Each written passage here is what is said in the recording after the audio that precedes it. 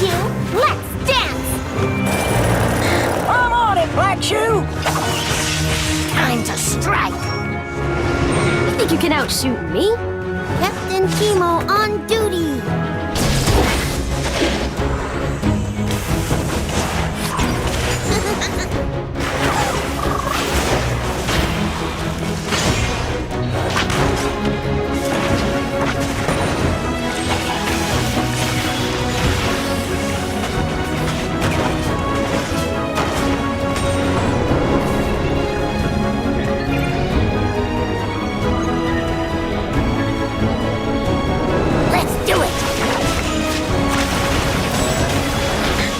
Sierra at 12 o'clock!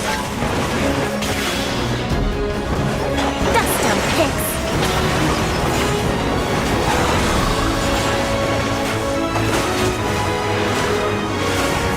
Nothing a little gunpowder won't fix.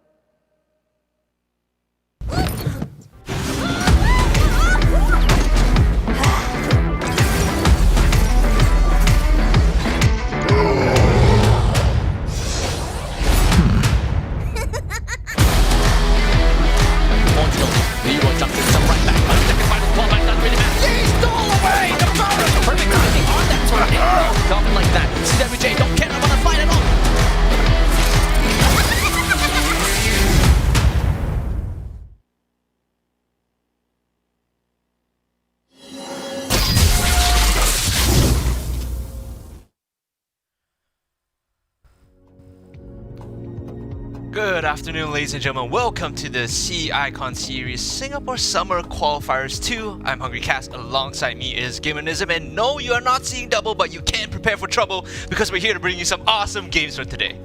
Unintentional. I'll be honest, we didn't plan this, right? But we didn't plan this. We just both showed up, and then Grendel was wearing a t-shirt first, right? He's like, "Oh, you're wearing blue?" I was like, "Yeah, I only brought one shirt." Perfect. He pulls out this blue shirt. I'm like, "Oh no, twinsies." So what happens when you share one brain cell? This is what makes the synergy good. But that's what happens when you only have that one brain cell to share. Yeah. Is it my turn to get the brain cell yet? Yeah, sure. If you need it, I do need it actually. we were joking about doing like the Dragon Ball Z, the fusion dance, like, huh?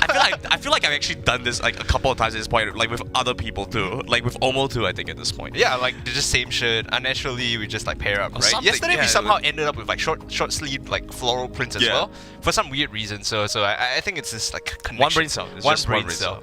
All right, but as always, this incredible broadcast is brought to you guys by our partners and sponsors, 100 Plus as well as Secretlab. You can see there are two types of people here. We have the people with actual taste buds and the people that drink this stuff. Oh, right? what? Zero sugar is good, man. It's good for you. That's what the scientists tell me anyway, right? Is that so? That's what I hear from when I do my Facebook science reading. Yeah. I deep dive into Facebook. The Earth science. is flat. Gravity is a myth. I'm just kidding, by the way. I do believe in actual science. I'm not just like a flat earther or something. Jokes aside, we have some awesome games prepared for you guys. Right now, the format, though, it's going to be 2v1s. We're going to be taking a look at the lower bracket first to see who progresses and who drops out. Following that, we'll take a look at the upper bracket to find out our first and second qualifier, teams that will qualify for the playoffs. And then, we'll go back down to the bottom. So you can see on your screen right now, production team has thrown up the lower brackets, so I believe we will be taking a look at our first B1 on the top side, Crown 7 versus $1 Lighters, and then we will take a look at Chickens Can Fly versus Memories. Yeah, it's a pretty stacked roster coming in. I mean, well, I would say yesterday, right? We saw pretty interesting games coming in from both sides. I think the previous week in Qualifier 1, we also saw some of these teams play before. So looking forward to see how they've kind of evolved going into this. I think the lower brackets are just a nice little addition to help us get into seeing more playing from a lot of these teams and giving them more exposure and more opportunities to play against teams that they would otherwise probably not get a chance to. And it's a good chance to build some connections too, because even moving forward, you can go like, hey, you know, we played you guys in the C Icon series. Do you want to, you know, scrim a little bit? You know, we can get a consistent scrim partner. We can start to build, you know, build something. I love that you brought that up, because when you take a look at the brackets, like Double Elim also affords you the opportunity to learn from your mistakes in a setting that's a bit more competitive, right? It's not as casual as like playing rank 5s or your pubs, right? Even in scrims, like some teams don't really take scrims seriously. I know like there's a running joke across all the regions, like scrims are just like for fun sometimes. You know, people just GG out like 5 minutes, but when there are stakes, you know, when there's something on the line, teams tend to take these games more seriously, so it's a way, it's an outlet for you to learn from your mistakes. We saw teams commit some cardinal sins yesterday, you know, not fully understanding how to utilize the map, you know, sometimes giving up chokes and area control just too easily. So I think those are the mistakes I want to see fixed as we go on. Yeah, definitely. As well, I think we should mention that looking at the brackets for today, we won't actually be seeing the finals because the top 4 teams here will be competing in the playoffs from the 28th, 29th, and the 30th of May. So the top 4 teams won't actually be playing on broadcast today. Instead, it'll be a couple weeks from now. Looking forward to see how that pans out, because we did have some very strong teams progress in the last qualifiers. We had Impunity, Alliance, we had BDG as well, right? Yeah, HY's team. BDG and Noblesse. All 4 teams were incredibly strong in the qualifiers in week 1. You can kind of see that, you know, some of the teams that are in qualifier 2, they're kind of lucky that they don't have to deal with that problem again. Dude, you play against Alliance, right? Even if you're super prepared, you're like, okay, I have a stack of notes. You just go in game and Raven and Shinsekai just decimate. You're like, okay, well, guess we go next, right? Guess we go next. And taking a look at your screen, you see the upper brackets TLJ versus Celestials SG will be our 3rd match, I believe, and 4th match of the day will be Team Last Minute versus N17 Esports. So those will be BO3s, and of course the winner of those respective games will be progressing onto the playoffs. So they'll end up at the final spot, the placeholder as it were, but they will not be playing. They will be making it all the way to playoffs, as Brandon mentioned, from the 28th to 30th of May. It's going to be exciting. It's going to be a big event to watch out for, because then, you know, we separate the wheat from the chaff again, right? It's the idea of like, who is the better team even in playoffs? We cut out everyone that couldn't qualify. Now we have to see again what's the borderline, right? And there's a lot of on the line here, right? For such a short time for the competition, right? It's really just one qualifier and then you go into the main thing. You don't, you know, we don't talk about the people that have to that try for the qualifier the second time. If it's just one qualifier to the main thing, you know, the rewards and the prize pool at the end of it is pretty enticing, right? It's about what, $12,000 for first place, plus 5 Secretlab chairs, plus 5 Secretlab chairs, 3 months of 100 plus. Yeah, that's the boys. That's the big brain play. All that together for just about 2 weeks of competitive play. Of course, it doesn't include all the effort that they have to put in off screen, where they have to, you know, practice, go into solo queue, you know, plan out their drafts and everything. But excluding that, right, in terms of the playtime alone, it's actually a very enticing program to just join in, especially for a team like Alliance, who is quite stacked, I'm not gonna lie, right? It's a good direction that we're seeing for Wild Rift competitive in Singapore, and I think in Southeast Asia in general, especially seeing Icon series in the other regions too, how competitive things are there. It's funny you brought that up, because compared to the other regions of like the qualifiers, you look at Philippines, right, where Riku is casting, one of our colleagues. You have like regional qualifiers, so it's like the whole of Philippines, and you like North Luzon, South Luzon, and then you have to fight all the way through. It's like the Hunger Games, right? Even when you get to the end, there's still like final bosses. There's like, oh, now you have to fight the government. This whole thing, right? As though it was like the Hunger Games. And so that's a whole trial and tribulation that they have to go through. In Singapore, it's a lot cleaner in a sense that like you play your direct opponents, people that you might be playing in the future, and you get an idea of what their strategies are like, how they tend to play and how they tend to draft. You get the idea of that. If you fall into lower brackets, if you miss the qualifiers, you try again. There are multiple opportunities, but at the end of it, you always know what's in front of you. There's no like hidden boss, there's no like secret, you know, fifth boss at the end, right? That's true. I was gonna say that it might be, you know, it's, I don't know, man. But I don't know. Maybe scripted. I don't know. Like, all the casters just form a super team, and we just, if you guys want to go to, you know, Super Summer Cup, you gotta play. No, I'm just gonna say, right, if it's me, you, Fish, right, and you know, we have to probably pick 2 other people. Omo is the 4th, right? Omo probably could be a 4th. And then the 5th, we just like pick an ex-pro player, right? Yeah, maybe something. I don't see how that's a super. Someone get on the phone like, hey, Chawi, were you free this weekend? Yeah, that could be the final boss. That could be the final boss. Yeah, maybe.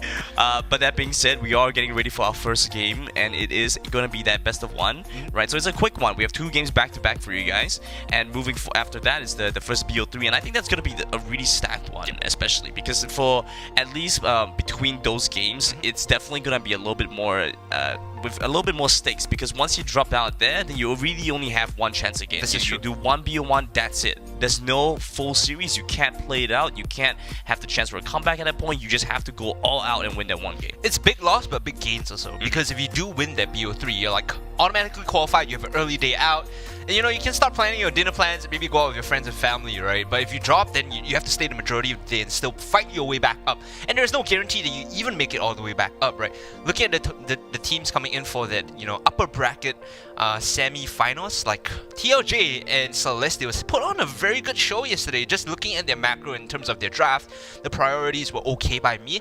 I didn't see anything like really jarring or anything bad that stood out. So I'm excited to see how they're going to play this one out, especially because as you know, the tournament has progressed. There is this inner tournament meta where like certain priority picks shoot up, certain priority picks drop down. I think one in particular is Diana. It was really popular yesterday. Not so much last week, right? Last week was a bit more in the zig. So I think within the weeks, within the qualifiers, and within the teams playing, there's these set of adjustments that you have to make. I think surprisingly, we've also seen a lot of priority and a lot of focus around Darius and Nasus, right? Those 2 picks have definitely been a lot more. Right, yeah, it's a lot more popular than I would think. And Nasus especially, you know, has been looking to try to make quite an impact in a lot of these games, but you can see what happens in compositions that can very easily draft with some mobility in mind and crowd control. They kite away from the Nasus, and Nasus is just stuck there. Even with goals, with Righteous Glory, and all these boost speed items, you just can't keep up. If not for that, it's the sustain, the shielding.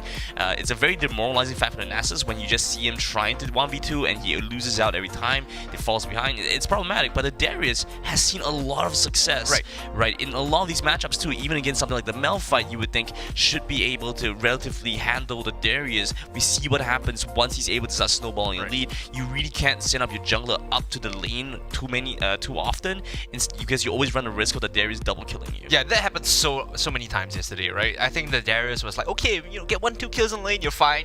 They swap up the support ADC to the top side to prepare for Rift Herald. Next thing you know, the Darius is sitting in a bush getting a double kill. You're like, okay, this game is over. When he enters team fights, because a lot of them do take like Ghost and Flash, and they pick up something like Teleport or Righteous Glory Enchantment, they're always in the middle of the fight. They're always setting things up for their team, and it looks a lot better, right? I think the differentiation between Nasus and Darius here is like, Nasus is a very passive early game laner, whereas Darius, if you make a mistake, he's going to punish you. We saw a lot of Darius solo kills yesterday, right? And I think that's the punishing factor that teams have to account for. If you know your opponents play a mean Nasus, or mean Darius rather, you might have to counter draft a bit, you know, just prepare to go up against that particular pick. So that kind of begs the question, is Crown 7 or $1 Lighters looking to play the Darius in one of their matches? Because I don't think, if I recall correctly, neither of these teams have really prioritized the Darius all too much, right? Instead, we've seen a little bit more focus around top laners that are a little bit tankier. We haven't, I think one of them even played, one of them played Nasus, right? Yeah. So we do see a little bit of focus around the Nasus pickup, but I think that the Nasus is just a very easy target for the Darius. Maybe not so much early on because you still have the Wither to kind of slow down the Darius and prevent the easy solo kill, but it's still a lot of pressure in lane, and it's very easy to go and set up for objectives there. So we talk about $1 Lighters, right? You started me on the topic, I'm just going to go a little bit more in depth. The top laner Sabo tends to play, you know, the stuff like Fiora, a bit more split push heavy, not so much, you know, focused on just scaling up, but rather taking advantage of his opponents early on, and then you're playing into this split push style. So Fiora is like a classic Sabo pick. With this team though, originally the mid laner jungle gap used to be ADC, swapped to mid because Hiri came in from SGW. So now that this roster and role swap, the team is still finding their footing to a certain extent. Jungle gap looks a lot better mid in terms of ADC, but Hiri's champion pool I think is a little suspect. We've seen him play largely Varus, largely Ezreal, you know, this far range poke style ADCs. I want to see him pivot a little bit more towards the Kai'Sa. I think Kai'Sa has been a super high prio pick. The understanding of how to build her for early Cathian Reign Evolve is the important part, right? We usually call people out like, hey, if you run if you rush Blade of the Ring King, you're trolling. Get the BS Sword, get the Long Sword, get the Vamp Scepter, get Q evolved, and just join in the fights because you're splitting people apart with your Qs. You know, interestingly enough, I think that a lot of teams have actually been looking a little bit to the Tristana as a bit of a counter to the Kai'Sa, because, you know, Tristana just generally has such strong dueling pressure against Kai'Sa, who kind of has to be in a similar range to you in order to fight you effectively. But at the same time, we've also seen what happens when you use the Buster Shot incorrectly, when you use the jump you push them away incorrectly. from your team. Yeah, and you are diving in, you know, you're cosplaying tactical, and it's problematic. You don't really see that much impact, whereas when you look at the Kai'Sa, it's been very straightforward. It's very effective. I'm surprised that it hasn't been much gameplay with Xayah, because I feel like Xayah is definitely one of the ADs that have a level of impact that can be similar to what Kai'Sa has. Probably a little bit lower priority, but if you're thinking of that similar playstyle, that you might want to go for something like that as well. I think Xayah, it's in a good place in terms of like what the champion does one for one, similar to the Kai'Sa, but you're leaning towards a bit more like peeling back, cutting away from your opponents as opposed to running into them, right? So now we are into draft, ladies and gentlemen. $1 lighters on the blue side, Crown 7 on the red side. The first play is going to go towards $1 lighters, who will be making the first ban. We talked about this yesterday, right? We expect to see Akali, we expect to see Camille, we expect to see Galio and Lee Sin. These are like the top 4, you know, you generally want to ban. And then beyond that, it's like the Gragas, you know, that has the value, the jungle and the mid laners that have the value. I think Ziggs has definitely also been something that's been banned out a lot, and it's not been picked up when it hasn't been banned. So quite curious to see what they want to try and get rid of early on, because once you get rid of the Lee Sin and the Galio, you know, you still leave the Jam, you still leave the Gragas open. I think the Gragas has been a really high priority. We have also seen a little bit of Seraphine mid as a counter to some of the more control type mages, and as well as melee mid laners. But for the most part, I don't recall. Well, I believe there was only one player that really played Seraphine the way we envisioned it, right? Going for the Ludens early, going for the Infinity Orb and the Leandries, and a damage build that is actually sustainable. Whereas when you look at some of the other compositions other Seraphines that have been playing this competition so far, they go so far, Kieran and they skill, they get super go into greedy. Archangels, and then, you know, they get Infinity Orb, but at that point, you know, their counterpart is already, what, 3,000 gold up, and it's problematic, so they can't effectively deal with it. Okay. We do see some mid lane bans coming in here. I was about to say, and Orianna. Katarina Orianna is very suspect in the sense that now you have like 3 OP, again, quote-unquote OP champions in the pool. So you have your Gragas, you have your Camille, and you have your Akali, which is all left open. Now Sabo here, is the team going to move towards like saying, okay, we just want the Gragas because we can flex it, or do we want to straight up lane bully in the form of the Akali? I think based on their playstyle, the Akali is probably the better choice here. But instead, they're going to go for the Gragas and value the flex potential a lot more. Here you could do Camille Akali, which is an insane side lane, by the way. Your Akali could be mid-top, your Camille could be top jungle. Like, the setup is just so good. I think that at least with Crown 7, you know, Strange has been looking pretty decent on AD, right? So I think that maybe going for something like a Camille Akali would be indicative that they are taking resources a little bit away from the AD. Yes. And so in that regards, it might be a little bit... They might be cannibalizing their own team's resources a little. So Strange could just opt for a little bit of a stronger AD. Instead, they go for more of like a tank top laner. We have seen Malphite do relatively well, provided they just don't blind pick it into nothing, right? So if we do manage to see something coming first, so Kai'Sa is strong pickup for the AD first. Another point to add on to that, like the idea of if top is a champion and a lane that needs resources, bot needs to be like a low economic prio. I think this is an idea that viewers don't really get, right? So imagine how like the jungler has the path. If your top side demands attention because they're opposite sides of the map, there's no he's pathing top and then bot, right? But if you path for a mid lane and a bot side that needs the attention, it's a lot easier. Now you have bot side control. The bottom half of the map is your strong side, so to speak, and you can play towards Dragon. You can play towards, you know, an early lane swap for Rift Herald after the bot side gets a hit. So I do like the idea of like, if your bot laner is the one that's relatively stronger, just draft for bot side strength and have a mid laner that goes very even, or at least takes advantage of the opponent once you hit 5, which is Diana. You mean my jungler cannot teleport around the map? I don't know what you're talking about, man. Can you not gank 2 lanes at once? You mean to say that I've been flaming my jungler for not ganking 3 lanes at the same time for this whole time for no reason? In my head, right, sometimes I wish my jungler was just ganking all 3 lanes at once, right? Yeah, ganking all 3 lanes while doing the objectives and clearing his camp. And something like he's ganking all 3 lanes, taking dragon, and also sieging turrets. Yes. Like, somehow, right? Somehow, yeah. That's what my jungler is supposed to do. What is this? Ganking 1 lane, playing for bot side?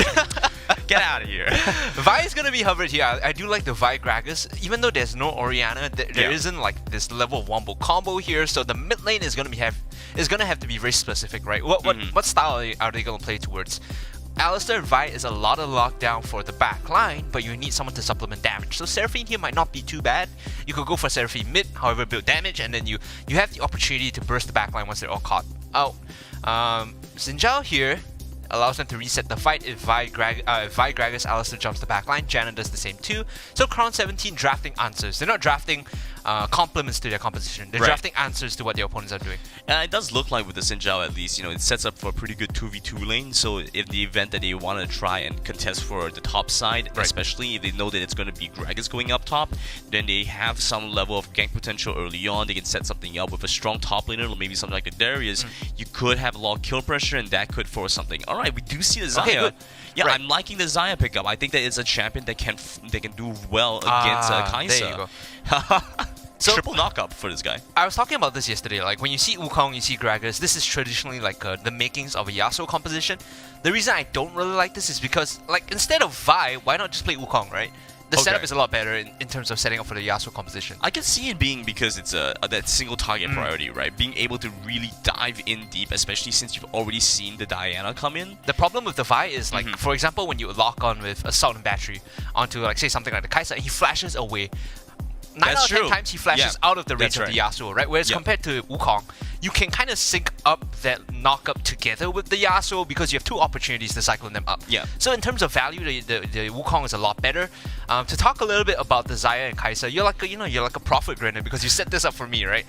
What Xayah wants to do in terms of Kai'Sa is what Xayah wants to do relative to Kai'Sa is she wants to kite backwards. Her team wants to leave her alone and give her space so that she can use her Feather Storm and then the Blade Caller to kind of create space for herself in the backline. That is to say also that you are very independent against anyone that's diving against you. So the Diana now, the Xin Zhao, anyone looking to dive her would have to think twice, right? Because the moment she throws out the Feather Storm into Blade Caller, you're rooted in place. Your team, her team just collapses on you. Yeah, it's not so straightforward because you have that level of survivability, and so now the priority target for this team is going to be this Yasuo. But you can't ignore the threat that Xayah does a lot of damage, especially in a very enclosed team fight, which is kind of what Crown 7 won, right? Because you have big cash potential with the Diana, with the Garen in some senses, so they kind of have to kind of feed into $1 lighters. And the opposite side of the coin for the Kai'Sa is the same thing. She's very independent marksman in the sense that if you get the plasma stacks onto anyone on their opponent backline, she can dash in and kill it instantly. So they want to play independently without their supports if they can.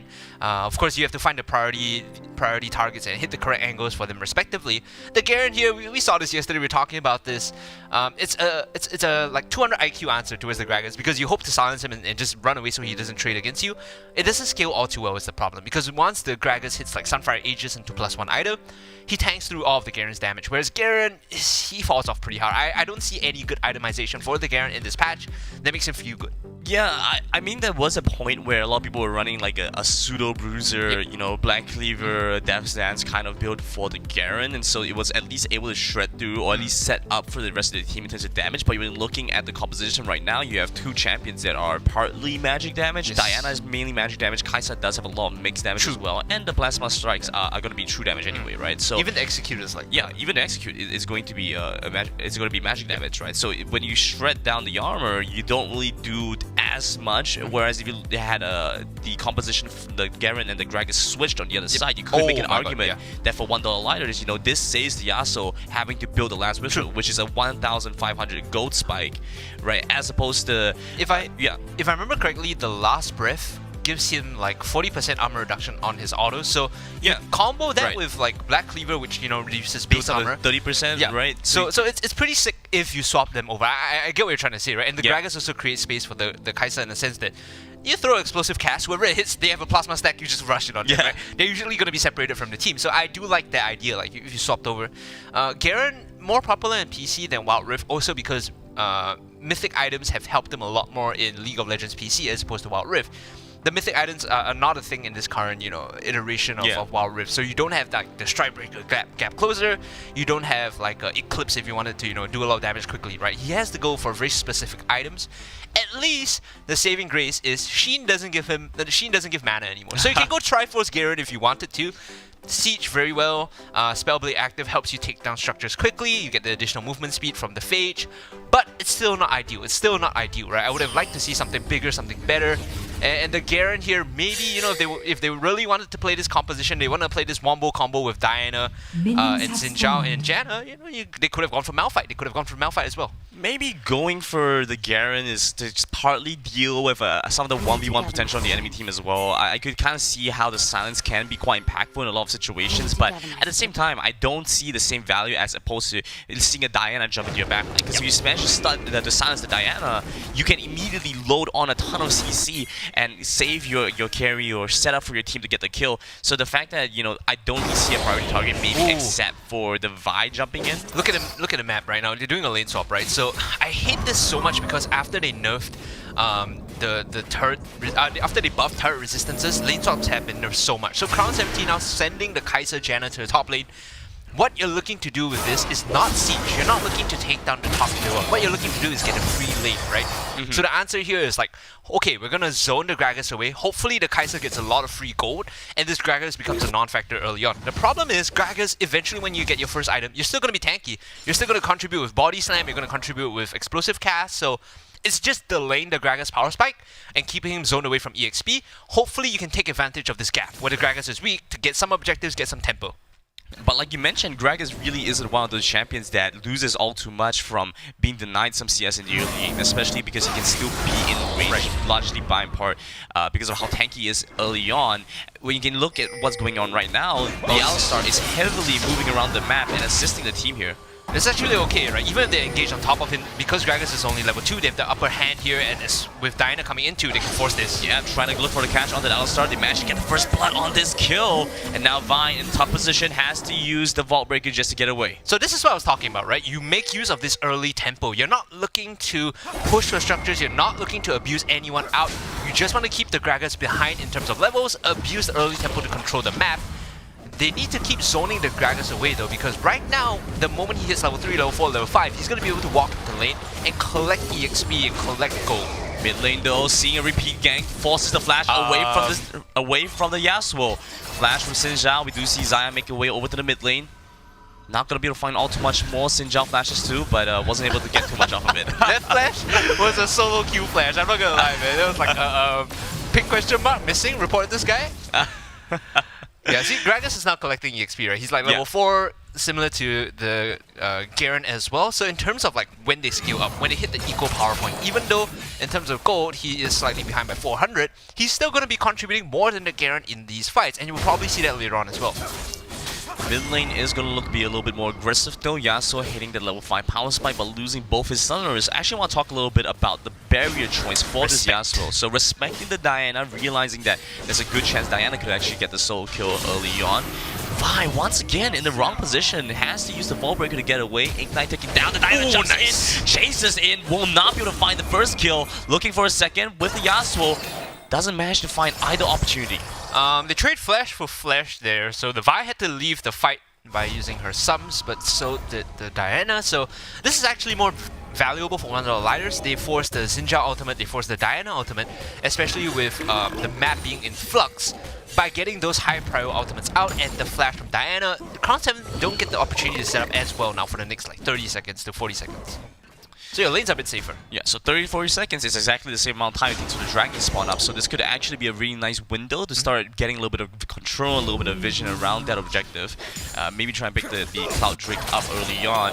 We do see the lane switch back here. Neither side really managed to find all too much damage onto the turrets, it doesn't seem.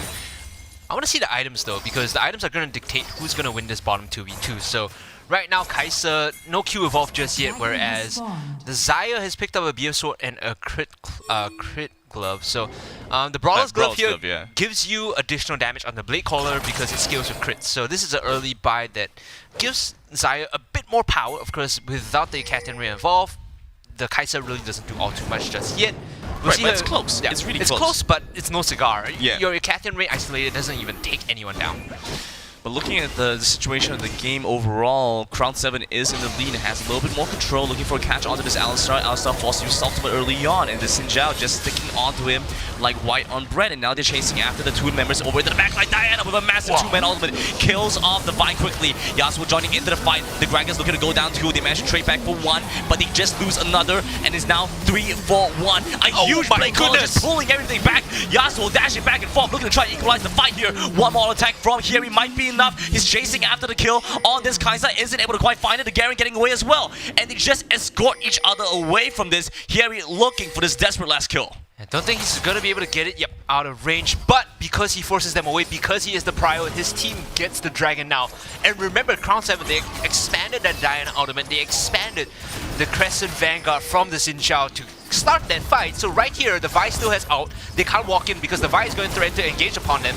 If you overcommit here, you get punished. Jumps right onto Harry, and they manage to find the 80 carry right away. Garen dishing a lot of damage out into the back lines. Now, Vi looking to try and buy some time with the crowd control. Isn't able to do much though. Xin Zhao looking very low right now. Janna using the shield to extend his survivability, but he still goes down. But it's a double kill for both sides, and $1 Lighters gets aced. $1 Lighters misplayed the dragon fight so badly. I don't know if you noticed at the start, Xenobius is like trying to zone Crown 7 away. He overextends into the jungle. Them back. He pushes Xin Zhao back, but he should be focusing on his Xayah. Exactly. He should be defending the Xayah because she doesn't have Featherstorm anymore, and because he wasn't zoning the Garen away, Crown 7 actually slowed the dragon because Garen was able to walk in and spin on them, and this is a good catch. Wow, but Diana's going to turn it around. Just going to kill off Hyeri. What a misplay. Ends up in the wrong position. Flashes away from the barrel cast as well. Dodges away from the Gragas ultimate. A beautiful play from this mid laner. Arrow doing great here. Now chasing in, jungle gap, possibly looking for this kill, but ends up having to go golden. Now the Garen waiting over by the flanks. Xin Zhao just gonna join in, the dunk comes through. He almost gets the kill on this Kai'Sa. Strange playing with fire, but still working out almost every single time. Because the map was so in flux early on, right? The lane swaps and people just skirmishing. Crown 7 and $1 Lighters, they don't really know the true power of each other's carries, so they're just trying to take these fights, these skirmishes. Crown 7 here should be able to get the Rift Herald, but it's about testing the limits. Like, how much can I really go in and how much can I get in return? The problem is $1 Lighters, they don't realize that they are 6k behind. They are super far behind in terms of gold and tempo, right? So they don't have the map control either. They lose mid tier 1, Arrow so they have to jumps respect in. This looks like an easy engage. Joining into the fight, Yasuo does manage to find decent amount of damage. Accidentally dashes over the wall though. We do see Arrow going down here. Xenobius has to flash away just to survive, but that forces away Zerg. So they still manage to get quite a decent amount, as well as the shutdown. Bot side does kill off Hyeri, so it's actually a 2-for-1 as across the map they're making another play. I bet you once we open the item board, Kai'Sa has evolved Q. This is why Hyeri also died in that 1v2. Yep, you go. There you go. Instant Oblivion getting picked up after that fight, right? So he has evolved Q 4-0 and 3. He's massive compared to Hyeri, and there's no reason for Xayah to be pushing up bot lane alone. I think the thought process is like, okay, everyone on Crown 7 side is top side. There's no reason for there shouldn't be anyone here in the bot lane, so I can try and take some turret plates, try and get the structure. But so yeah, his support wasn't there. He goes down. I think $1 Lighters now need to slow the pace down, need to slow down the tempo, because their composition excels by setting up for the Yasuo with the Gragas and allowing Xayah to, really pop off in fights. So they shouldn't be looking for these skirmishes. They should be resetting the pace of the game, give up objectives, and just play cross-mid. It's a nice little pickup for the Garen right now, having the Black Cleaver just to try and give a little bit of shred, but like we mentioned, it's not as effective because a lot of the damage is mixed, and since Arrow is largely one of the more effective champions in the game right now, well, Strangers as well, so definitely is giving a little bit of impact and supporting the team, but it's not as much as we would see otherwise.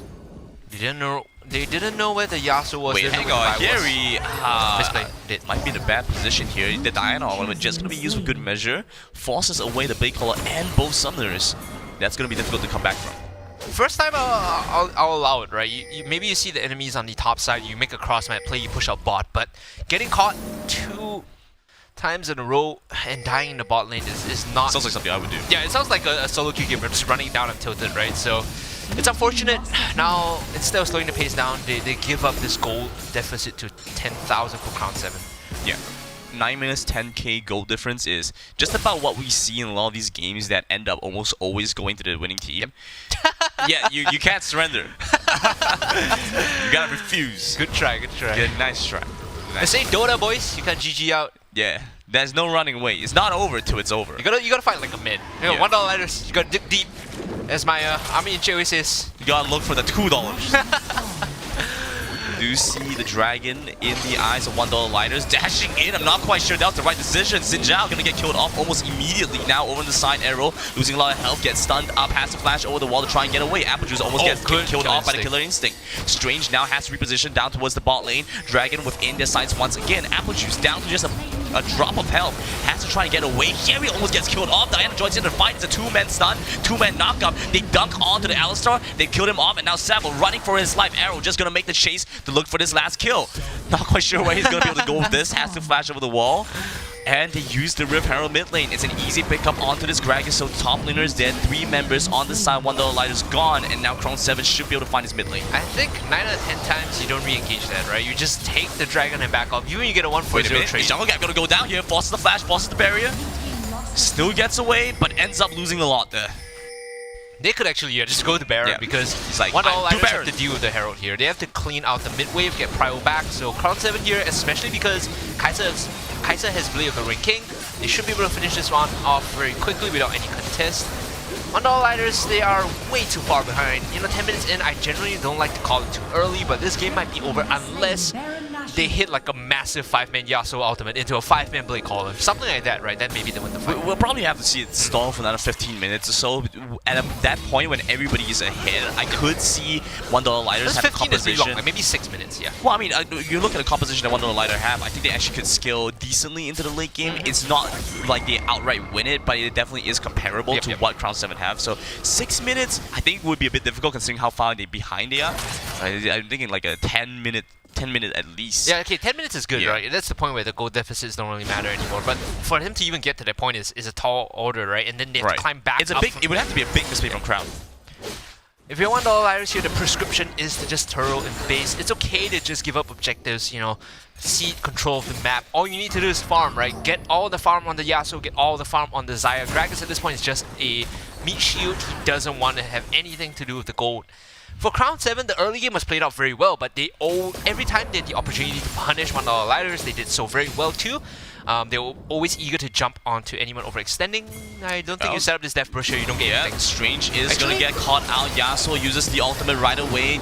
Strange goes golden, uses Killer Instinct reposition. They should be able to get the Janna here. Janna flashes over the raptor wall, survives a little bit longer. Blade Caller going to be used. Blade Stomp going to be used just to try and get him out for now. They do manage to take down Strange, the first to go down in this messy fight. They trade back for 1, they trade back for 2, and it's a third. And it's a double kill. Coming in for this Xin Zhao. Zerg manages to pick up a couple of kills here. Yasuo over to the back, and looks like it's going to be a triple as Xin Zhao picks up almost everyone on the side $1 lighters. I think that's all she wrote, Grandin. $1 lighters will be facing elimination here as Crown 7. They take advantage of the early lane swap. They understand how to put pressure on the map and force $1 lighters into fighting these poor fights. There was no respect at the first dragon. $1 lighters, they fall behind early on and they can't claw back into the game. It was a nice try. I definitely see quite a few moments of well, I would say adaptation, sending the Alistar around the map early on to try and respond to the enemy's lane swap. But at the same time, it didn't feel as impactful as it should have been. And once they realized that, hey, we can't make this Alistar work because we haven't actually practiced with this, we don't know what to do exactly in this position, they should have played more orthodox and really tried to force the lane from there. Because if like you mentioned, one of the biggest things that deters lane swaps are the turret buffs, right? So they should have focused on sieging the bot lane turret, the dragon lane turret, and pick that one up early instead. So the play there is that you just keep the 2v1 on both sides. The Gragas can be zoned, it's fine, he's just gonna scale up. But the mistake was they sent the Alistar to kind of like try and save a losing lane. This is the idea of a sunk cost fallacy, right? That lane is already done. Just let him scale, let him get EXP, he'll be fine. Siege bot side, get advantages, and then snowball from there. Because your Xayah, before the Kai'Sa gets Q evolved, is actually stronger. You actually win those fights at level 5. So that's the mistake that they made. Let's take a look at the highlights of how Crown 7 eliminated $1 lighters from the competition. Chasing after the two members over to the backline. Diana with a massive two-man ultimate kills off the fight quickly. Yasuo joining into the fight. The Gragas looking to go down 2. They managed to trade back for 1, but they just lose another, and it's now 3-4-1. A huge Blade Caller just pulling everything back. Yasuo dashing back and forth, looking to try and equalize the fight here. One more attack from here, he might be enough. He's chasing after the kill on this Kai'Sa, isn't able to quite find it. The Garen getting away as well, and they just escort each other away from this. Here looking for this desperate last kill. I don't think he's gonna be able to get it. Yep, The carry, no. and they managed to find the 80 carry right away. Garen dishing a lot of damage out into the back lines. Now, Vi looking to try and buy some time with the ground control. Isn't able to do much though. Xin Zhao looking very low right now. Janna using the shield to extend his survivability, but he still goes down. But it's a double kill for both sides, and $1 Lighters gets aced. $1 Lighters. Blade Storm gonna be used just to try and get him out for now. They do manage to take down Strange, the first to go down in this messy fight. They trade back for 1, they trade back for 2, and it's a third, and it's a double kill. Coming in for this Xin Zhao. Zerg manages to pick up a couple of kills here. Yasuo over to the back, and looks like it's going to be a triple as Xin Zhao picks up almost everyone on the side $1 I Lighters. think that pressure on the map and force $1 Lighters into fighting these poor fights. There was no respect in the first Dragon. $1 Lighters, they fall behind early on and they can't claw back into the game. I mean, that was a strong game from Crown 7. From start to finish, you could see that they had a strategy in mind. I would say that the lane swap isn't something that you want to pull out every single time. Yes. There are moments that you can see where against $1 Lighters, they were not prepared for it and didn't know exactly what they needed to do in order to pick up the win. But against some other teams, I could definitely see that becoming a bit of an issue. You remember you brought up the idea of like, oh, Tristana's actually decent this patch. You can't lane swap against Tristana. This is the problem, right? She's one of those few champions where like if you lane swap and you have Tristana X in the bot lane, meaning to say someone that pushes, and then you have a tank in the top side like Gragas, like maybe Malphite, who's okay not taking farm. All they need to do is contribute with their ultimates and their skills. That Tristana is gonna siege. She's gonna pick up like first item. Maybe you go, you know, just BS sword straight up, right? Get some levels, get some EXP, and then fight the first dragon because you're hit and you've taken more of the map. And that is those situations. Those are one of the situations where like the lane swap just doesn't work out. Yeah, so I think that's going to be something to watch out for. I don't expect to see too many lane swaps coming in after this as well. That being said, you know, the next matchup is going to be between Chicken Can Fly and Memories. Oh my goodness, chickens. Chickens can fly. Chickens can fly. Did you do any research last night? Well, I went to Google and I got a very vague answer, right? So it's similar to what you said. Yeah. But they weren't like really like, I think for some weird reason they weren't really willing to double down and say, yes, chickens can fly. It's like, yeah, maybe they can fly if you consider that flight. You know, we get a lot of... Okay, this is totally off topic at this point, right? But you know there are a lot of, like, really interesting breeds of chickens in Southeast Asia. Really? Yeah, I know there's the kampong chicken. Yeah, so... That's the common one, right? In case you guys didn't know, most commercial type chickens that you eat, right, actually share the same genetics. Like, they are bred to share the genetics across the board. Oh, right, yeah. Which is why they're so susceptible to viruses, right? And that's why they have to be very careful. Whereas in Southeast Asia, there's so many different types of, like, fighting breeds and stuff like that, Fighting breeds? Fighting breeds. And you have chickens that have like like huge chests and stuff like that, right? right? Like and sharper claws, sharper claws, like right. such varied genetics to develop them into like the ultimate like fighting machine. Ultimate fighting chicken. Yeah, they're like the other UFC.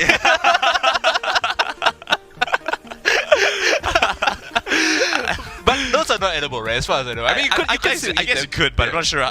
In a pinch, you could eat them. Yeah, right? if you would want to, because I know these chickens actually go for like a lot of money. Okay, right. Okay, so that could be like chickens. Oh, it's like all those things, like, you know, people who breed like arowanas. Yes, and like, you know, it's worth a lot of money. You could eat them technically, but like you'd also be like, why would you? Yeah, right. Right. Yeah, exactly. Like, that's a little bit nuts. But yeah, so just between chickens versus memories, I think that memories have definitely shown us a pretty good set so far. But chickens can fly.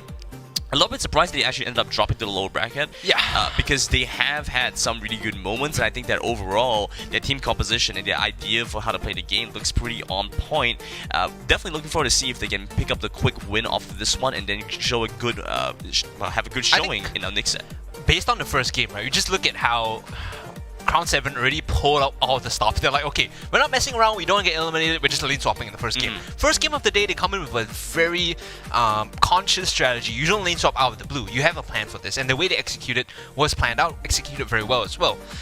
You look at how this next matchup is going to go. I'm curious if teams come in, like, for example, Chickens Can Fly and Memories, they come in with their own set of strategies, because now it's starting to develop. Now that everything is on the line, you're at risk of getting eliminated, you probably might need to pull out some sort of like quote-unquote cheats, right? Yeah, I could definitely see that happening, especially like we mentioned, you know, the lower brackets. This is a BO1, and if you win this, you still play another BO1 at the end of the day, right? So it's not like you have all too many chances. Yes. If you have to cheese, just go for it. I mean, there's a reason why cheese kind of works. You know, there was a time in some other titles, you know, especially in RTS games, especially. Oh, you're right? talking about like 6 pool? I mean, stuff like that. You know, you drop some portals around. I'm just saying, you know, like that. Some of this stuff you know, it was Ghoul cheese, Rush, but if it, you guys but it remember worked. that Ghoul Rush. Yeah, but it worked, and you know, these are some of the ideas that you know you kind of have to work with, especially when things are a little bit more desperate. And even when you go into the playoffs at the end of May, you know, that competition period, you don't have that many more sets, and you have a decent amount of time to get into that, so you have time to develop new strategies and new game plans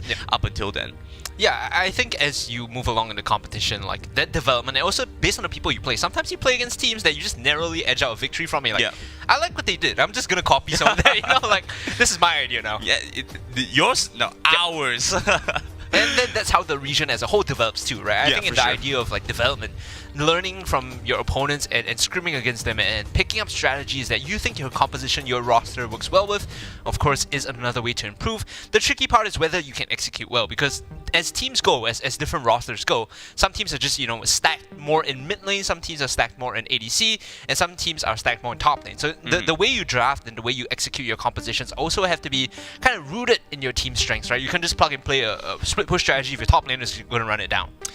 Yeah, so that's something to look out for. Another thing I want to kind of talk a little bit about was TLJ versus Celestials coming in the next game. And so that's going to be our upper bracket semifinals. Yeah, the game after this, the upper bracket semifinals. TLJ and Celestials, two teams that have been really dominant so far. I think the Celestials went clean 2-0. I think both teams went 2-0 against their opponents going into the semifinals at this point. So it's something to look out for, because I think the Celestials are maybe looking like one of the strongest teams in this competition. They were a bit sloppy last week. So when I was looking at their matches and we were casting with Fish, they were a bit sloppy in the sense that like when they were taking skirmishes, when they were taking fights, they tend to overextend it. They tend to overextend and basically call the wrong targets, right? So they miss prior on, like, for example, if the comp was like 4 squishies and an Alistair, for some weird reason they'll like run down the Alistair. I'm like, okay, that's not the play, boys, you know. Over time, and over the course of, you know, the qualifiers, they definitely improved. Coming in this week qualifiers too, I saw a marked difference in terms of how they were conducting themselves in terms of fights. The draft has always been solid for the team. They understand what their win conditions are, they know how to draft to answer their opponent's draft as well as supplement their own, right? So it's not like they're just, you know, picking comfort picks. They have picks that respond and deal with opponents' drafts as well. So that's something that they've been able to evolve really well, being able to read the picks and bans especially. I think that's something that only comes really from experience. And, you know, frankly speaking, how many of us play solo queue picks and bans, right? Yeah. We play the solo queue Wild Rift for sure, but then solo queue picks and bans are a totally different thing. And so you need to actually get the experience and kind of, well, I would say go on stage and then, you know, redo it in order to develop that. Another thing as well, you know, when you take a look at the competitive landscape, right? You do pick people up just because they are so good at their picks and bans, right? You know, players that are good at picks and bans, in addition with a good solid coach, can make a huge difference in a lot of these games. Remember when we were in Hong Kong casting like the Return of Legends, and then Hai was, even at the point I think Hai was retired already, and we were just sitting and talking to him. This guy is like the brain of the team, right? Okay, he's like, Lemon if you pick this, Dyrus if you pick this, and this is what we're gonna do. He has like a whole book ready. And compared to the Taiwanese teams, I remember like just talking to something. BB was playing. I was like, "What are you guys gonna play?" I don't know, man. See whatever's strong. Whatever's strong in the meta, we'll just play. You know? It's a big difference. It's a very stark difference, right? And you know, this is the kind of competitive mindset that, you know, shows why they kind of do so well. You know, retirement or not. I think recently he also played in the Taiwan money match, right?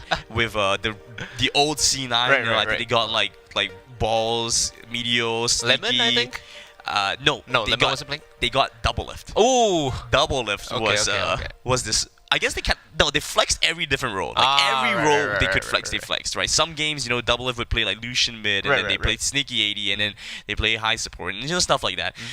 So it's something it was definitely something pretty interesting. But back to the original idea, not to digress too much, right? Understanding draft, having someone dedicated to knowing what works well for your team, what plays to your strengths, is a big bonus for this tournament, and will be a bigger bonus as we venture into, you know, the whole regional version of the Super Summer Cup, because then you have to scout your opponents. You're like, okay, you know, Team Secret, what do they want to play, you know, from the Philippine side? What are their, you know, #1 draft picks? What are their prio picks? What are they strong on? What are they weak against? What are they susceptible to in the draft? So these are the things you need to scout beforehand. Now, the players are in lobby. I heard that we should be going to game relatively soon. It's going to be Chickens Can Fly versus Memories. Memories, after last week, they tried playing through the qualifiers again this week. Of course, Jungle Gap and Sabo did leave the squad. You know, we saw them recently, and they did not have that much of a good time. Maybe Memories will be better off without them. Oh, man. I don't know, man. Thanks to the Memories. There's a lyric in there somewhere. Yeah, thanks for the memories. Yeah. Ah, there you go. Yeah. Got it. Nailed it. Chickens Can Fly also returning from last week. SGW was their name. Hiri was on that roster last week. Yeah. Again, not having the best time. So I was starting to see a trend. You leave your old team, you get eliminated.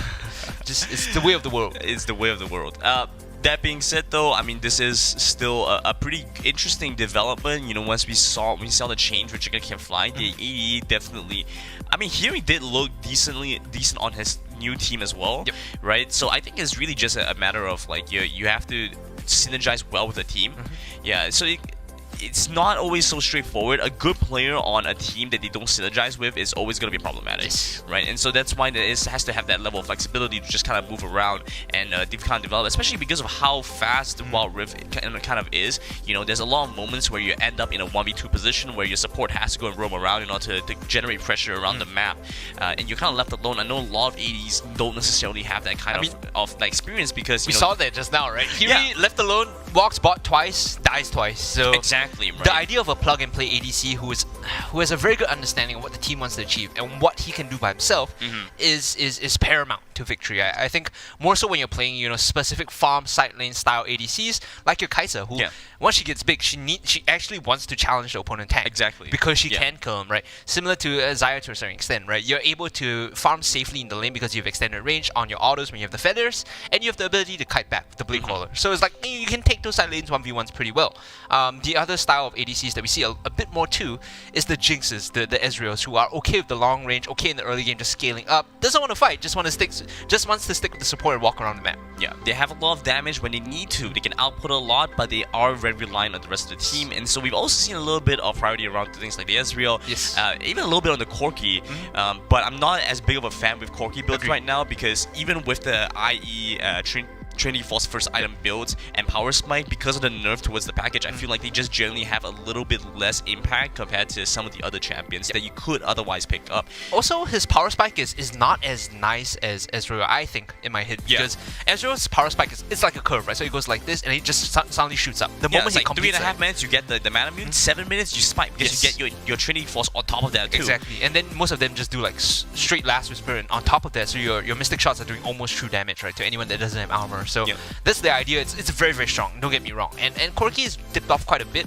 We'll see how it plays out as the draft should be going on underway right now. It's gonna be Chickens Can Fly going up against Memories. Loser gets eliminated.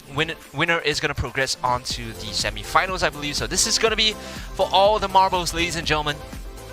The winner goes into the lower bracket semifinals. Yes, this is true. So yes. they will lower bracket. We have to put the caveat. Lower bracket semifinals. Because the difference is it is going to be a best of one, so that's why it matters. If they were playing a best of three, I don't think it matters so much to say.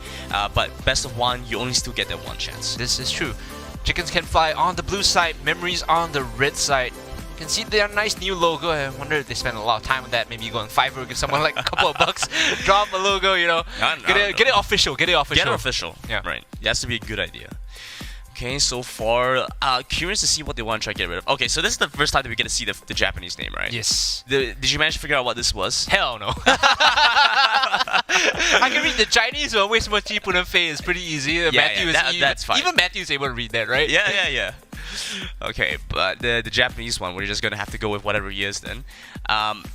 Okay, looking like a Diana ban. Diana has been pretty high priority. A lot of teams have seen and shown its impact. We were expecting a little bit more focus around Akali, but I think that in general, they felt like a lot more control mages were more impactful than what the Akali could provide. When I was watching Memories games last week, Alex only really played Diana and Annie. So this is a target ban, and it also is a tournament meta ban.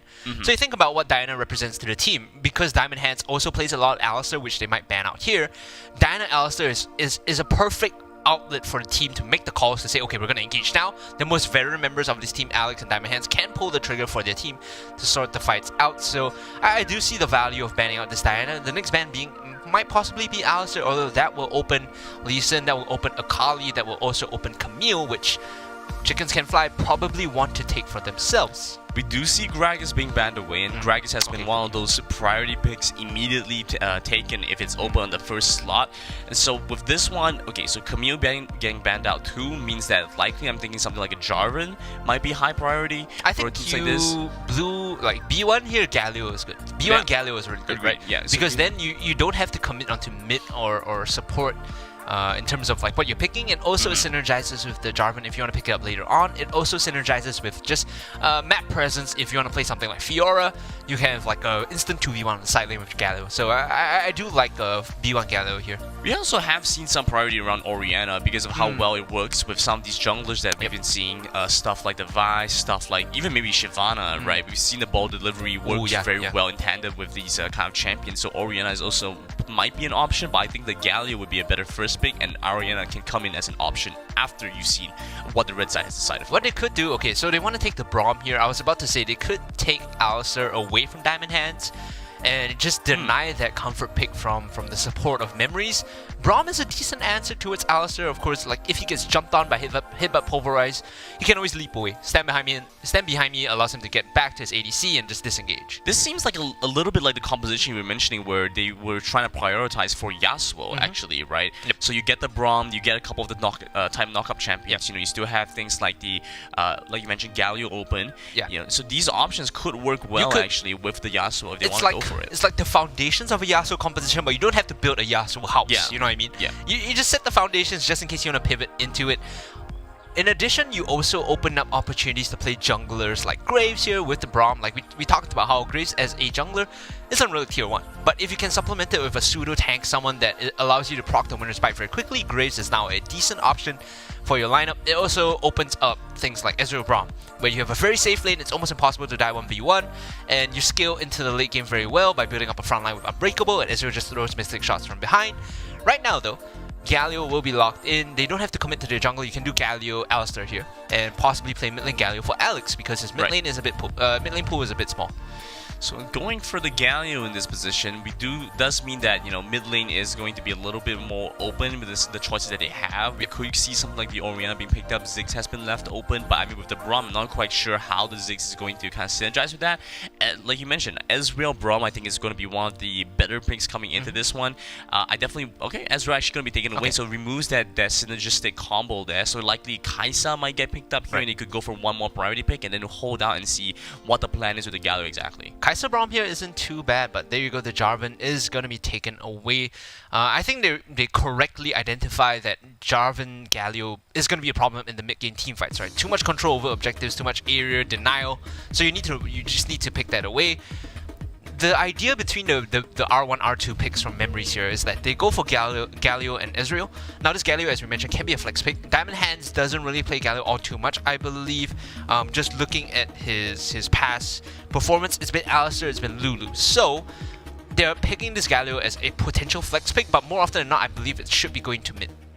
Okay, so the Ziggs is being picked up, and that should be going up, like you mentioned, against the Galio. Yep, I'm hedging my bets. Yeah, right? I was trying to say, yeah, so likely, I think I'm also been in the mindset that it's probably going to be the Galio mid lane, and so that kind of leaves open a couple of support choices. Annie. Like I said, only play Diana, only play Annie. Yeah, 2 champs. If he can't play Galio, then well, he's just going to lock in Annie, send Galio to the bot lane. Okay. 50% right at least. Now the Garen being hovered, I don't see a reason to early pick the Garen, especially because you don't know what you're going up against. Just so many champions in the pool right now do counter the Garen, so showing it early, it might be a mistake. Darius definitely open, and I think we've seen how well Darius can do against the Garen. I mean, Garen does... well, how can you put this? Garen jumps on you and Garen sticks to you, right? And Darius loves when champions do that. You know, wants to be in range of you, wants to duel with you directly. Looking at a Tristana pickup. Okay, so working with the kind of composition that they're going for, you know, the protectiveness of the Braum kind of actually enables the Tristana. And so in a lot of situations, Tristana is a little bit in too much danger to perform well in. This is a situation where they can actually output damage if they need to, and going for the Singe last pick. Also, the Tristana leverages on the early game weakness of the Ezreal because, like, we said, you tend to go tier, you tend to go scaling items. So the first 3 minutes, 3.5 minutes, there's no good way to really answer the Tristana apart from hitting Mystic shots. If she's pushing aggressively onto your tier 1 turret, like, you don't really have an answer to clear the wave quickly or reply against that. So they're gonna get a lot of chip damage on the Tristana side. One big thing to note is that the Singe was the final pick for Chickens Can Fly, and against Garen, like, if you don't like the lane, you just proxy farm. You just leave the lane and just cut his wave, right? So it's a good answer here. The Mundo jungle as the final pick. Of course, everyone's gonna be buying like Executioners and like Morellos now. Wait, but what if it's a Garen jungle and then Mundo? I don't think so. I don't think so. They do want a front line to allow for Ezreal to be the main damage source here. So if you look at this composition, this is just like 4 brick walls or 3 brick walls, Annie to provide CC or burst, and then the Ezreal to kind of just walk from back to front. So at least working with this, it seems like a very tanky composition for Memories. You know, they have a lot in the a lot of frontline, a good amount of CC. But at the same time, when you're running with a Mundo, running with a Garen, I feel like, you know, you don't really have means to effectively deal with some threats that can walk directly into your face. Looking like the Shen, looking looking at the Singe, looking at the Java. If they manage to dive directly onto the Annie and Ezreal, it can be a little bit difficult to peel off for your carries, and instead you're kind of relegated to just zoning them out before that can even happen. I do like Singe in this particular patch though, because the addition of like the tank mana items, I believe it's Thimble Winter, that's the evolved version, but Winter's Approach is the one that's as it's building up, right? Right. It gives ability haste, it gives you a shield when you proc disables or crowd control. So on something like Singed, it's very valuable because you don't have to build Rod of Ages anymore if you're afraid of running out of mana. You just go early tier into Thimble Winter, and then you have this like massive CDR, massive ability haste buff. You have a shield every time you fling someone back in. And you also have like the innate armor coming in from the Thimble Winter. So I think it's a very good item. Stats-wise, not very efficient, but it's still very good for Singed overall. And with that being said, we're going into our game very shortly. It is going to be this best of 1 game between Chicken Can Fly and Memories. So while we wait for the game, make sure to get yourself a drink, make sure you're hydrated. Nice. I'm going to actually have a little bit for myself right now. Alright. And we should be seeing this happen really shortly. Here we go. Yep, on the blue side, it's Chickens Can Fly like Gren and Sid. Red side, Memories. I wonder if there's gonna be any early shenanigans, because this is one of those situations where, like, if you lane swap as Chickens Can Fly, the Singe is completely fine playing the lane swap, right? He's okay proxying the wave, whereas his bot lane is going to be the one that's pushing out. So you actually get some decent value against the opponent's main lane swap, but early Vayne coming in. Spot sound, Diamond Hands might be able to find this. They get the stun off, flashing forward, 3-man flash, looking for this 1 kill. They managed to get the first blood. Now onto this blue buff, and they take away the jungle camp from this Mundo. So likely going to be some parallel jungling. But we do see a very interesting level 1 invade. Memories, they get spotted out using the sweeper early on. Granted, that's like the Braum special. That is exactly what happens when there's Braum and there's people who just proc the winner's bite very quickly. This bot lane being pushed out is a small mistake though. Now they have to be very careful because they know Jarvan is on the blue buff. They know Jarvan has walked out of the jungle too, so them extending past the river and saying like, oh yeah, if Jarvan's here, he can gank us, but we're going to challenge him, might be a mistake. Of course, Ezreal now hitting level 2 has Arcane Shift to get out. For them to proc this stun and CC as well is a bit tricky, so they're just staying within range of EXP. They don't want to commit too far, but Ezreal is just trying to hit Mystic shots. I think you're absolutely right to call it a mistake. Now the wave is frozen towards the blue side, and it's a very easy wave to go and hold, and now they can easily set it up into a slow push, crash it under the turret, and it's a fast recall timing, especially since they managed to get the first blood. It's a decent amount of chunk of gold hit it over to their side as well. It's a Tristana lane too, so like they can push it very quickly if they want to, but they're just going to hold it here, right? Wave state now, it's 2 ranged minions for Chickens Can Fly, and the last... It's definitely going to push. Yep, it's definitely going to push. It's a slow push. 2 more waves, it's going to arrive at the turret. So Problem is the poke though. The poke still hurts. Yeah.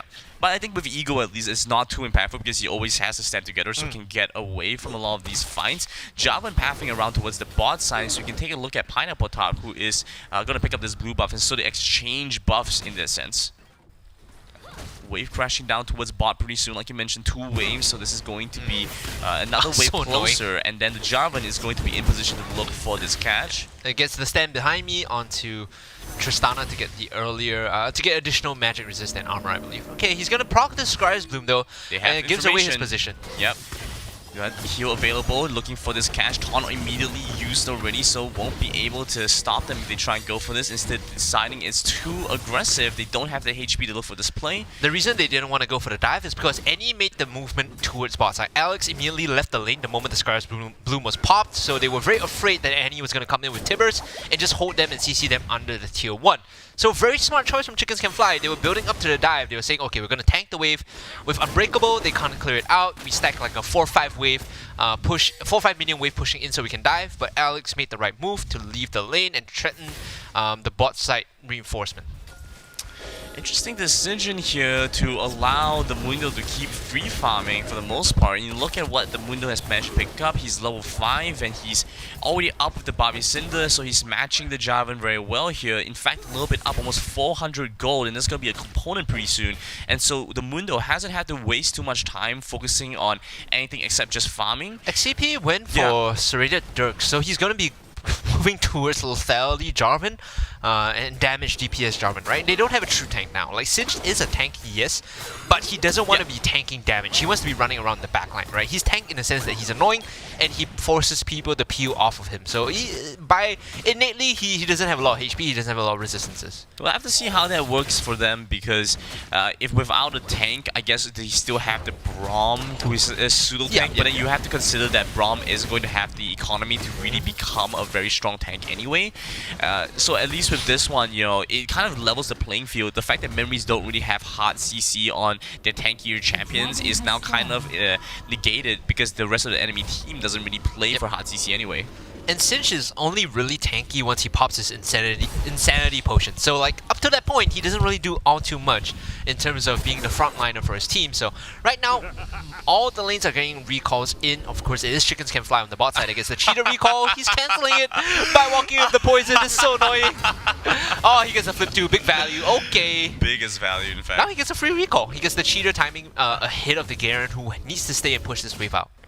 Yeah, just being as annoying as possible. You can see Mundo hasn't really made a play down towards the bot side, or rather to the top side just yet.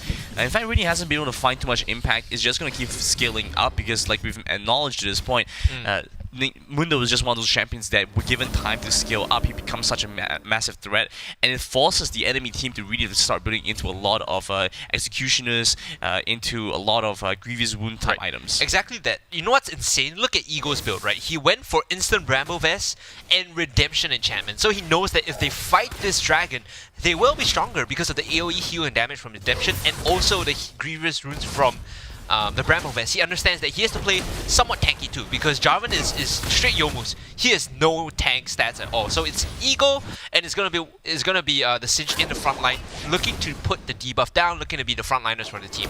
Talking about items, Garen also has gone for the teleport enchantment very early on, and so that's gonna give them a little bit of an interesting advantage if they want to be able to use the teleport to head down towards the bot side to deal with this dragon early on. You can see 4 members strong stacking towards the dragon. They started it up. XCP, the one in the Baron pin right now. I don't know, dude, like, hanging over on the side. They should be able to pick this one up quite quickly. He isn't able to quite get into the pit. TP Garrett is kind of a meme, right? So he shouldn't be joining in here. Like, if anything, they just give this over and put the topside pressure down.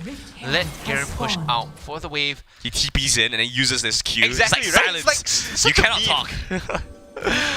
Now they're gonna lane swap, I think. Once they push this wave out, Reverse is gonna be able to buy here and look to move to the top side to get the Rift Herald. But if they stay here, XCP could actually sneak this one away. He has the damage to do so. Remember, he went for Yomus instead of the tank stats, so this goes down a lot quicker than it should.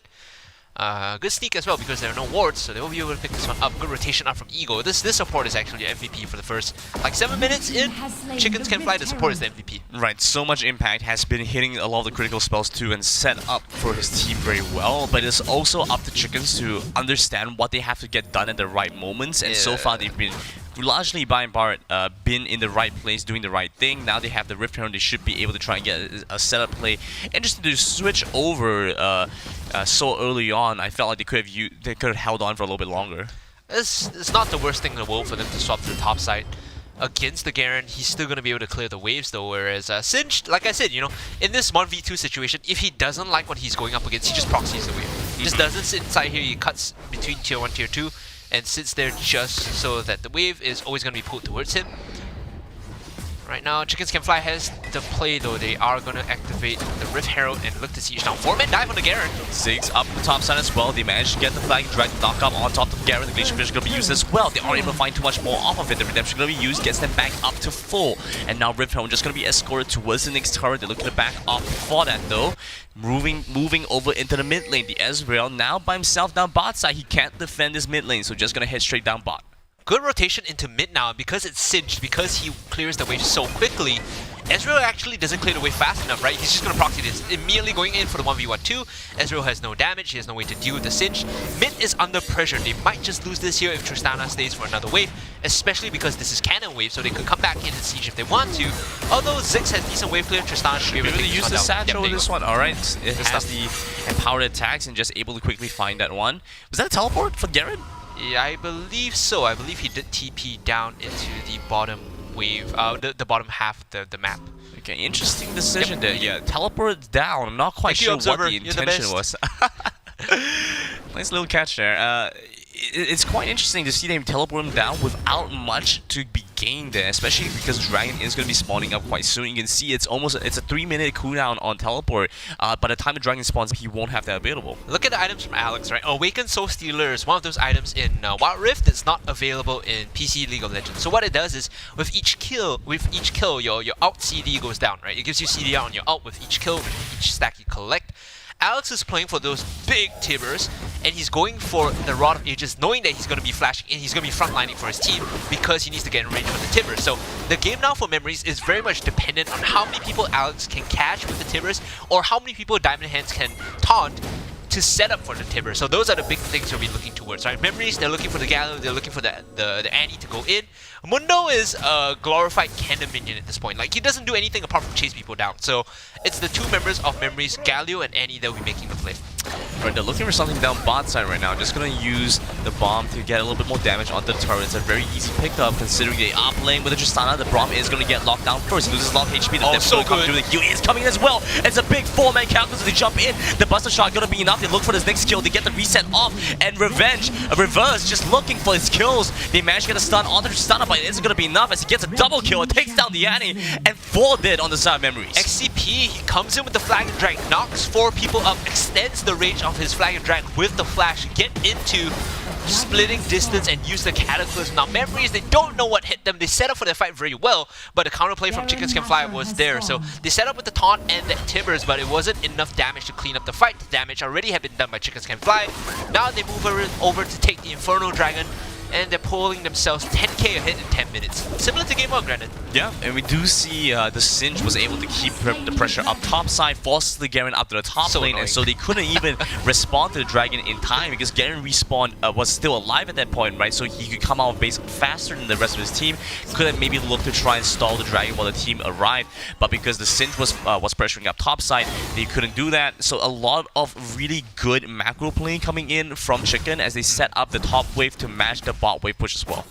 Interesting, he went for Liandry's into, or rather Sunfire Aegis into Liandry's, right? So this build, it's not the mana building scaling one. You know, you're not going tier, you're not waiting for the late game, you're going for early impact, right? The mid game now is your oyster. Because of the tanky nature of Memories composition, you have Mundo, Garen, and Galio, all who have some variation of health. Liandry's gets a lot of value, which is why Ziggs and Singe built those items. Bit of a fight over to the mid lane. Reverse almost gets the kill. Glacier Fish is going to be used to try and zone off Pineapple Top to give them a little bit more space. Reverse does manage to find the kill, goes on a killing spree. They trade back with the support, the flash point for the Garen, but he still managed to dash away. Black Drag going to be used. Cataclysm going to lock down the Garen. They look for this one kill with the satchel charge. Should be able to find this. The flash forward coming in from the Ziggs. The blue team kills off the enemy top laner, and now positioning for this Baron. Reverse gonna pick up the honey fruit. They might be able to find this one away. If they should be able to pick this one up, clear the ward first. Very well done. Understanding that they need to isolate the vision. Now, there is no flash on Alex, so there is no way for him to really get in and steal this one away. Of course, now that your Q is a skill shot, you could potentially snipe it down, but I'm not sure if he's gonna get it in time. Yep, good smite coming in for XCP. They get the Baron onto all 5 members, mind you. really unfortunate as well because Alex Tibbers timed out at the exact moment before going into the pit, so doesn't have enough time to get to charge up the ultimate again. Could have at least looked for a play if they knew that they were going to be low at that point, but end up losing to that. So Chicken now just going to be 7-1, have the Baron, have 10,000 gold up at about 12 minutes, and this is a really strong point to be in, strong position to be in. If they want to try and close out the game or at least pick up a couple inhibitor towers, they definitely could. Look at the items coming in, right? Chickens can fly. I saw Eagle complete the Guardian Orb there. Has the Zeeks too, right? And everyone has some variation of Grievous Wounds. So if you're Pineapple Tart on Mundo, you press your ult, you're actually losing more health than you're getting back because of the Grievous Wounds and the damage coming in. So this Mundo, like I said, glorified cannon minion doesn't really do all too much for his team, even with the fact that the glorified cannon minion walking in, looking for this kill. The Glacial Fisher going to get a knock up onto 2. They take down 1 right away. And now they're looking for a second kill onto this Galio. Aren't able to quite find it, but moving into the backline, XCP finds to execute with his Q, gets a triple kill for his AD carry, and now moving into the mid lane, they should be able to find this reverse on a huge killing spree. Just murdering Memories here. Isn't it the funniest thing in the world, right? The Pineapple Tower, he pops his ult, he's like, okay, I'm running in, guys, and then his health bar just slams down to 0. Oh my goodness. Chickens can fly, they're split pushing now because they have the Baron buff, so mid inhibitor's done. Top is the next focus. Bot is not getting there in time, but it could just go for the Nexus because the wave is coming in. 3 major cannon minions means that this should be game coming in for Chickens Can Fly. 10 seconds left on the death timers. Memories didn't even have the chance to fight back at that point. One decisive team fight was all it took for them to win the game right then. And it's a solid one, as Chicken are just going to be able to pick up this win in the lower bracket, and moving into the lower bracket semifinals. I like what I'm seeing from this team, right? Everyone knows their responsibilities. So XCP, he goes for early Yomus into GA because he knows that he needs that additional lease on life. He needs to be able to come in, set the fight up for his team, and still try and burst down the squishy members that he connects with.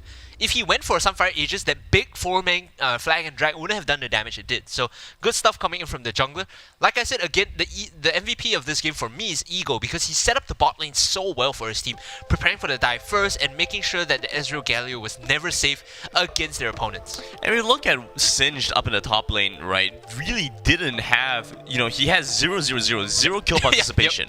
But at the same time, but at the same time, his pressure on the map was undeniable because of the fact that he was around there, and so many of his instances, you know, he freed up space for the rest of his team to be able to do more, and he delayed a lot of the plays that Memories were otherwise trying to set up. And so it was very, you know, while the 0 looks like he wasn't playing the game, his looks can be deceiving. Understated, right? It looks can be deceiving. He actually had quite a bit of impact there. The value of the Singe here, like I said, it's hard to tell because he wasn't doing a lot, but basically anytime you feel like you're losing the lane, you just cut the wave, and then your opponent's like, don't get to play League of Legends, or don't get to play Wild Rift, right? So that's the value of the Singe. We didn't see it all too much because his team, literally, everyone firing all cylinders. Nothing wrong. I could see no mistakes from Chickens Can Fly this game.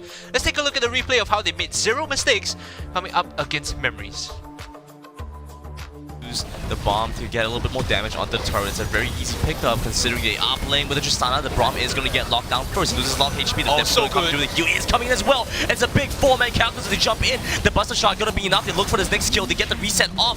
And Revenge, a reverse, just looking for his kills. They manage to get a stun on the Tristana, but it isn't going to be enough as he gets a double kill. It takes down the Annie and 4 dead on the side of Memories. XCP. Back with the support, the flash part for the Garen, but he still managed to dash away. Black Drag going to be used. Calculus are going to lock down the Garen. They look for this one kill with the satchel charge. Should be able to find this. The flash forward coming in from the Ziggs. The blue team kills off the enemy top lane. This Mundo, like I said, glorified cannon minion doesn't really do all too much for his team, even with the fact that the glorified cannon minion walking in, looking for this kill. The Glacial Fisher going to get a knock up onto 2. They take down 1 right away, and now they're looking for a second kill onto this Galio. Aren't able to quite find it, but moving into the backline, XCP finds to execute with his Q, gets a triple kill for his AD carry, and now moving into the mid lane, they should be able to find this reverse on a huge time, but it could just go for the Nexus because the wave is coming in. 3 major cannon minions means that this should be game coming in for Chickens Can Fly. 10 seconds left on the death timers. Memories didn't even have the chance to fight back at that point. One decisive team fight was all it took for them to win the game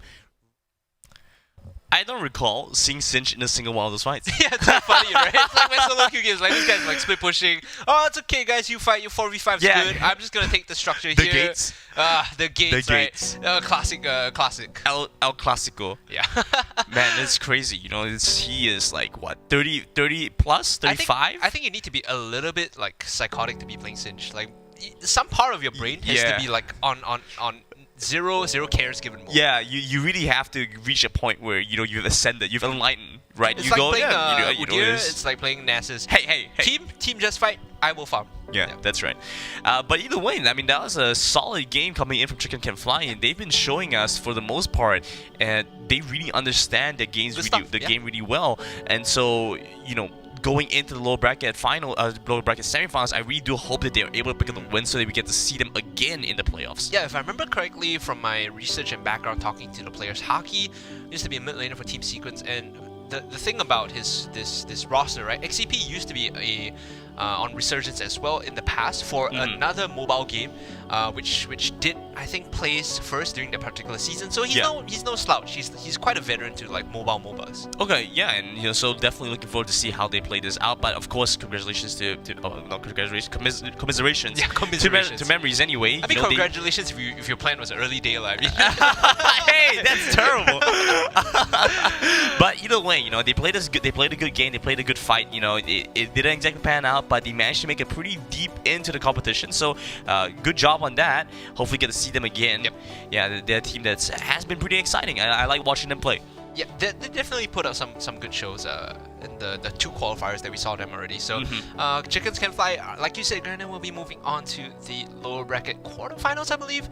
All that being said, or semifinals rather. Yeah. All that being said and done, ladies and gentlemen, we will be going for a short break. When we come back, we'll be taking a look at our upper brackets, which will be 2 best of 3s. The first one being TLJ versus Celestials. Don't go anywhere. We'll be right back.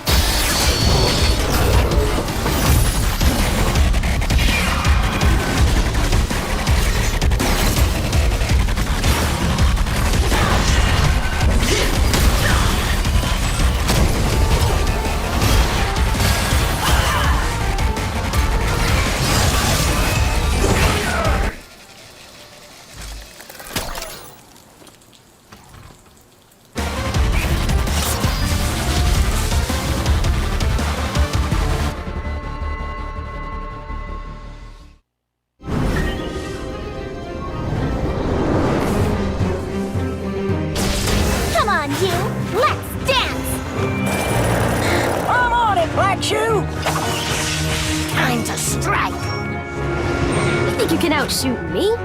Captain Chemo on duty!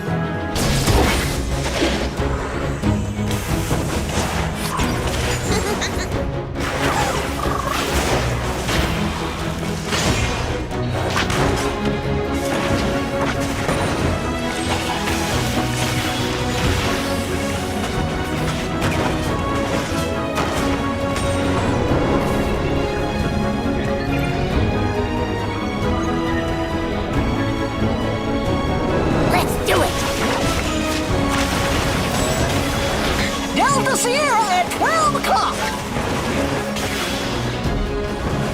Custom picks.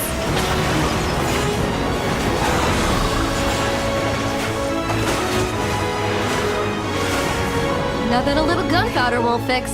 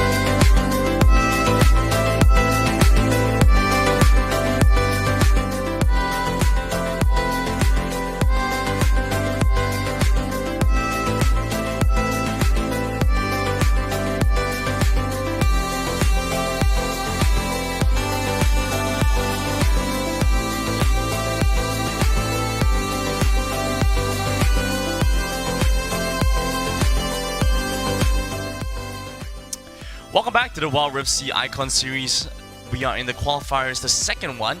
The last week we had our first 4 teams qualify. Now we're looking for the next 4 to go into playoffs on the 28th, 29th, and 30th of May. I'm Gaming This, and with me is Hungry, and we are looking at our next match between Team Lao Jiao, almost TLJ, got it there. almost, but I didn't. The thing is, I bet the players. Wait, I heard a sigh of relief from production, I think. I bet the players picked this name just to mess with us. Like, they do Yeah. this all the time, right? And especially because, like, you saw Matt casting last week. Yeah. They purposely, like, throw in the Chinese names so they trip him up. And I'm like, they're doing the same thing to us. And it's Yo. better they can clip it and make it go viral on Twitch. No. In which case, you know, it's fine. Not me. I can't. Not gonna trip me up. Yeah. Well, they almost did. The man Versus sits fire. Team There's no way you trip Celestials. him up. Yeah, Team Celestials, right? So these two teams are gonna be playing a best of 3. So far, Yes. we've seen 2 best of 1s come in, just to get the next 2 teams to go into the lower bracket semifinals. And from there, we'll find our top 4 teams that'll be competing in the playoffs. So far, we've already found 4 Alliance, Impunity, BDG, as well as Noblesse. Yeah, so these 4 teams will be competing in the playoffs already directly, as well as the 4 teams that will be finding out today. With that being said, all this has been brought possible and been made possible by our sponsors as well as our production team. So 100+ and Secretlab, you know, whether you want to up your hydration game or you want to have playing comfort, you know, you can check out some of these amazing sponsors. Yeah, and we talked about the science behind, you know, 100+ being isotonic and it being able to keep you hydrated without, what's the term? Poisoning you with water? Yeah. No. See, I'm not a scientist. No water right? poisoning. I'm a flat. So there's a whole idea behind, like, drinking too much water might actually kill you, but same can be said for 100+, I think. Especially if you stick to 0 sugar, you know. If you, well, yeah, right. Well, but of course that runs into the counter issue that you don't have taste buds. Oh, fair enough. You know, Yeah, so- I've been described as that sometimes. It's fine. It's fine. Well, but then, you know, you have a great drink. You know, for the teams that win, or not even the teams that win, for the top 3 teams, all of them get 3 months worth of 100+ with all this great goodies that you get anyway. Granted, if you drink 0 sugar, right, you can still at least keep on the Omega series for the Secretlab chairs. That's the skinny, fit people one, right? But if you have like fish, you eat too many candy bars, you drink the non-zero sugar, and you know you rack up the calories, then the Titan series is probably for you. No, I mean, you're jacked, right? You lift weight, so maybe the Titan series is for you anyway. no, I'm trying to bulk up. Okay, there you go. I'm trying to bulk up. You know, I want them to make like the X Titan series. Oh, okay. Like big for big boys. Is that the one where, like, in order to even order the chair, the qualifications, like, you need to be able to bench like 350 or something? Like, I don't know. Do you want to pitch that to? maybe Secretlabs could do that, like a mark and a badge of like how ripped you are, right? Before you order, Do you both. have to send in like a video. Well, I mean, it's still for gamers, right? Yeah, so it we gotta think, right? We gotta hit multiple criteria, right? So you gotta bench 315, but you also have to be like diamond That is true. in your game of choice, right? Yep. Yeah. That's a good point. Yeah, I think we hit both those. Anyone comes over to your house, you're like, you have this like next level of Secretlab chairs. That's like a flex, right? I wonder how that would work, right? Like you just get like a chair, but it's just like. Because they have so many different like lines, True, right? true, You have like the League of Legends line, I want like you know, the a huge KDA bicep line. on like the back. It's just a big bicep. Yeah. It's like a big bicep and maybe like, I don't know, man. I'm not the gym rat. You Does have it, to does it, choreograph. if you like extend it all the way, can it become like your bench, right? Oh yeah, maybe, right? You tie it to like a bow sounds flex like or something. a lot Yeah. of stress on the chair. You know, it's a good thing these chairs are built well. That is true. Yeah, that is true. That's the one thing I can always like say about the Secretlab chairs, because I mean, in Singapore, it's usually pretty warm, so like you don't wear like Usually, shirts. yeah. I mean, Has it at never, home I has just it ever wear been not boxers, warm? right? Tell me the day when it's not warm. There's a period of time when it's like rainy and nice and cool. It's like it was still like 24. It's still humid. It's still humid, Yeah. right? And the problem with like the humidity is like sometimes you stick like to like regular chairs, cloth or leather, but at least on the Secretlab chairs, you don't have that like icky feeling. You know what I mean? No, fair enough. Fair enough. Everyone knows this. Everyone in Singapore knows this, right? You sit on the chair for too long, the plastic chairs, the Songka chairs, and then it's like too sticky because when you get up, you're like, ugh, there's this sound. The Secretlab chairs, perfect. Never had that with me. Alright, with that being said, we are going to be getting into our picks and bans pretty soon. It is TLJ versus Celestials. I'm never going to say their full name ever again, so this is it. That was your first and last chance to trip me up. Can't get me anymore. But TLJ versus Celestials, this is going to be an interesting one, right? I think, if I'm not mistaken, TLJ is starting on blue side first, and so if we get that, I I don't think we've seen as much from TLG. I think we've seen a couple more games from Celestials. Celestials had a strong 2-0 opening in the games yesterday. Enough of a sample size, enough for a pool of games for me to say that Celestials is a very strong contender in this matchup. In fact, I would favor them like 60-70%, right? The understanding of draft and the win conditions is at a certain level. It's good for me, like I give that a pass. And then when they execute these fights, they cleaned up a lot of the mistakes that they made in Qualifiers 1, which is overreaching in certain fights, overextending and calling for the wrong targets. I give you the example, which is a bit of a hyperbole, like, oh yeah, you have 4 squishies and they go for the tanky one. It's something like that, right? It's not naturally like you don't make that call normally, but they do end up focusing the wrong targets on occasion. A lot of that has been fixed. We might see it still because these are slip-ups that are like intuitive towards the teams, intuitive towards the players. And I think you were mentioning to me a little bit earlier as well that between TLG and Celestials, you know, it's really anybody's guess whether it could be a 2-0 or 2-1 because both teams are quite equal. We know we did give a little bit of an edge with the Celestials because in general, we've seen them play a little bit better with the macro game. Okay, so it's actually going to be Celestials on the blue side. Cool. Yeah, so they yet to have that first pick priority. I'm liking what we've seen with the macro. I'm liking what we see. Maybe with the micro, there's been a little bit of a mechanical error, but of course that is something that can be ironed out over time, and especially towards playoffs, they have a little bit more space to work with.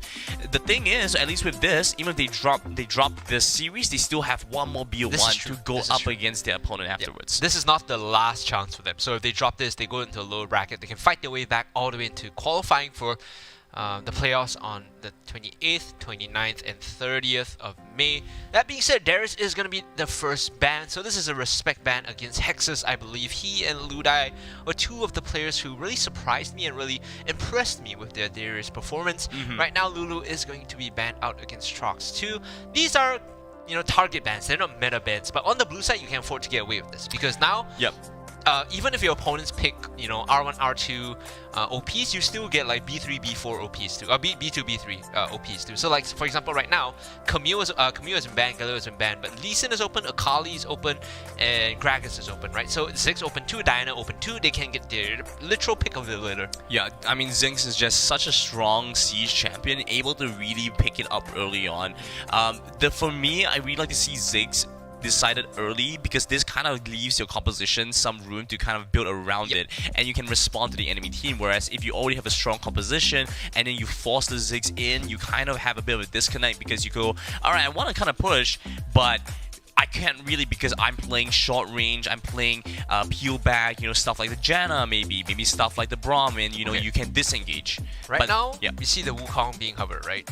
We talked about this yesterday. It could be the makings, the foundations of a Yasuo composition, especially now that they have Braum. And Yasuo has, even in League PC, has been a good answer to its 6 because the moment you throw up the wind wall, his damage is like cut by 100% for those moments. Right. No bombs are getting through, no hex stack minefield, no satchel charge, nothing, right? So it's a good answer, and they can set up pretty well with these first 1-2 picks. To layer onto that, a lot of ADCs in the meta, a lot of marksmen in the meta right now figure into the Yasuo composition very well. Think about Kai'Sa, think about Jinx. They all complement the Yasuo. The moment you proc some knockups, Kai'Sa's gonna fly in and destroy whoever's in the last breath. Jinx can supplement with the super, the rocket towards the end of the fight. Super Mega Death Rocket, right? Yes, thank you. That's always a mouthful. Yeah, it's a bit of a mouthful. Okay, so they get the Jarvan on the side of Celestials, so pretty strong jungler coming in, and they're playing pretty one-dimensionally right now, it looks like, right? Showing exactly what they intend to go reach each row, but it looks like the same can be said for TLJ. Working quite straightforward, also has the added advantage of it being the remaining picks, you still have some flexibility because now you don't have to go and relegate someone to a pick that they're not comfortable with, especially. So we talk about the B1 being Ziggs, B2, B3, Jarvan, and Ezreal. So this is a poke composition that has added focus on setting up for the Ziggs ult, right? You put them in the Cataclysm, as long as the Kai'Sa is trapped inside, she can't get a Killer Instinct off. That's a good nuke. The mid laner now for TLJ has to be mobile, has to be someone that can't get locked in the Cataclysm. Yasuo fits the profile a little bit.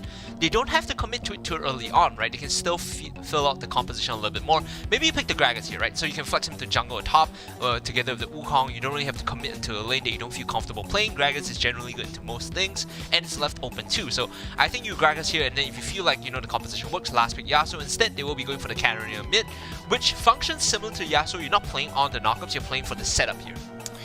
Yeah, and then you have a lot of good setups so far. I'm just curious as to what Celestials can kind of draft with these last 2 picks to kind of deny the opportunity, because we've seen what happened before, right? With the composition, I can't remember exactly which game, but the composition had what, 4 different types of knockups. You had the Gragas, Vi, Braum, everything in your arsenal could have dealt with the Katarina, yet Katarina was so impactful.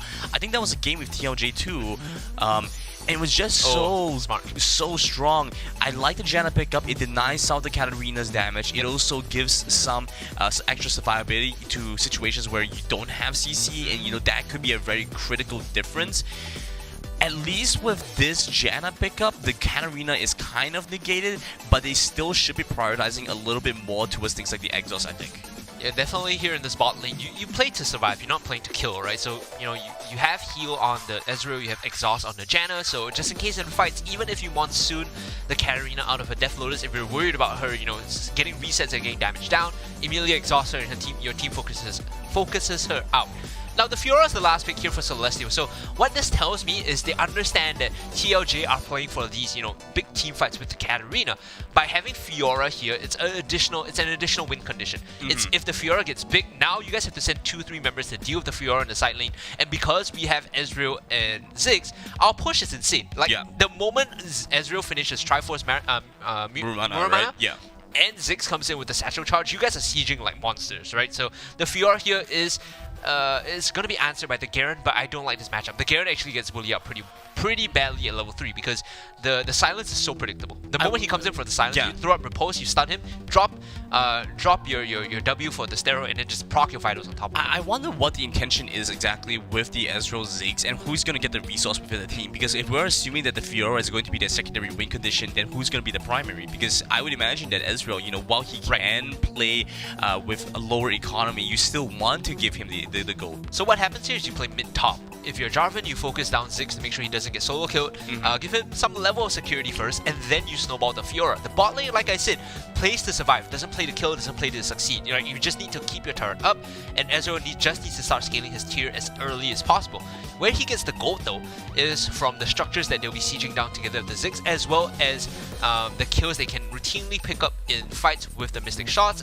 Generally, Ezreal farms pretty well, even into most lanes. Like, you can get CS with Mystic Shots from a safe distance without getting pressure down. That's true. So at least that amount of safety, but it does also leave a little bit of space towards the Dragon side, and so we'll have to see if TLJ can make good use of that additional advantage that they have in this pick and ban phase, or whether or not that's going to kind of slip through their fingers. And if that happens, I could see Celestials, once they start scaling up, ramping up, like you mentioned, they have such a strong push composition. Once they clear out those outer tier turrets, Dragon's a very easy objective, because then TLJ have no turrets to fall back to, are kind of playing in open space and have to just deal with the fights individually. And when you have a Janna who's kind of like a free healing fountain, you have to be very careful with picking these fights, because they can always reset so much better than you can. The Monsoon is like a free get out of jail card. Right? If you engage and you don't kill anyone off, and she resets the fight with the Monsoon, they are always ready to re-engage onto that, right? One thing you should note, granted here, also for our viewers, is that if the Fiora falls behind, this game is lost. Like, Fiora is an additional win condition, but if she falls behind against the Garen, it's a big liability. She doesn't contribute anything, right? She's one of those champions with high risk, high reward. When she's fed, she takes 2 or 3 members to kill, 2 or 3 champions on the enemy side to kill her off. But if she falls behind, she doesn't even have any pressure in team fights, because she's generally speaking a side lane champion, not a team fight champion. And so, being in that side lane, you are also going to be drawing a lot of pressure. And this is Celestials versus TLJ, the first game in their best of 3.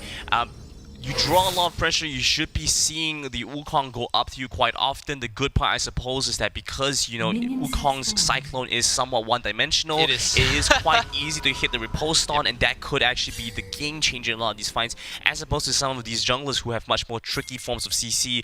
Fiora can very easily predict when the Wukong's going to come in. So the alteration here is Yong takes the exhaust in mid lane because he knows that Katarina could also all-in him. Now Mystical and Lewin are playing to maybe do slightly better in lane than normal, because now they have barrier and heal. Janna against Braum is pretty nutty because you can actually poke him down early on, zone him away, and if they overstep, you can punish them by getting a kill.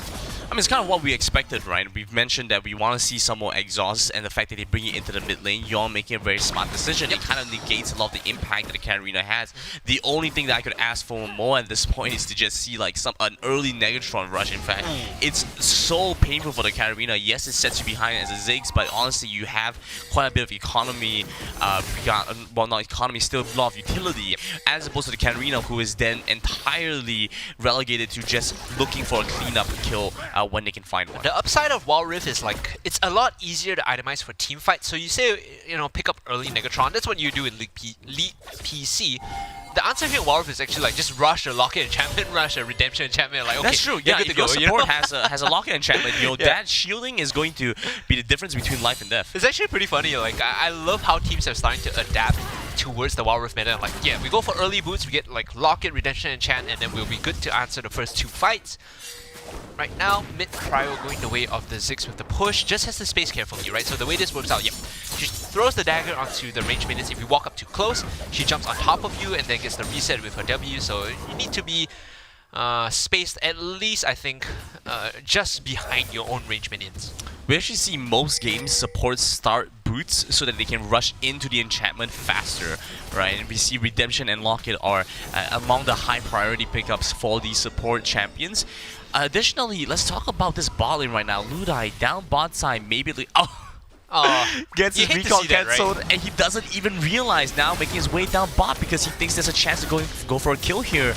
Arcane Shift just gonna get them over into safety, and Mystical is not going to go now, loses a lot of HP, but it's not too much cause for concern here. This is what I mean when I said the bot lane for Celestials plays to survive, because even though the gank comes in, it's almost impossible to really tag or stun anyone up.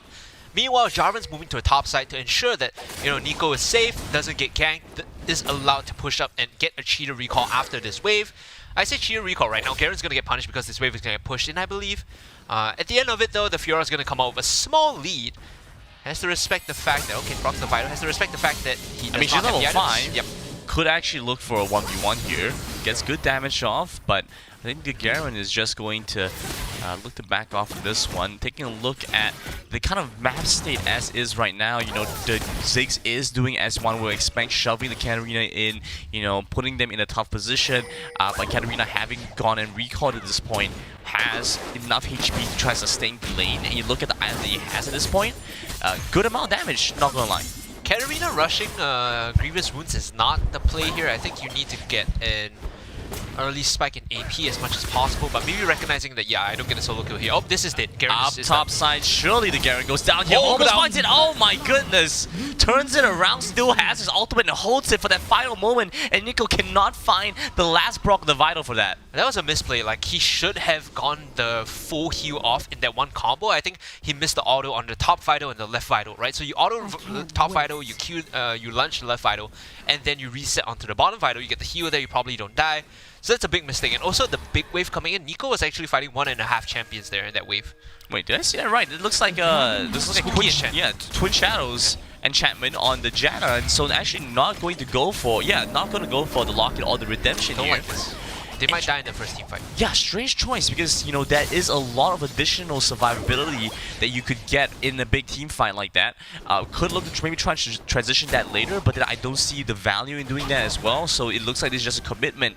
It might also be largely by and part because they don't want to have to deal with walking into unwalled territory. But then that just kind of begs the question: why not just go and wall it? You know, walk together as a team. You can set up vision. You have a job, and you know he can establish his flag in case you think that it's a dangerous area. I think that enchant is the most troll one right in Wild Rift right now. Like, sure, it allows you to get some vision like you said, but there's a lot of ways to get direct vision compared to just spending gold on an item that has very little utility in team fights. Yeah, and you can look at the Braum, who has the Locket enchantment, so now they're going for this 4v4 team fight.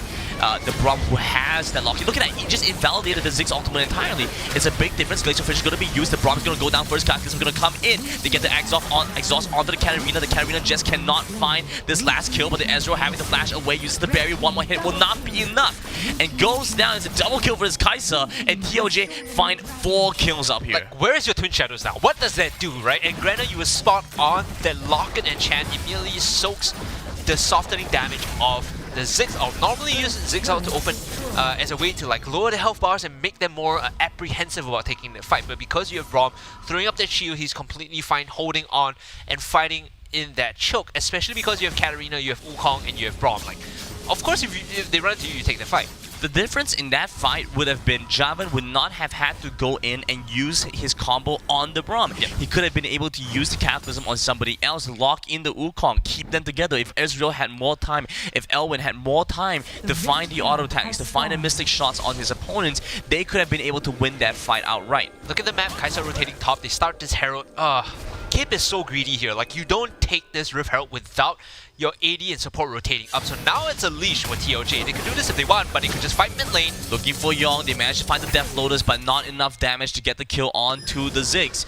Cape hovering over by the side, gets a flag and drag, gets a knockout, connects onto the Braum. Braum almost going down, has to flash away, but they get the stun off onto the Javan. Javan cannot find the execute with the last hit. Katarina still trying to get away, has the Shimpo, jumps over to the Raptors, and gets away scot-free and forces almost everything out from Celestials. Good fight from Celestials.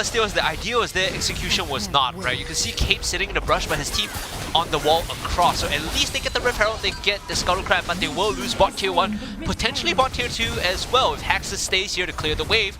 Recalls are coming through, Fiora's gonna match this. She just picked up Trinity Force, Ezreal moving towards the Triforce as well.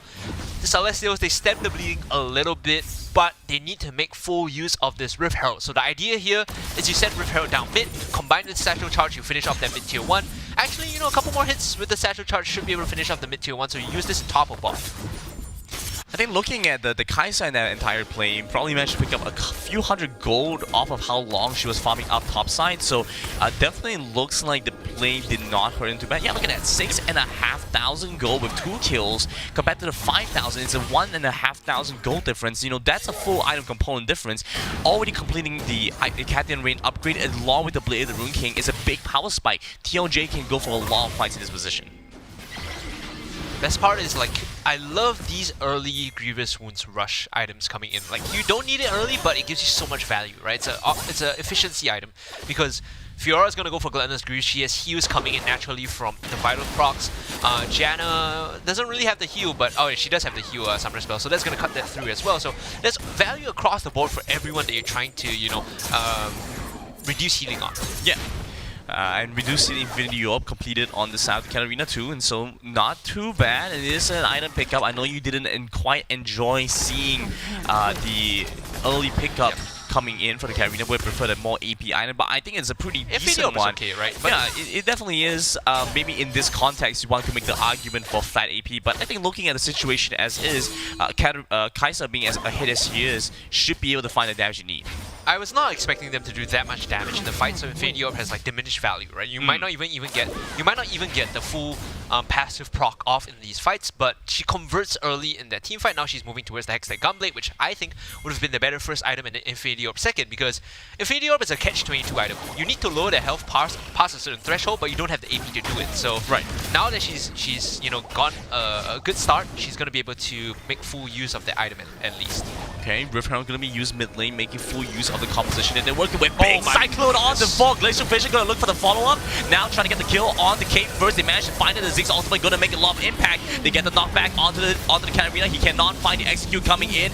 Garen joining into the fight. In fact, dives in between 2 turrets, and they find a bunch of kills here.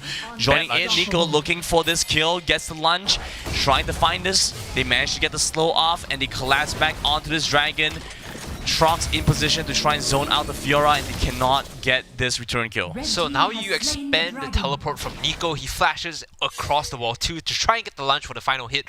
But again, this is the issue, like when you play PC versus mobile, right? It's harder to get these micro movements down if you're not used to like the thickness of the wall or the direction you need to lunge into to finish off the kill. So small misplay from Nico cost him that consolation in the form of the Garen for the TP. So this is an overall big loss for Celestials. TLJ, they get the Mountain Dragon, which is good for the Garen, it's good for the Braum. I don't see anything going wrong after that play. I think with Coding in that fight there, you know, could have maybe had a difference if they had the Gunblade, you know, could have had a little bit more sustain, a little bit more spell damage. and try to survive throughout that fight. But overall, you know, it was a lot that went in their favor. They had really impactful ultimates for the most part, forced out the Monsoon very early on, and they got very little value out of it. Actually, can we see if he has Zhonya's enchantment on the... Yep, no, he's not built it yet, right? So he rushed the Gunblade instead. In that situation, actually, a Zhonya's enchantment before the Gunblade keeps him alive after Monsoon, gets the reset for his team, allows him to clear up, right? So I do like early Zhonya's rushes. Mystical might just die here. Good Howling Gale that prevents the Cyclone from tagging him. So they use...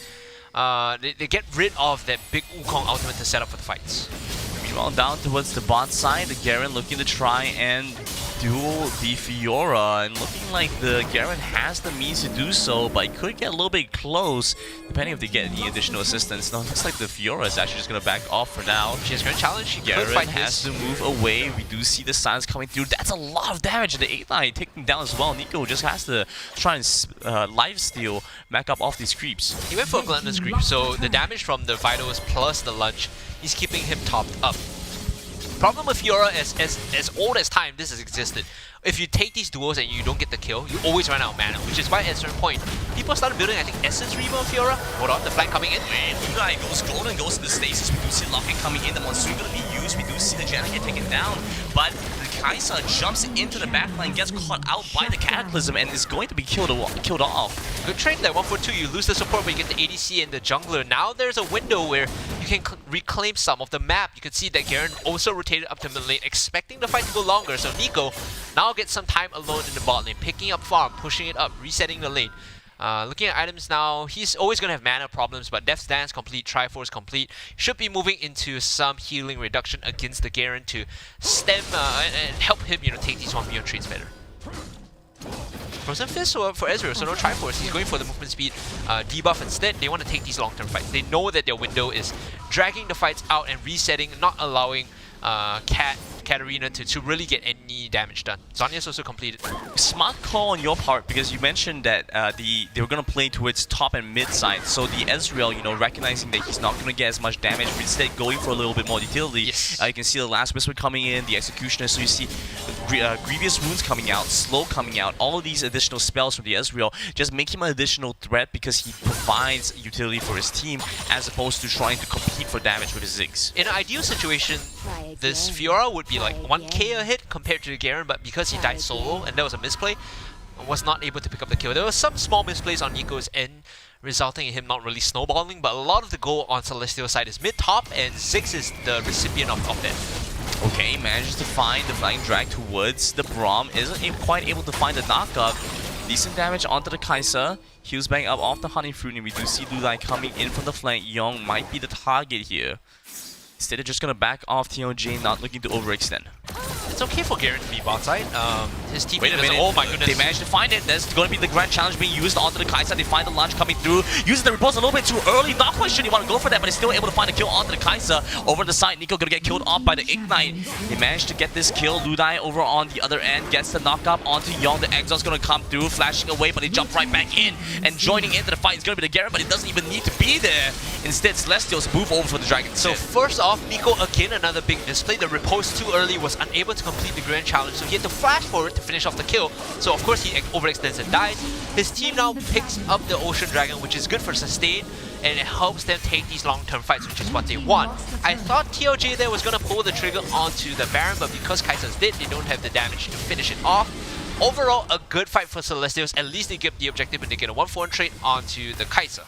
And a lot of these other games we've been seeing so far at 9 minutes to 10 minutes, we see 10k gold lead? Yeah, 10k gold lead. Right now, Celestial is only down about 2k, and you know, a big chunk of that is still in the mid lane, I would say. So it's not in the best position, or mid lane and bot lane, so not the best position. But overall, definitely playable for sure.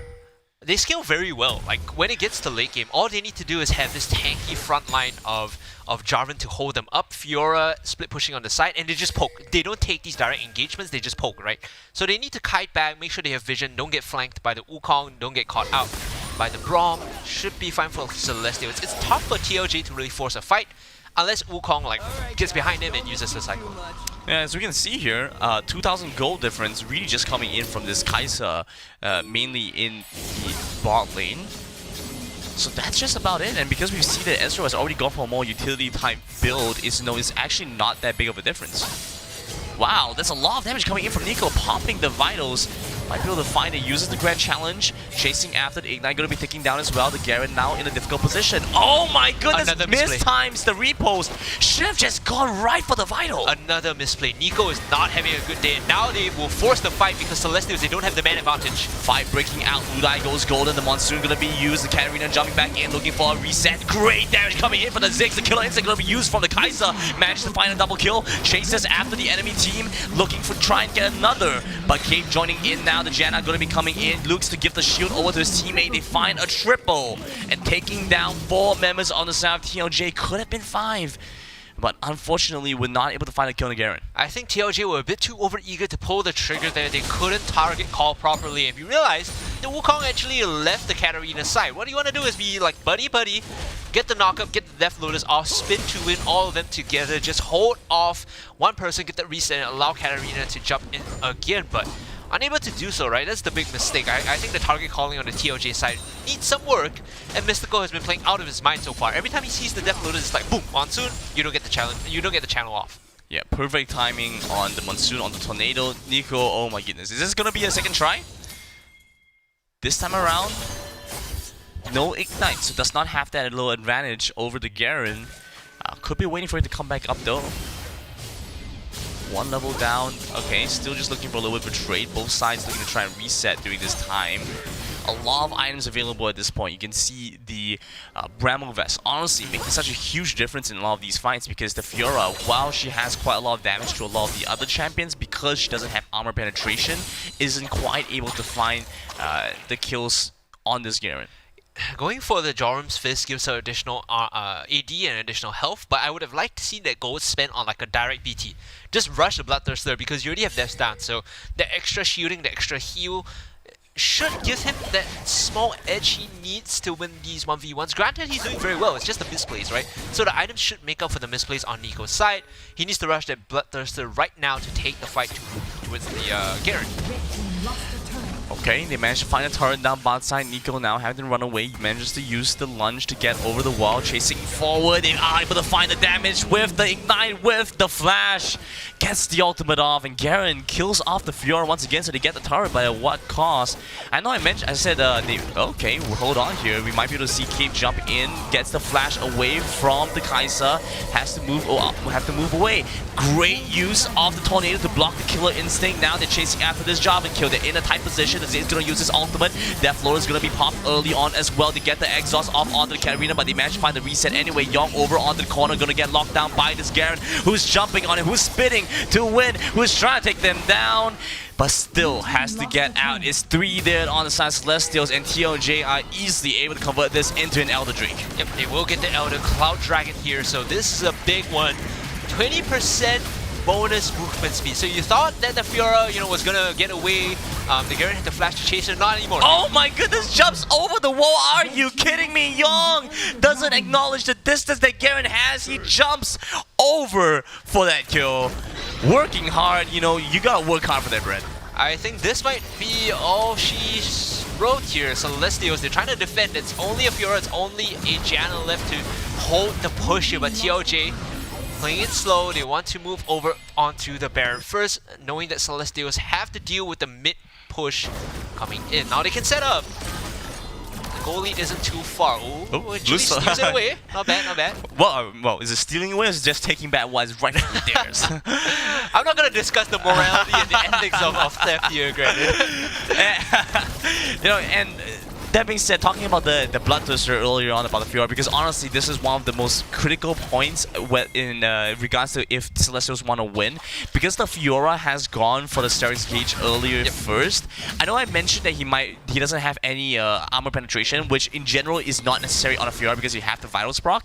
Because the Bramble Vest and now Thornmill exists on the Garen, there is that Grievous Wound, so it's very difficult for them to trade forward. So I think there are 2 main approaches. One is that you have to go and get the lifesteal so that your Vitals are able to do even more, and so they're able to stay past the Garen. The alternative, I think, is to have even stronger dueling items. Don't get me wrong, BT was the right item 2 solo kills ago. Now it's like, he's done. Yeah, it's done. There's no way he takes these 1v1s. He could continue sieging, but the moment the Garen gets on top of him... He has to run. Yeah. You see the Garen, you have to run. Wait for the Cloud, yep. So you can see how fast he's moving because they have the Elder Cloud. There so we go. He's going to gap close without even flashing. Like, there you go. Yeah, it's so here, obvious at this point, right? Yep. Yeah, flashes in, gets the 8-9, forces the flash away from Nico. I think he could have just dove straight up. Right, at that point, even if you lose your life because let's say there's some of the enemy team there, you force Baron, right? And it's an easy conversion. That would have been the better play. I think Hexus was just a bit afraid. He didn't know how many members of Celestials were there. He's playing it safe, right? If he dies, then and his team doesn't move to Baron, then that is a big issue. So they are also probably a bit afraid of starting Baron. They're doing it now. They're trying to sneak it away. But because you have Ziggs and because you have Ezreal, like they could scout this out pretty easily. To see Ezreal using the ultimate early, just to go and spot this one out. Oh, the Ziggs damage coming through, might be able to find this. Procs, 2 Guardians Angels almost. Alright, do see the Jarvan jumping in with the Cataclysm, but still gets killed off right away. Big 4-man ult, and that's Killer Instinct diving into the back. Young has nowhere to run, gets killed off. It's a double kill for the Katarina. Katarina chasing after a third, and instantly drops Nico into the Guardians Angel. Chases after the repost, buys a little bit more time, but these Katarinas are too crazy, man. Yeah, triple kill coming in. This is the game-winning push for TLJ, and remember in the pre-game during the draft I talked about this. If Fiora doesn't get a hit, if she doesn't find these valuable and successful 1v1s, she is a hindrance to her team. Granted, there was a couple of moments where she could have gotten a hit, but the misplays from Nico, he's gonna be kicking himself over that game. I mean, it's definitely painful to see that. You always want to be the one to be able to make the impact, especially when you call for the Fiora pickup, But at the same time, I want to give a lot of props over these Katarinas, man. Because Katarinas in, we've seen 3 games of Katarina at this point, right? Including week 1, qualifier 1. Yeah, 3 Katarinas, and every single one of them have had quite a bit of impact. I know there were a few moments earlier on where the Katarina wasn't able to really come online, but as the game started progressing, we were especially starting to see this Katarina being able to jump in and kill off a lot of the priority targets. So 5 kills might not look like a lot, but if it's the priority target every single time, then things are working out well. Something about Katarina that people have come to notice after these weeks of qualifiers is that even if she gets stifled, even if she's shut down early on, right? These 3 items that she picks up, right? So it's the Death Cap, is the Gunblade, and the Infinity Orb. Once you get those 3 plus the Zhonya's enchantment, the damage is too much to ignore. Even through exhaust, even through a reset, even through a monsoon cancelling her Death Lotus, she's always able to jump back in. And the moment she gets a reset, it's go time again, right? So she's such a win condition for a lot of these teams where if you play properly, it's hard to ignore.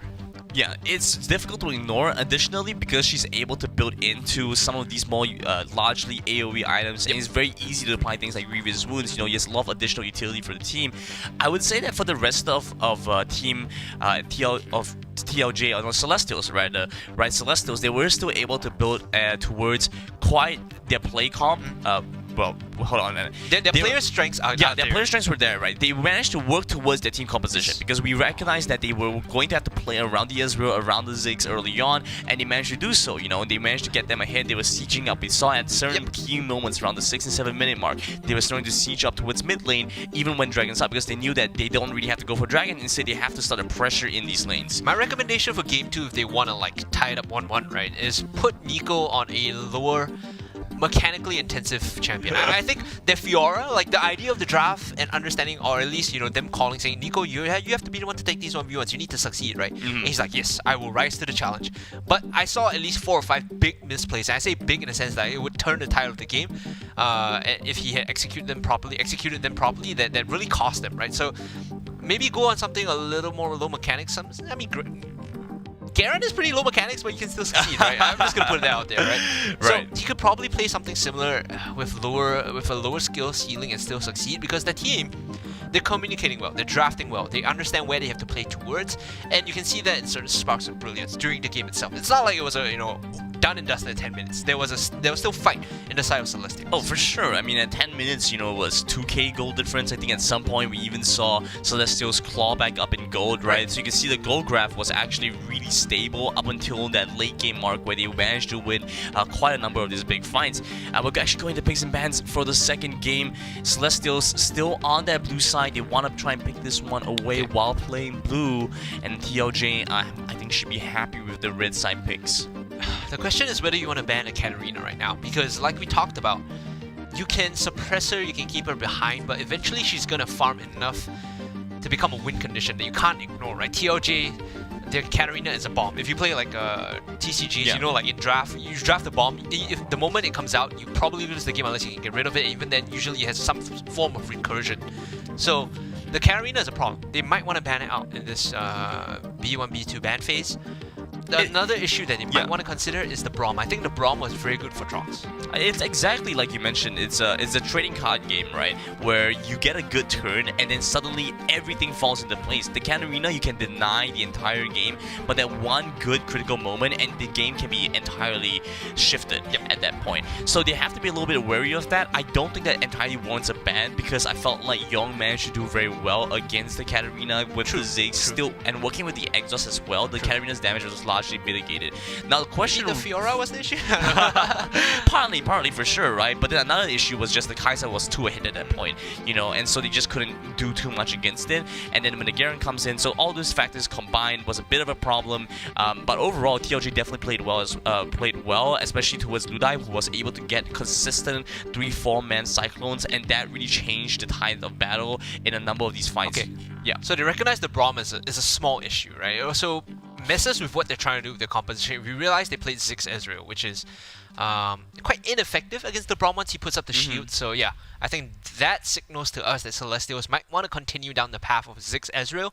They don't identify the Katarina as the problem. They just understand that they want to make sure the damage goes through, make sure the damage sticks. Similar bans on the side of TLJ for R1, R2, right? Camille Galio. So they have a good beat on the tournament meta, right? They see the Camille, they see the Galio, they know that in addition to Jarvan, these are like compositions that are so good at controlling team fights. Wukong here being hovered, they want to pick that one away from the jungler of TLJ.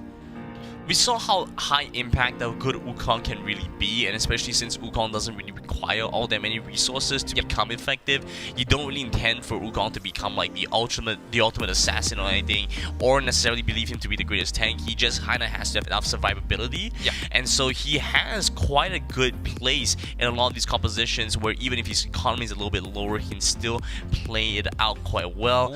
But then again, that does leave open things like the Gragas, who has a lot of impact, and you still have this as a flex role, whether he wants to go into the jungle in the top lane, and now it's up to Celestials to find kind of a response here. If you notice, TLJ always draft like this. Like, they take an early pick that can be flexed, and then they set the setting for a possible Yasuo composition, or a possible team fight wombo combo composition, right? The first two picks, similar as the last game, was like Braum X, and it was always like, okay, we could possibly play Yasuo here, we're threatening you with the Yasuo pick, you have to draft around it. Because Yasuo compositions are very like, they excel very well at what they do, and you kind of have to be prepared for it, otherwise you just straight up lose 5v5s.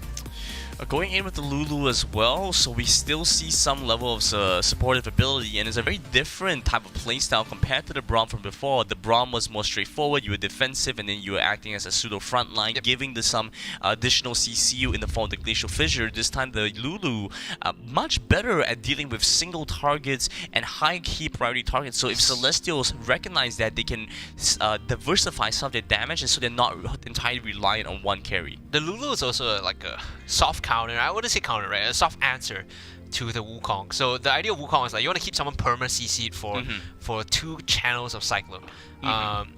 Lulu answers that by not only being able to wild growth someone to keep their health bar up, but also create space for them. So I do like this Lulu pick. You kind of have to pick it with someone that bullies lane though, as double range the bot lane. So maybe a marksman that excels at punishing a ranged melee matchup. Jinx here, Seraphine here. Okay, Seraphine is flex, Jinx is probably going to be marksman.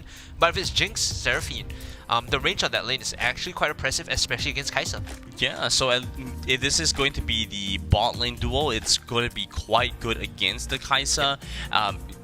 If they intend to bring Lulu down to the bot side, I mean, we might see Lulu go some other lane, but I highly doubt it at this point, right? Still think she's better support. Yeah, still think she's a better support, especially into the if they intend to go for some more aggressive plays around the dragon early on because of how impactful she can be. And I think that the only other lane that Lulu could really go up to would be the Baron lane, right? Yeah. And so that's not something that they really want to see all too often. Instead, I'm quite curious to see now what they could go into the mid lane if they want to go and deal with the Seraphine, or so it's probably gonna be the Orianna. Ziggs was available, so I was thinking that might be that bit of an option, but considering they have the Gragas, could use that as a sort of a combo towards that. A bit more wombo combo. Like, think about how they executed their previous fights. it was very much based on the setup from Wukong, and then coming in with the Katarina to reset, right? And then you have the Kai'Sa just picking off the stragglers with the Killer Instinct.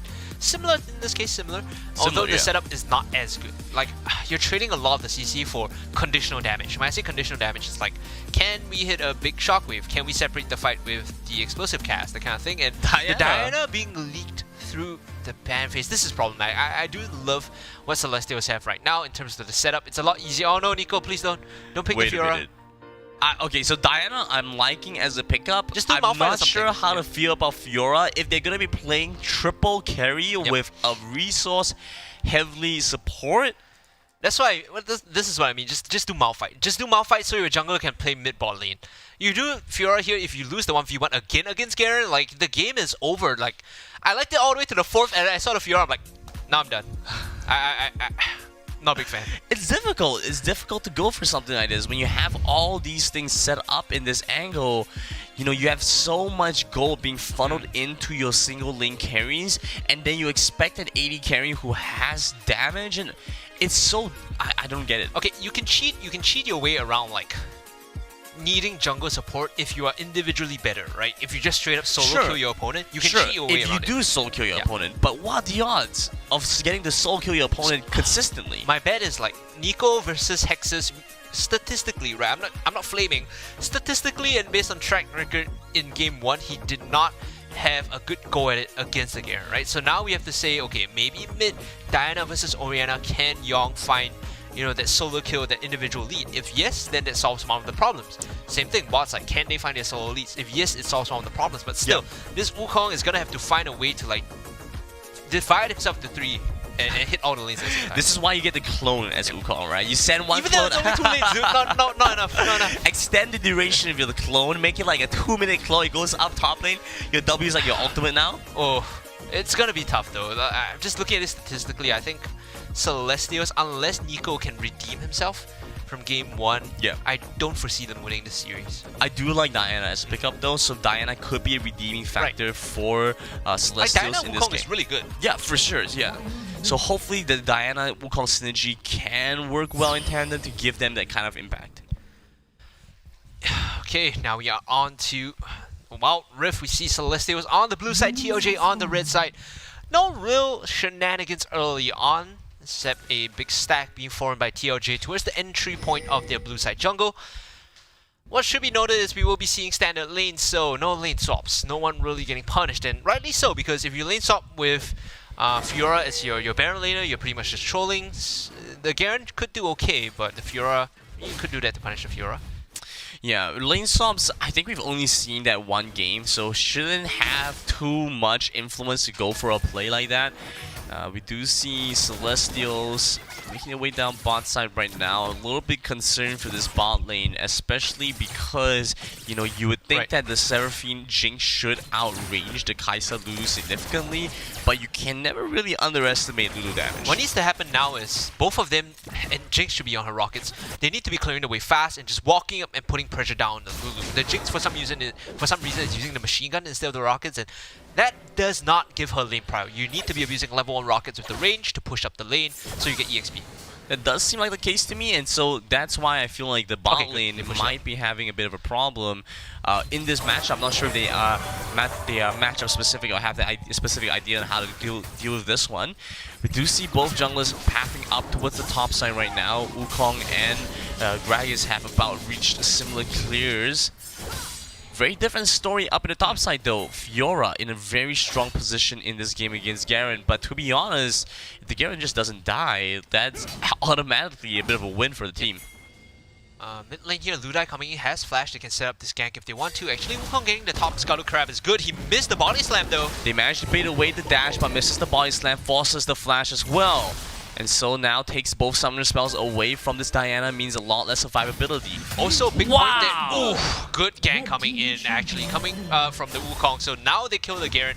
Nico redeeming himself, making sure that, Wait a minute, the trap's coming in, has to use the heal. Dragon's making his way down bot side, they manage to find the plasma charge. Flashing in, but misses the body slam. Dishes out damage onto Elwin, but he just flashes into safety, and what? again, this is the difference between PC and mobile, right? On PC, you kind of leave your mouse A on top. repeat gank up in the top side. Grand Challenge going to be used. They're diving up on the turret. One more Vital Prop might just be enough. Cape now going to be tanking damage if he is going to gain aggro. Nico survives with 1 dot of HP. They do manage to trade back. It's a 1-for-1. And this Fiora left with no HP and no mana, just going to have to back off. Good trade there. At least you get Nico a hit this time. So some redeeming points in this game too.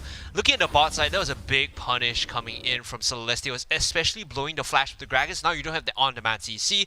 I was talking about the difference between mobile and PC, right? On PC, you just leave your cursor and then you flash into the body slam. But on mobile, you kind of have to direct the flash properly. You have to be very careful about how you body slam flash. And that was one of those instances where Ludai not really able to make the transition in terms of controls, and he loses out on a big kill. Orianna going to go for a tier and a haunting, guys, so it's a little bit slower pace than what you would maybe want from the Orianna, but considering the gold difference, looks okay. Rod of Ages on the Diana as well. Both sides looking to try and scale up a little bit. This bot lane has full prio here. Celestials, they can go in for the all-in if they hit the stun. Level 5 available on Lulu, but they are in a tough position, getting zoned out by the Seraphine now. A lot of damage coming through as well. Mystical Thunder Spell advantage over onto TLJ, but I'm not sure how much that's going to do for them. Mystical misplayed that. There was a kill in the making because he could have stepped up and hit the double taunt. Double root rather. Top side going to be a little bit closer now. The Garen has managed to pick up the Bramble Vest, so a little bit more security there. But you see the Phage and you see the Sheen. There's a lot of damage and it's just slowly ticking down on this Garen. What Fiora needs to do here is freeze the wave just after the river so that Garen has a long distance to go to run back to his tier 1. And then you use the Grand Challenge. With the additional movement speed, you actually get the solo kill there, but he's bouncing the wave up. This dragon is being started by Celestials. TLJ, they don't have the setup. Kaisa isn't here. Even though he's got his Q evolved, they need to wait this out. They need the Kaisa to arrive to do damage with them. They time against Hengster really well here. Trap's going to be used nicely as well. Gets the damage onto the Orianna. Now Orianna forced to back away. Diana gets a nice ultimate to catch onto 2. Joining into the fight is going to be the Garen. Uses the ultimate to try and execute away the Jinx. Spinning onto it. The A-line taking down. One more strike will be enough. And now just going to reposition down towards the bot lane. 4 members strong on the side of Celestials, but they've lost one. And they've lost Ludai on the side of TLJ. Trying to jump into the pit. They do manage to secure it. Celestials now looking to try and turn the fight around after picking up the dragon. Came over into the back line. Killer Instinct comes back up for Hengster. He gets the trade back. They find a kill, but they lose the Garen in exchange. Actually, good trades all across for TLJ. Even though they don't get the dragon, they get a lot of the kills onto the Kaisa, which is a good response here. In terms of funneling the gold, the Kaisa is going to be like 70% of your damage. Orianna is 30% because a lot of her DPS is conditional. She has to hit those big shockwaves to be impactful. So he's already got the Q evolve, came in, did significant amounts of damage for his team. They're going to swap lanes, they're going to prepare for Rift Herald. This is pretty much standard at 5.5 minutes after the dragon has been taken. You need to wait for the ultimates for the side of TLJ if they want to recontest this. You need the shockwave, you need the kill instinct. Right, but we're still only looking about 1,000 gold lead for the Kaisa, and even over the highest gold player on the side of Celestial, which is going to be the Fiora. Right, so it's going to be not that much of a difference. I would say he's still able to quite quickly crawl back up. Looking like they managed to pick up a couple of items here. That looks like a Q evolve, right? Captain Rave evolve. Yeah. And now looking for the Blade of the Ring King as well. Moving towards Blade of the Ring King, after he picks up a bit more attack speed, he's going to get E-Evolve too. So this is why you kind of want to go on the Kaisa. The items go a long way compared to anyone else. Nico here, because he was the recipient of the early benefits, he's going to be able to deal with the Gragas. Don't know if he can solo kill him though. Yeah, it's definitely difficult to solo kill, and the mana issues and mana constraints is really starting to become very prevalent. You saw how clearing out 2 or 3 waves had already cost him most of his mana bar. Admittedly, he hadn't recalled since the dragon fight, I believe, but even then, still a big difference. Encore on the 3, and what a great catch for the enemy team. Now looking to jump in onto this one. They managed to displace Young with the shockwave jumping in. They managed to find the connect with the Super Mega Death Rocket. Remember what I said in the pregame? What is Celestial's big issue? Miscalling, right? Sometimes they don't get everyone on the same page when they force these fights. A very good Encore should have been set up into a Moonfall for the Diana, but they were unable to really go at the same time. So they lose the single member there, TLJ, actually calling back in. Equalizing the score, but they're still behind a little bit in gold. No turrets gone down just yet. If we take a look over onto TLJ's side, they have Kai'Sa, Orianna as their main wave clear, and they do have decent means to stop the push coming in, but with things like Rift Herald coming online, it's a bit more difficult. I don't think this turret goes down. It gets one charge and then they kill the Rift Herald immediately. The rotation also a bit suspect. We saw Mystical and Yong like making moves towards the top side, but they were a bit late because the Herald already popped. If you want to pop Herald, you need like 4 members there to press the issue, right? On the jungle, a bit of a skirmish. You can see Cody looking for the assistance. He needs help, right? Ludai here, he can't just walk around the jungle without getting caught out. Yeah, Cape just going to reposition. He's looking a little bit lost right now. Doesn't seem like he has a very clear idea of what he wants to get done. Should just focus on farming up at this point, to be honest. I mean, it's going to be difficult to try and pick up a turret when you have, like I mentioned, the Kai'Sa, the Orianna, a lot of wave clear in those 2 champions. Sure, you might be able to find a couple of hits off, but it's going to take a bit of time. At that point, you might as well just relegate that task over to your teammates and focus on scaling up instead. See Nico walking up, he's trying to greet for the top tier 1. He might actually die here because Blade of the Ring King has been popped. Oh my goodness, did they go for this? No. Wait, he has a kill instinct, but decides not to. It's a little bit too over-ambitious, especially once you jump in. Grand Challenge still ticking down. If it wasn't up or it had expired, I think he definitely would have gone for the kill. You go for the kill also if the Void Seeker hits. If the Void Seeker hits, you detonate the 4 stacks, he's down to I think 10% health and then you just run in and kill him. So at least they force him out of that. I think it was a flash too, so pretty good value for TLJ. I want to see the items coming in because the core item for Cody is the important one. Yep, got the Liandry's moving to Seraphs. Starting to build up the damage, right? It's not the most quick, it's not the most early power spike, it's not the earliest power spike, but it's a very nice power curve. And now, positioning around this dragon, you know, it is still the power curve. They have gotten a little bit stronger since the last time they attempted to try and contest through this. Could potentially look to get this one away. Good force. Yeah, looking for this catch onto Mystical. Nice little knockup coming in from Cape to deny the Gragas from any more from the engage. But won't be able to do much more off of that. Traded body slam for, what was it, a Cyclone plus a heal and a flash on Mystical. That is a big win for TLJ. Now they pull the dragon towards the mid lane away from where Celestials are coming up from. On the side, you can see Cody zoning away with the ball. So once they get this dragon, they could force the fight still. Polymorph, they might be able to get this one. Do manage to find the shockwave, gets the catch onto the Wukong. Will be able to take him down very quickly now. Ludai still very tanky as this Gragas is just going to be able to keep the chase going.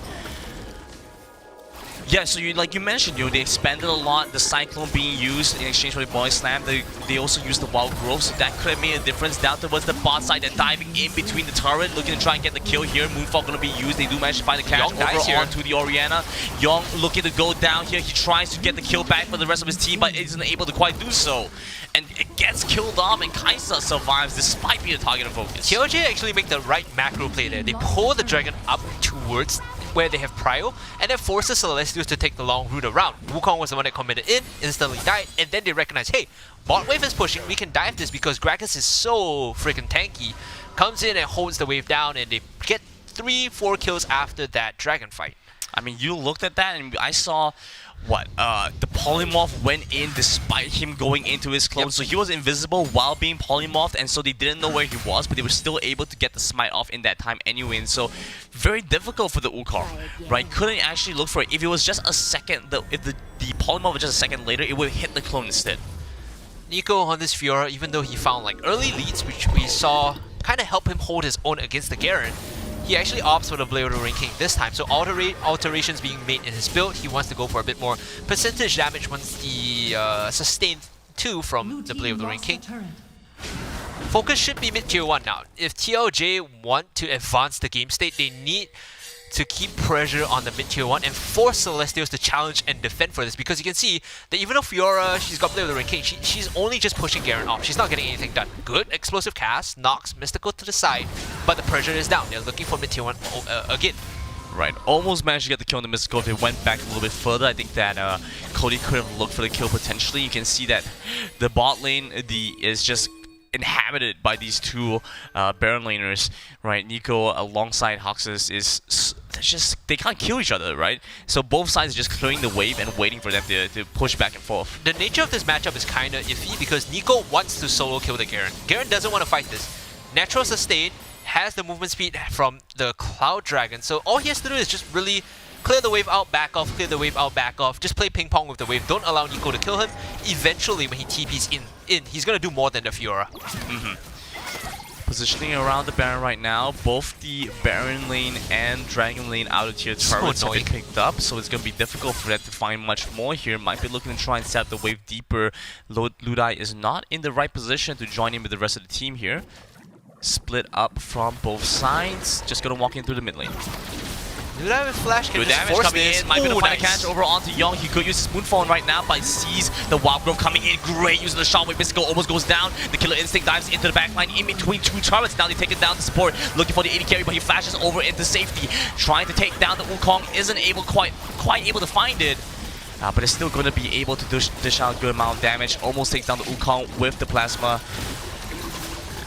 Ludai is putting his team on his back now. Mid tier 1 goes down, but you saw in the past two very dominant fights that TLJ won. It's off the back of the Gragas starting something, right? Either it's a body slam into Seraphine forcing her back, it's an explosive cast isolating Yong, and now they can take this Baron because Kai'Sa is huge. TLJ have a massive lead on the Kai'Sa with Glittering King, Evolve Q, Evolve E. Like, there is no way you contest this Celestials. They're falling further and further behind. TLJ have picked up a solid lead for themselves. And now, with this Baron, should be able to just control the wave. Fiora probably going to have a tough time dealing with the Garen, but Garen actually going to be making his way up to the top side instead. If you think Fiora's going to have a tough time with the Garen, think about how it's going to be against the Kai'Sa, who has Infinity Edge, Runan's Hurricane, and Blade of the Ruined King. Like, I was happy that all the gold was going towards Hengster in the early game, but he's really making it work for his team, abusing that gold lead, abusing his power in teamfights, positioning well, knowing that if Cody gets 1 or 2 man shockwaves off, he's always going to come into cleanup. Right. And they're very easily going to be able to pick up the Dragon too. So now, along with the shields, should be able to find a bit more pressure into some of these lanes. Garen a little bit overambitious, reaching out a little bit too far with his team not in position to assist him. They are chasing for this kill. He heads over. They get the second wave of the Cyclone, flashes over the wall to look for him. He jumps out for the Honey Fruit. The Ignite is ticking down. He gets good damage on the Cape. Might actually just be able to find the solo kill there. Knocks him down with the Judgment, right? Like I said, he doesn't die there. For Nico to even clear the wave, because it is a Baron power wave, okay, at least they get a counter kill. They get the Baron buff off him as well, so this is important. Okay, this is a big fight here. Might be able to find something. Zoning coming out. On call lands on the 2. Big priority targets. Nice going to be used on the 3, but over on the side. Shockwave going to come through. They get the first kill on the Yong. Find the second kill. Takes down the support. And now, not even support. They take down the Jinx there. And looking to take down Mystical as well. Remember what was the value of the Lulu in the draft, right? I talked about this. Wukong wants to isolate someone, so does Diana. The Wild Growth gives the ADC so much space to just defend against the oncoming onslaught that they get the time to reposition, they get the time to get the kills, and now TLJ will finish off Celestials 2-0. Very, very good stuff coming in. Fundamentally, I like what I'm seeing from TLJ. Celestials, they didn't learn from their earlier Game 1 mistake, right? Too much priority on the Fiora cost them the series. And I know that we talked about how these teams were really close, and it's so difficult to tell if this was going to be a 2-0 or 2-1 and in whose favor. I think I was leaning a little bit more towards Celestial's side, but honestly, a great game from TLJ. You know, this was something that they looked very well prepared for. They knew what they needed to get done. They played very well around the fact that that Celestials were so tunneled in on getting a top laner or getting a split pusher a hit, and just went for a stable top lane instead. The answer here from TLJ was pretty smart, right? And again, this is why I say it's such a tough fight. Both teams understood and played towards their win conditions. It's just that TLJ executed a lot better than Celestials. Celestials managed to get the Fiora a hit early on, but they didn't really leverage her power. Whereas TLJ understood, hey, it's okay for Garen to fall behind. All he has to do is clear the waves. Don't take these 1v1s. Eventually, Kai'Sa and Orianna will become the main bulk of our team fighting. They can't kill the Kai'Sa through Wild Growth and Command Protect. Even more so when there's a giant shockwave just lying in wait after you commit. They play fully to their win conditions and they execute perfectly. So it's going to be difficult. Well, I mean, it just seems so difficult to take them down in so many instances. We're actually going to take a quick look at the highlights throughout the game to see exactly what kind of panned out and how TLJ was able to clinch this 2-0 over Celestials, a very tough opponent. at least. Okay, Rift Herald gonna be used mid lane, making full use of the composition, and they're working with big my Cyclone on the Fog. Glacial Vision gonna look for the follow-up. Now trying to get the kill on the Cape first. They managed to find it. The Ziggs ultimately gonna make a lot of impact. They get the knockback onto the Katarina. He cannot find the execute coming in. Garen joining into the fight. In fact, dives in between two turrets, and they find a bunch of kills here. Fight because Celestials, they don't have the man advantage. Fight breaking out. Ludai goes golden. The Monsoon gonna be used. The Katarina jumping back in, looking for a reset. Great damage coming in for the Ziggs. The killer instinct gonna be used from the Kai'Sa. Managed to find a double kill. Chases after the enemy team, looking for try and get another. But Cape joining in now. The Janna gonna be coming in. Looks to give the shield over to his teammate. They find a triple. And see the Jarvan jumping in with the Cataclysm, but still gets killed off right away. Big 4-man ult, and that's Killer Instinct diving into the back. Young has nowhere to run. Gets killed off. It's a double kill for the Katarina. Katarina chasing after a third, and instantly drops Nico into the Guardian's Angel. Chases after the repost. Buys a little bit more time, but these Katarinas are too crazy, man. Yeah, triple kill for TLJ, and I remember in the pregame, during the draft, I talked about this. If Fiora doesn't get a hit, if she doesn't find these, valuable and successful 1v1s, she is a hindrance to her team. Granted, there was a couple of moments where side you can see Cody zoning away with the ball, so once they get this dragon, they could force the fight still. Polymorph, they might be able to get this one. Do manage to find the shockwave, gets the catch onto the Wukong. Will be able to take him down very quickly now. Ludai so very tanky, as this Gragas is just going to be able to keep the chase going. Great using the shockwave. Mystical almost goes down. The Killer Instinct dives into the backline in between two turrets. Now they take it down to support. Looking for the AD carry, but he flashes over into safety. Trying to take down the Wukong. Isn't able quite able to find it. But it's still going to be able to dish out a good amount of damage. Almost takes down the Wukong with the plasma. Get a counter kill. Okay. Get the rare buff off him as well. So this is important. Okay, this is a big fight here. Might be able to find something. Zoning coming out on call, lands on the 2 big priority targets. Nice gonna be used on the 3, but over on the side, Shockwave gonna come through. They get the first kill on the Yong, find the second kill, takes down the support, and now not even the support. They take down the Jinx there, and look at it. They see so much space to just defend against the oncoming onslaught. That they get the time to reposition, they get the time to get the kills, and now TLJ will finish off Celestials 2-0. Strong match. Strong match. Strong match. TLJ. When we look at the highlights in isolation, it looks a lot more one-sided, right? And I think a lot of that is just how TLJ conducts their fights a lot better than Celestials. I would say that Ludai definitely had some really strong moments throughout the entire series, right? Despite the fact that, maybe he wasn't warmed out on Gragas, so the early game was a little bit suspect, but as he managed to go in later into the game, it definitely seemed like he knew what he was doing and was able to set up very well for his team. The two big plays were the body slam on the Seraphine towards the bottom side, setting up for the dragon to force her to burn her sums and burn the Wukong Cyclone. So that fight is instantly won. Yeah. And then the next big one was catching Yong with the explosive cast just on the tip at the max range, knocking the Diana into his team. They kill off the big wombo combo setup, and then they just push for the big fight after. So great setup and great composition, and honestly great draft coming in from TLJ. I really like the way that they went about it. Celestials had a really good draft as well. I mean, they really understood what they needed to do in the picks and bans, knew what champions to remove, and then went for the correct priority picks. I just felt like at the end of the day, they chose to go for this playstyle, and I can respect the fact that they made an active decision to go for something that other teams may not necessarily favor. And when you commit to it, you can eventually develop into something much stronger. It's just that it seemed like in this current iteration, they weren't as well prepared. As a coach, if you're looking at this from a strategic point, you're like, okay, Nico asks for the Fiora 2 games in a row. He's very confident. It doesn't pan out. Do we go back to the drawing board and say, play something low economy, something that's just tanky, that contributes to team fights without a lot of farm, you don't have the side lane, and then we put the onus on the mid lane and the ADC to really pop off in these fights. Maybe you need to shift your draft and your direction a little bit more because it's not working out. Thankfully for Celestials, at least they have one more chance. They're going to drop it to the lower bracket, but they will have an opportunity still to make it to the playoffs if they can sort out the draft issues and the player priorities. Of course, that's going to be a best of 1, so they only have one game to figure it out. Yeah, it's a tough one because that one game is going to be so critical, and once you win that one game, I think you're set. You go into the playoffs, and that's where you're going to wait for the rest of the matches. That being said, they don't get the call in early. They still have another match to go up against, but I think for now, we're actually going to go into a bit of a break before we go into our next game between Last Minute and N17. Yep, so that's going to be coming up in a bit, guys. We'll go for a short break like Brendan said. Don't go anywhere. We'll be right back.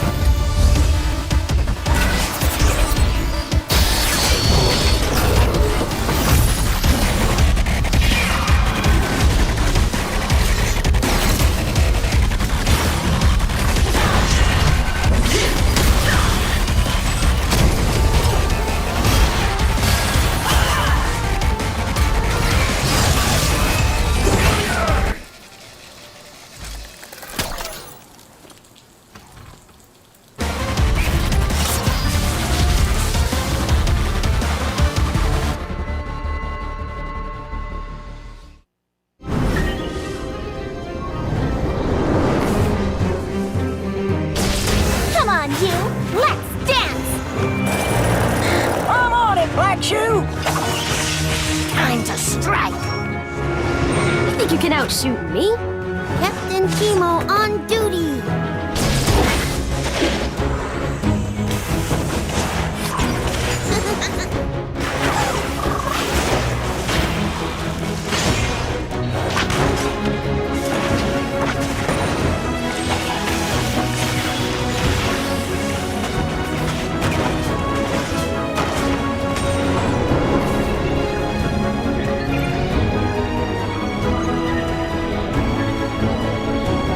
Let's do it. Delta Sierra at 12 o'clock.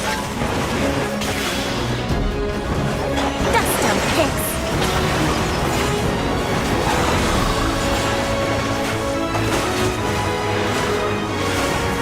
Nothing a little gunpowder won't fix.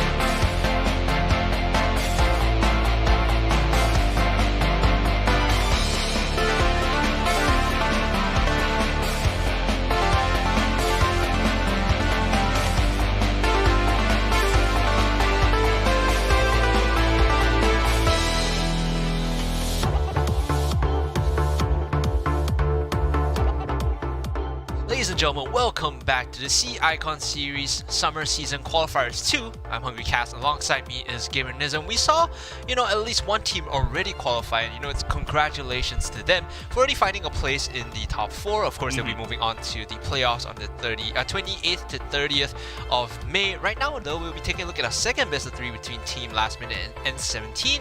Personally, I've seen Team Last Minute play, and I feel like I'm hedging my bets a little bit more towards them. Okay. N17, they played through qualifiers 1, but the progress, I think they might face an uphill battle here. Yeah, I think for N17, having seen them play, they definitely have had some really strong moments. It definitely seems like they have a pretty good idea of what they want to do in-game. I feel a little bit concerned about the draft phase overall. I don't think they have the clearest idea of what the kind of tournament meta is sort of developed right now. But this could be very different considering we haven't seen them much in qualifiers too. They could have had a lot of time to actually develop off-screen. Yep, speaking of developing, let's take a look at the brackets and see the progress so far. TLJ, congratulations to them. They will be joining Alliance, Impunity, Big Dirty Golems, and Noblesse as the 5th team now to be in the playoffs. Of course, Celestial is not very fortunate. They dropped to the lower bracket, but they will have another chance to join the top 4 if they can play through all the way. However, right now the match on your screen though is going to be Team Last Minute versus N17. Gonna give a small prelude, and I think right now within the tournament meta, a lot of teams are pivoting, right? We see the Katarinas, we see the Dianas.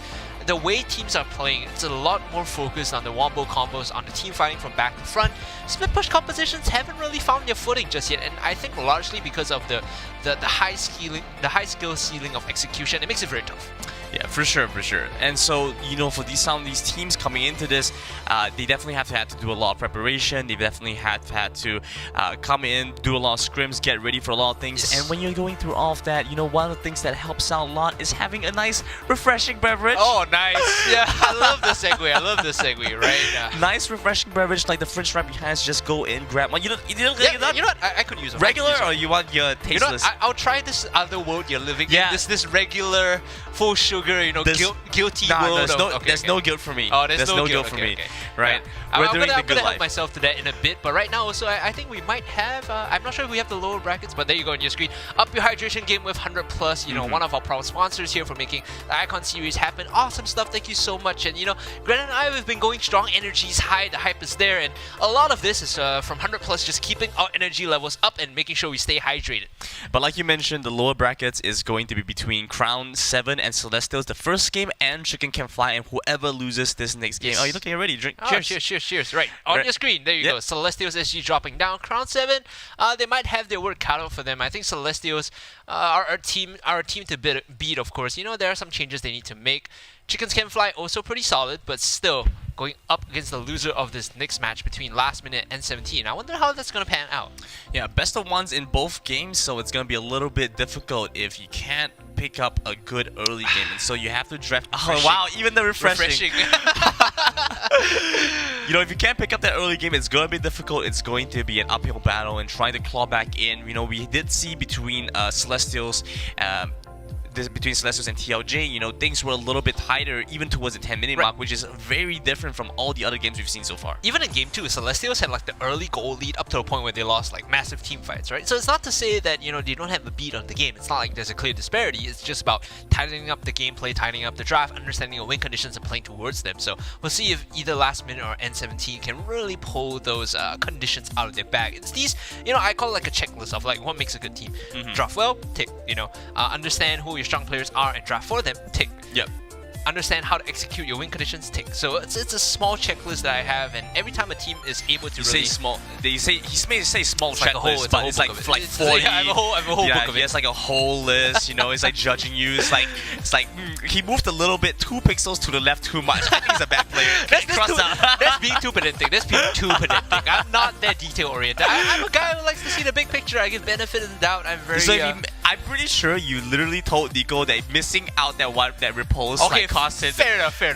That's 2 pixels. That's an exception to the rule. Right. Okay, that was a misplay that could have turned into a bigger advantage for us. So I gotta call these out. I'm the color caster. I'm the expert. I gotta give the feedback, the honest truth that they are. So you're always good in Daryl's eyes until you're bad. Yes. So just don't be bad. The players, you can't handle the truth sometimes, so it can't be helped. Don't be bad. It's okay. I love how this is the advice we had yesterday, right? Yeah. If you want to win the lane, just don't die. Just don't die. You just kill your opponent. That's it. That's it. You know, Simple. It's So simple. I feel like, you know, we've learned from Fish. You know, Fish has taught us well, right? Just don't lose lah. Just don't lose. Why you lose? Yeah, if you don't want to lose, then don't lose. That's one of those like weird boomer things that people end up saying. Matthew's like reaching the boomer age already, you know. That's why he's back in the retirement home. It's like one of those things like, you know, the running joke is like, oh, you tell people I'm depressed, then stop being sad. Oh no. Let's go into our picks and bans. And last minute is going to be on the blue side. It's N17 on the red side. And we had a lot of focus around more target bans on blue, and red side is more relegated to banning out things like the Galio, like the Camille. Strong priority mix that blue side would normally want to pick up first rotation. Game 1 though, it's always an indication of how both teams want to draft. Think about how the tournament metas have really developed and come into their own. So we don't actually see Akali banned all too much or picked up all too much. That's fallen off the list. Right now, the tier 1s are like the Dianas, the Camille's, right? The Darius even, to a certain extent. So inner qualifiers 2 meta has evolved. Teams aren't perma-banning Akali anymore, so they're understanding what other teams like to play, what's easier to execute. So we see the Braum, we see the Darius. I hope, or at least I'm expecting to see a Gragas / Camille / Galio ban in the next few phases. It's like you mentioned, Darius is going to be banned down, you know, a lot more high priority. We'll see if the Camille gets banned here, but otherwise, I'm thinking that we should be able to see the Galio slip through. Not sure if that's first pick worthy. We have seen a lot of Gragas actually coming in as the first pick, but honestly, so many options available to last minute right now, especially with this Akali ban. You could even go for something like the Diana. You're not really forced into anything just yet. Yeah, I love how on N17 side, they literally have a player called FPX Tien, and even has like the sponsor name the Huya, because that's the streaming website that they play on, right? So I'm like, okay, this guy is, he's setting up big expectations, right? With a name like that, yeah, I have to hype him up. If he fails, if he fails, I'm definitely gonna flame him.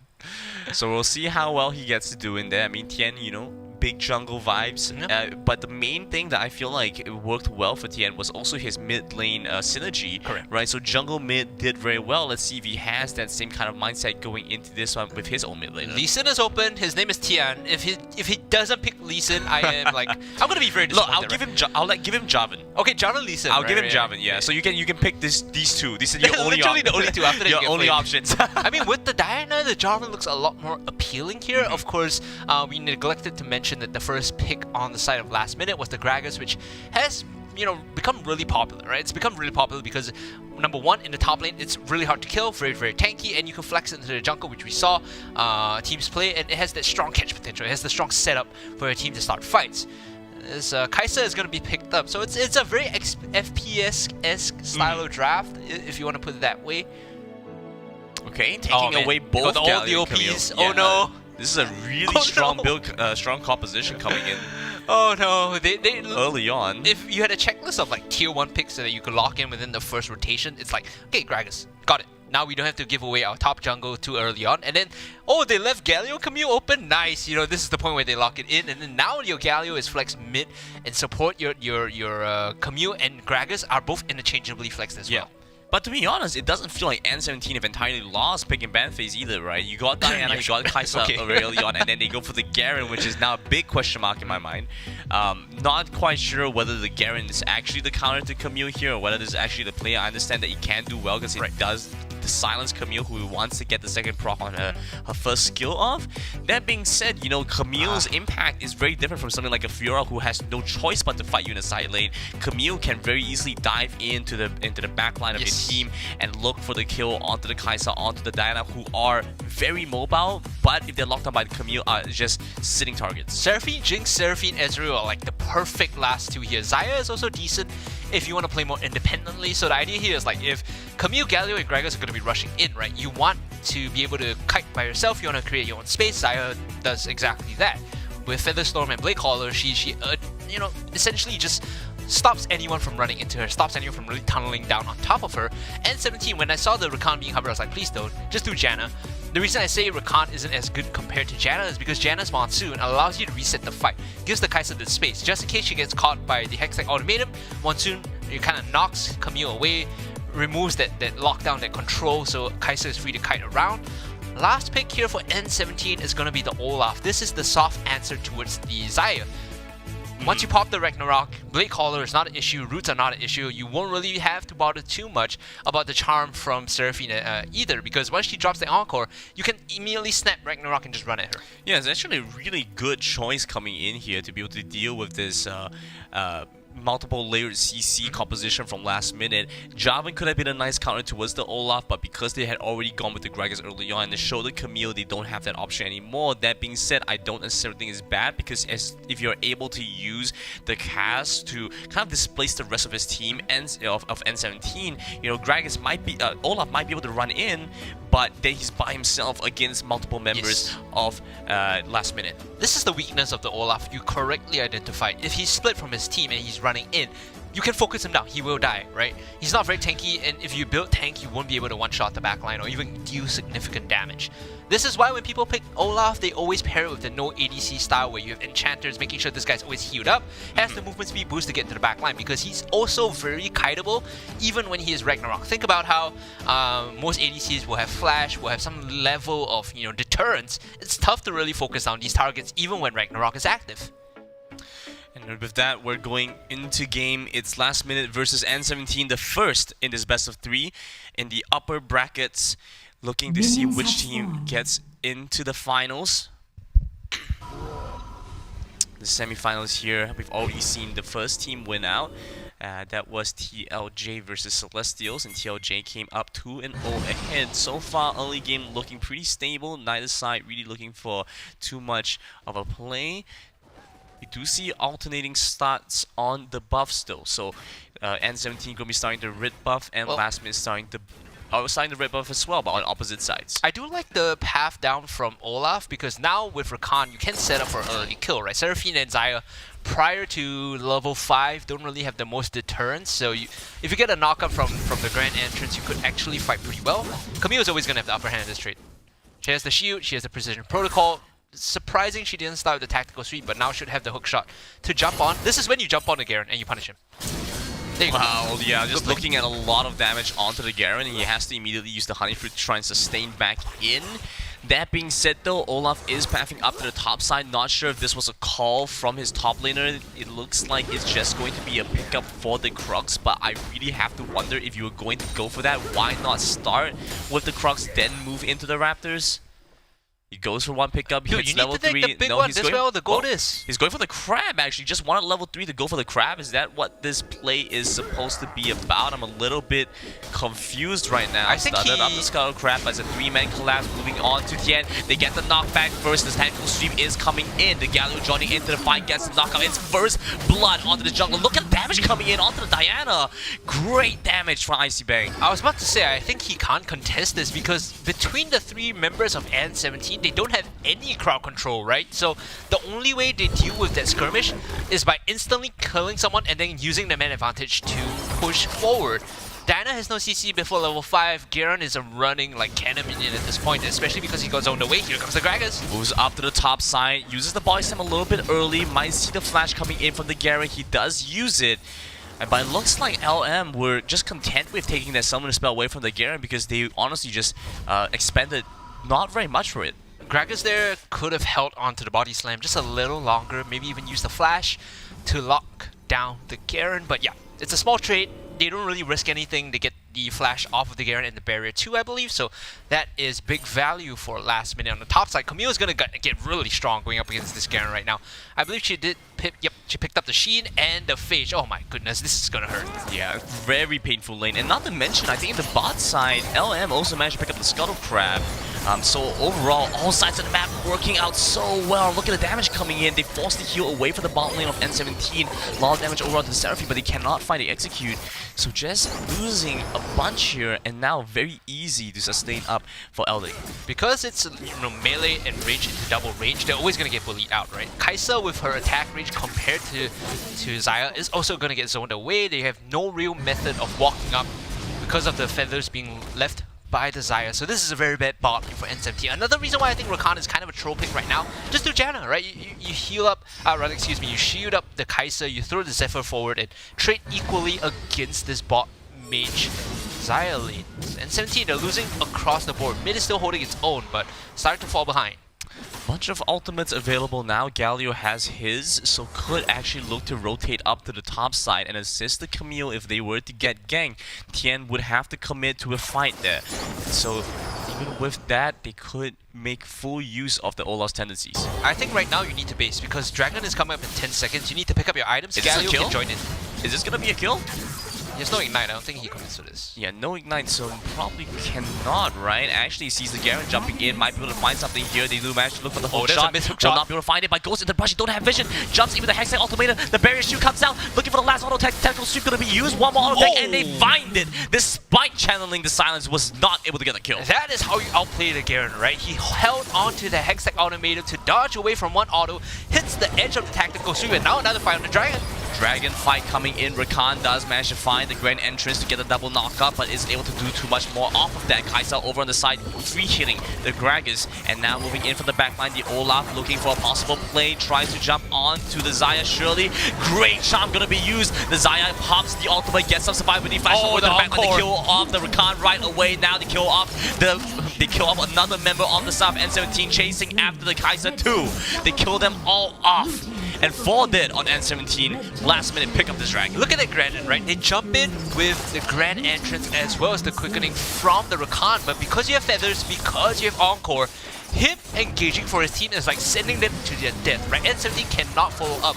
And now, you might see the Garen going down too. They will secure this Dragon. They could turn it. They have enough time to pick this one up. Okay, they do manage to find it, but stuck within the pit is multiple members on the side of LM with only 3 members to try and pick up this Dragon.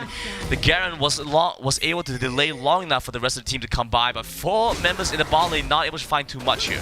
This is not where N17 wants to be. The Rift Herald is going to be spawning in 30 seconds, so them pushing down the bot tier 1. Might like, look for a dive on the Seraphine.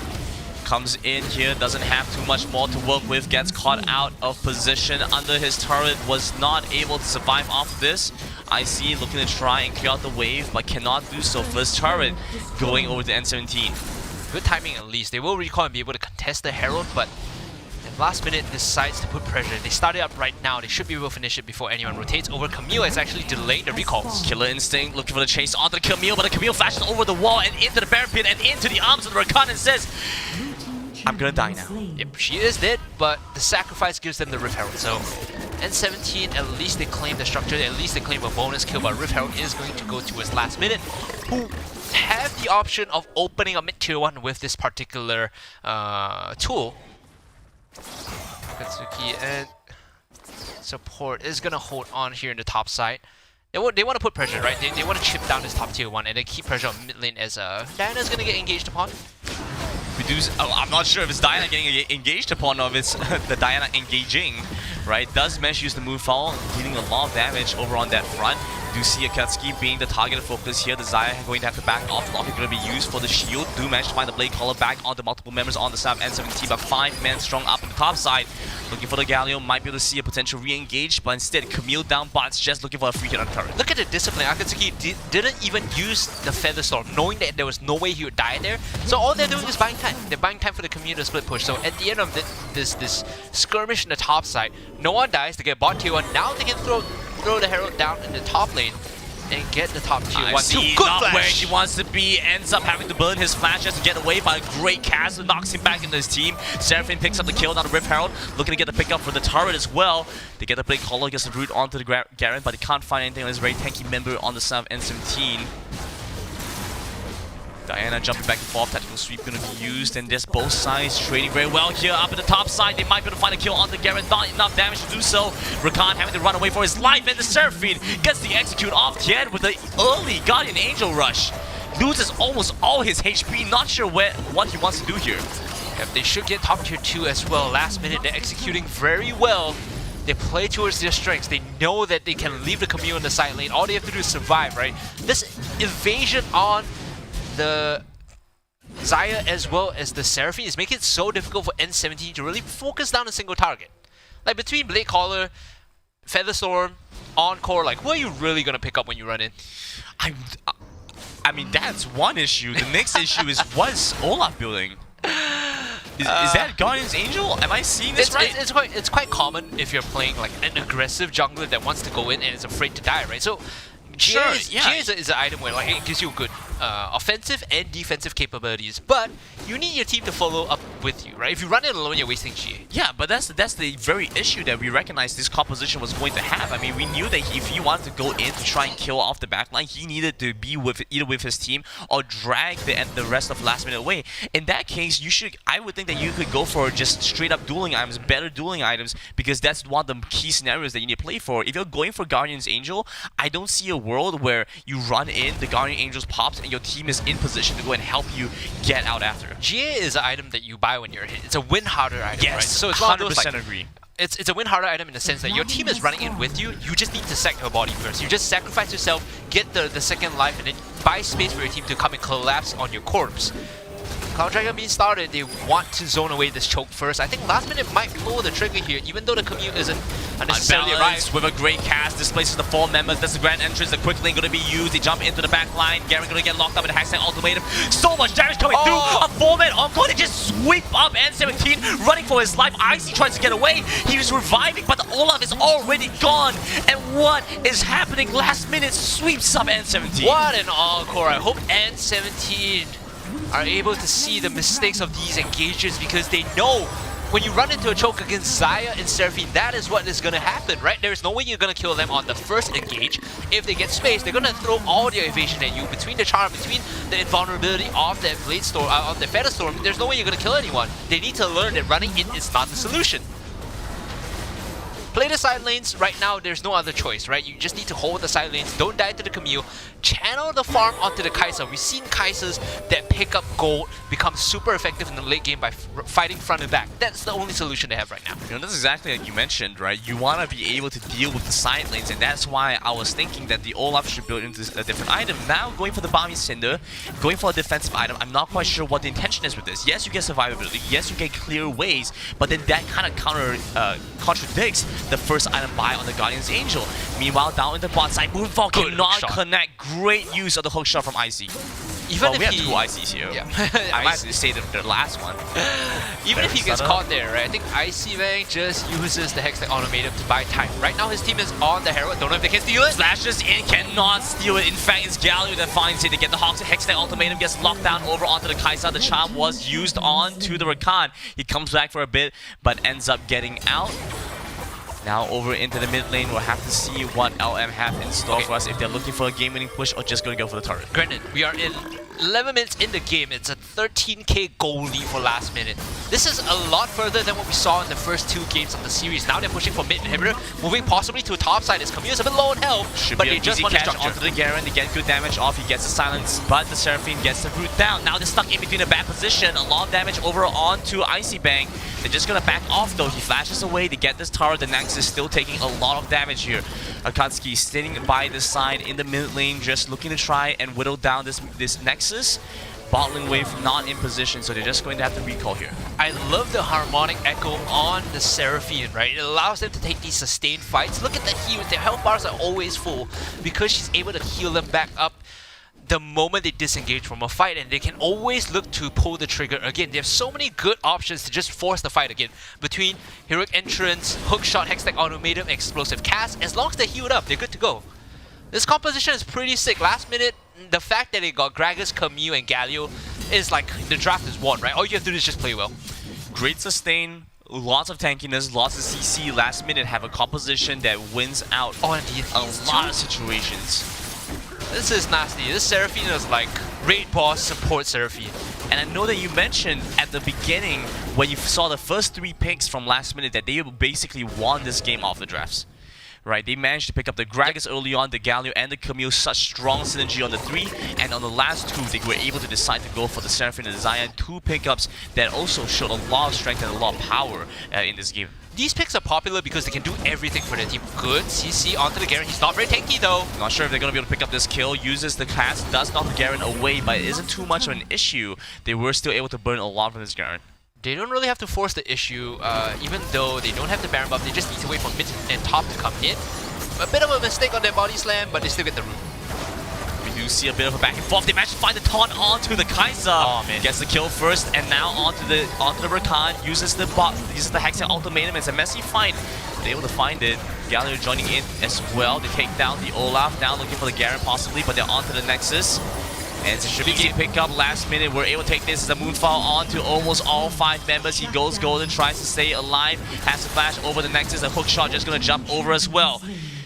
But he managed to take down the win in a very convincing fashion. Where is your GA now, Olaf? Where is your GA now? He's just dying left, right, and center. No real value coming out from that buy early on. And again, it all started at that misplayed top scuttle. That's where things went really bad for N17. The idea is that when you have Garen, Olaf, and Diana, like, they literally have no CC. They have nothing to stop the contest from happening. So the only way they win that fight is if they straight up just brute force kill someone. You can see that right around the 6-minute mark, no goal difference. Both teams were flat even. There might be a little bit towards last minute, but after the 6-minute mark, they started scaling further and further up. A big part, I would say, is also because they had a lot of their ultimates, and they were such high impact ultimate types. You know, so this was just a game in the making, right? Where they were waiting for their ultimates, they're waiting for these big impactful moments, playing around these objectives, and every fight that they took, you can see the goal just jump up ever so slightly. If you want me to be honest and brutal, it's just like draft gap, dude. You can't give a team Gragas, Camille, and Galio and expect to win, you know, these 5v5s or even the side lane, because these picks are popular due to the skills that they have. Yeah. With Galio, you're team fighting well, and you also have side lane control. Camille applies the same thing. She has very good team fight lockdown, and she's really monstrous in the side lane once she gets fed. You combine, you know, put both of them together. Anytime Garen walks up to try and challenge Camille, there's always this fear at the back of his mind that, like, Galio's gonna come and taunt me, I'm gonna die. Yeah, the thing is with the Garen pickup, right, we recognize that Garen, you know, could be able to potentially fight the Camille if, like, let's say, they got... answer, yeah, right? It's like a soft answer. But then we also asked, what happens if the Camille just doesn't lane against Garen? Because it's not a Fiora. Fiora has to go to the side lane, right, in order to be really effective. But Camille doesn't have to do that. Camille can go into lane, it can go into mid, could go and group the team or play around the objective. And Garen cannot do that as well as the Camille can. He doesn't bring a lot of utility either, right? You think about teleport value. Camille arrives, she hook shots into the backline, slap Hextech Automator on the carries, her job is done. If she dies there, it's fine. Garen has to, like, run over after the TP, hit someone to silence, and hopefully drop them low enough for the judgment. If he doesn't get to execute, that's sad. Like, your only value is killing someone with a judgment. If you die before that, you're just a cannon minion. Yeah, so it's Garen coming in and playing as a soft answer to the Camille, who is able to do so much more, right? And so I feel like the Garen pickup could have been replaced with something else, and off the top of my head, I can't really think of anything because... Just do Malphite. Yeah, just honestly like, if in doubt, here's free advice for teams. If you don't know how to play top lane, just play Malphite. Yeah. Don't die, and draft for your ADC and mid lane, because Malphite is so good in the sense that once you TP, and you hit the Unstoppable Force, you can die. You can just AFK, turn on YouTube, wait for the screen to turn back to normal color. You're gonna be gray screen for 30 seconds. We do see the Darius being banned out right away. N17 happy to take up blue side this time around. Going to ban out the Akali again, so both of these bans, similar to what we saw last time around. And I would ban out Darius too if I were them. Yeah, I think that's a good answer, right? Like, you have no choice, you kind of have to ban those out. But now with your first pick, the answer has to be Galio. Gragas is decent, but Galio facilitates so much for their composition, right? The reason I say Galio is strong is because it allows Camille to be an extra threat. It also allows the openings of, like, Jarvan if they really wanted to. So they can do Jarvan, Galio, Camille, and now it's also another scary composition. 2 support bans from last minute, and they're going to give up the Gragas, but instead Camille is left open again, Galio is left open again. They could go for something along those lines. And because last minute have shown that their ADC pool is relatively big, they don't necessarily have to lock in anything, but they value the Kai'Sa that much more. Kai'Sa Seraphine actually not too bad. We saw the value of the Seraphine actually good, very good game coming from from the Seraphine player in game 1. Question is, are they willing to give away the exact same picks that they had against N17 last game? Because now you could see N17 coming back with the revenge, right? They say, I could go for the Galio and Camille here. Yeah, you can see the Camille now being hovered, and we don't really see a really good response from the top lane. That could potentially be the Malphite like you mentioned, but then that is a pretty one-dimensional threat. And yeah, there we go. First 3 picks, if they're available in blue, it could be Gragas, Camille, Galio. If this was like, if I was the coach here and I'm like coaching team last minute, I'm like, yeah, just give them the same draft that we played, and we'll decimate them. We understand how this works. We'll smash them with the same draft that we had. Kaisa Diana. Seraphine's a good open. Yeah. Now you need to draft counter engage. You need to draft some value of deterrence, right? So Orianna is the default answer here. You don't want Diana actually. Okay. Against this composition, you don't want Right, Diana. that's true. You don't want to dive into a composition that wants to dive you. Oh, Jax. Okay, that's an old school counter to Camille. Okay, they want to style on them. Wukong here, they could possibly do a Yasuo composition if they wanted Wukong. They can also go for Wukong Orianna. Seraphine could also very well go mid. So some flex potential here. Yeah. Want to see what the enemy team can do. I mean, you don't really want to go for a Javan in this position, you know, because you don't want to give the opportunity to N17 to combo off of your Cataclysm. And so the Cyclone can really be used as an effective tool to just kind of take down the opponents and really CC them so that you have some space to go and work with. Actually, because they can flex the Seraphine, they could do like Alistar support. Alistar's banned out. Oh, Alistar's banned out, yeah. Alistar Okay. and I was Braum thinking both banned that out, because yeah. Alistar is always a very good answer towards like Galio, Camille, Gragas. Exactly, just yeah. standing in front and having the opportunity to like, oh, you want to engage on me, Unbreakable will walk away. If my team wants to re-engage, you turn around and fight them, right? So it's been banned out, so yeah, a bit unfortunate. Now, maybe your best bet is to either go for Orianna in mid and combo with like Wukong as a deterrence, or you play Seraphine mid and maybe play Janna support here, just to deny the engage from N17. Because like we explained many times, Monsoon is a natural answer to Hextech Ultimatum. It's a natural answer to a hard force from Galio who needs to channel his taunt. Glacial Fissure would have been great in this composition as well, but you see both of them are banned out. So it's kind of interesting to me that last minute we're willing to give away both of these support picks, despite the fact that they weren't going to prioritize for the Galio Camille Gragas, right? Because they could have gone for those two picks earlier on. Ezreal gonna be locked in. I don't know how I feel about this Ezreal pickup because, you know, it does seem like it has good, you know, it's pretty independent. It doesn't really require the team to do too much for it, and they can allow the team to really get in to the fight. But I feel like they could use for a little bit more damage in the form of the AD. I was about to say, they could have used a bit more damage. They should have just taken Janna there, right? So two paths of drafting could have been like, okay, so the first one is, Ezreal is low in DPS, but we want to play Ezreal Janna. So we deny the Janna reset, we have a very safe bot lane, and our jungler can play mid-top. That's one answer, right? The second one is you play Galio, Ezreal bot lane, and then you play mid-Ziggs or something with high DPS. Mid-Ziggs with the setup is pretty good, and then you supplement the damage, right? You can't 100% rely on Ezreal for the damage.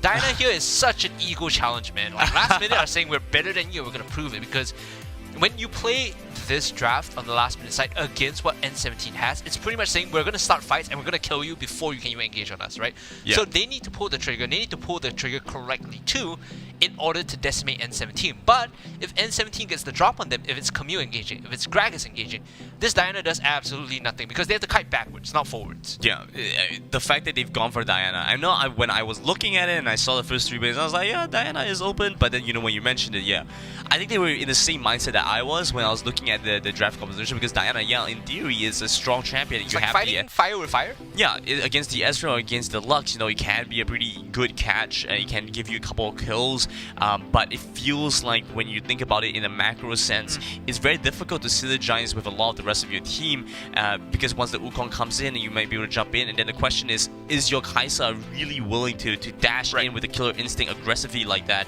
and potentially get killed off?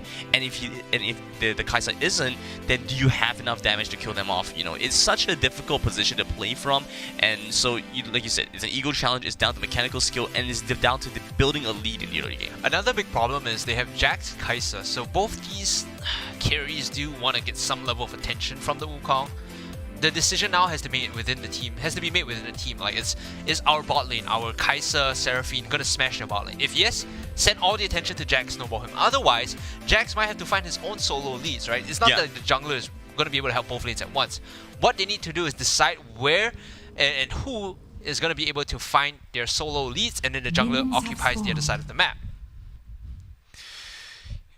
So talking about the jungler matchup right now, it's Wukong versus the Camille. So interestingly enough, not Gragas in the jungle, so it's going to be Camille a little bit more. Because they know that the Camille Jax matchup is horrible for Camille. Yeah, a little bit better trading potential on the Camille versus the Wukong as well. So if they end up meeting in the jungle and along the river, you know, Camille does have a pretty good 1v1 potential. But of course, you have the interaction where the hook shot is going to get blocked by the clone. Yep. And so it's really time dependent, right? Whichever side is able to play around that better is likely going to end up winning a lot of these fights. Problem is Camille needs to find early leads in the jungle to like get I would say like her lane's rolling an equal level of agency, whereas Wukong is fine just waiting till 5. Then he just joins in the first team fight, hits cycle, and he wins. Yeah, it's a lot more utility based of an ultimate, so it's much easier to execute. Top lane, as you can see, is a lot of damage surprisingly from the Gragas, right? I think that's the end of the moral of the story, right? Surprising amounts of damage from Gragas. I would have liked Grasp of the Undying from Icy Bang here. Like Conqueror is very greedy. Conqueror says you want to all in and fight him and hope to solo kill him, right? Yeah. Grass gives you more sustain and it gives you like these short burst trades that go in your favor. So Gragas is going to be happy taking these short-term trades. Icy Bang wants to ego challenge him and say, yep, I'm going to kill you 1v1 Conqueror. I think that's kind of the point playing the Jax in this composition, right? Like that's the mindset that they had and the idea that they had. And maybe even more so because when they thought that it was going to be the Camille in the jungle. Yes. But now that it's changed up, it's a little bit more difficult. We might actually see Icy in a bad position. Does dodge away from the body slam, gets the stun off, looking for a couple of hits. The Conqueror is going to proc. Now over down by the bot side, they might be able to find this. The taunt coming in, almost gets a kill on the Camille, but he gets the taunt, gets the smite off. He heals up for a lot of HP. Jumping forward, we do see the Diana having to flash away, moving in. It almost looks like the Ezreal is able to get the kill, but they take him down, and they also take down the Galio. Oh man, this is so bad, right? They set up their fight perfectly, but N17 they botched the execution. They miscalled their target, so you're exactly right on the spot, right? They tried to get into the backline. They hit a good double taunt, but they're unable to finish anyone off. Ezreal decides to overcommit with Flash Barrier to get the finishing touches. Is unable to find it as a result. Dies while his lane opponent does not. Jax here, actually, if he gets the stun within turret range, okay, never mind. Wow, might actually just solo kill the minions might be enough. Oh, actually, barrier. does get a shield from the barrier, but the cask comes in, the fadeaway cask. And they do find at least one kill bank up in the top lane. It's 1,000 or so gold lead for last minute, and onto some good targets as well. This is why you take Grasp of the Undying, I think. Against the Gragas, these long-term trades will never really work out because he has damage reduction from his W, and he has ways to disrupt you and slow you down from really disengaging, right? So as long as you try to long fight him, he's just gonna slow him back. I guess it's also partly the strength of the Galio Gragas, the Camille Gragas early picks, right? Because you're so easily able to interchange them between top and jungle. The enemy, if they go and they do end up drafting the Jax, for example, to deal with the Camille, then you just bring Gragas up there. Exactly. This is, again, why these 3 picks are so popular. Between Gragas, Camille, and Galio, you can just interchange them as and when you need, and you will always find a favorable lane matchup. So Gragas versus Jax is a very favorable lane matchup. As you can see, he actually didn't buy here. He recalled, but he didn't buy. Okay. He's only holding on to Ruby Crystal, whereas Jax has the Vamp Scepter. So this is a small window where Jax has a bit more power in terms of items. Not sure what the intention is with that, but I mean, even with the Vamp Scepter, it's a very different story because Vamp Scepter requires you to be auto-attacking and hitting, and if you're Gragas and you're going for these short trees, you're not really allowing the Jax opportunity to find a time to build up the Conqueror stacks, especially, then, you know, it doesn't really affect you very much. You can see the Gragas playing a little bit more safe because he doesn't know exactly where the jungler is, and his own jungler is down bot side. The upside is because you see Jax going like most likely play with Roaring King now. Your immediate itemization is Bramble Vest into Aegis, Sunfire Aegis. When he's gonna rush the Sunfire Aegis, skip the Bramble Vest. It's okay, it's not the most efficient, but it helps him clear the wave. Might actually be why. Oh my goodness, are they actually going to find this? They do manage to get the Hexer ultimatum onto the support. The Seraphine is going to go down. Surely the Cyclone is going to be used. Oh no, he lives! Seraphine flashes over the wall. The Encore going to be used. Gets the hot catch on the 2 people. The Moonfall is going to be massive. And Akatsuki coming in with a lot of damage as well. Sets up with the rest of the team. They find this over on the back end. The Gragas joins into the fight, but he doesn't have anywhere to go. Fills the body slam. Has to flash over the wall if he wants to get out of this one. Stuck in the Dragon Pit with nowhere to go. And Icy Fang watches as his entire team dies. He has like another 5 seconds of the flash to get out, so he's super unlucky there, but N17, they keep messing up the target calls. There was a good idea to engage on top of the Seraphine, but they were unable to kill him in time, and because of that, he flashed over the wall, threw down the Encore, and hit 3 members, right? Every time you get attacked by the Encore, there's no way you win the fight after that, because you're charmed that you're walking into the enemy, they're putting free damage on top of you. Last minute, ego challenging and winning these fights. 6k at 5 minutes is a very disturbing story for N17 to deal with right now.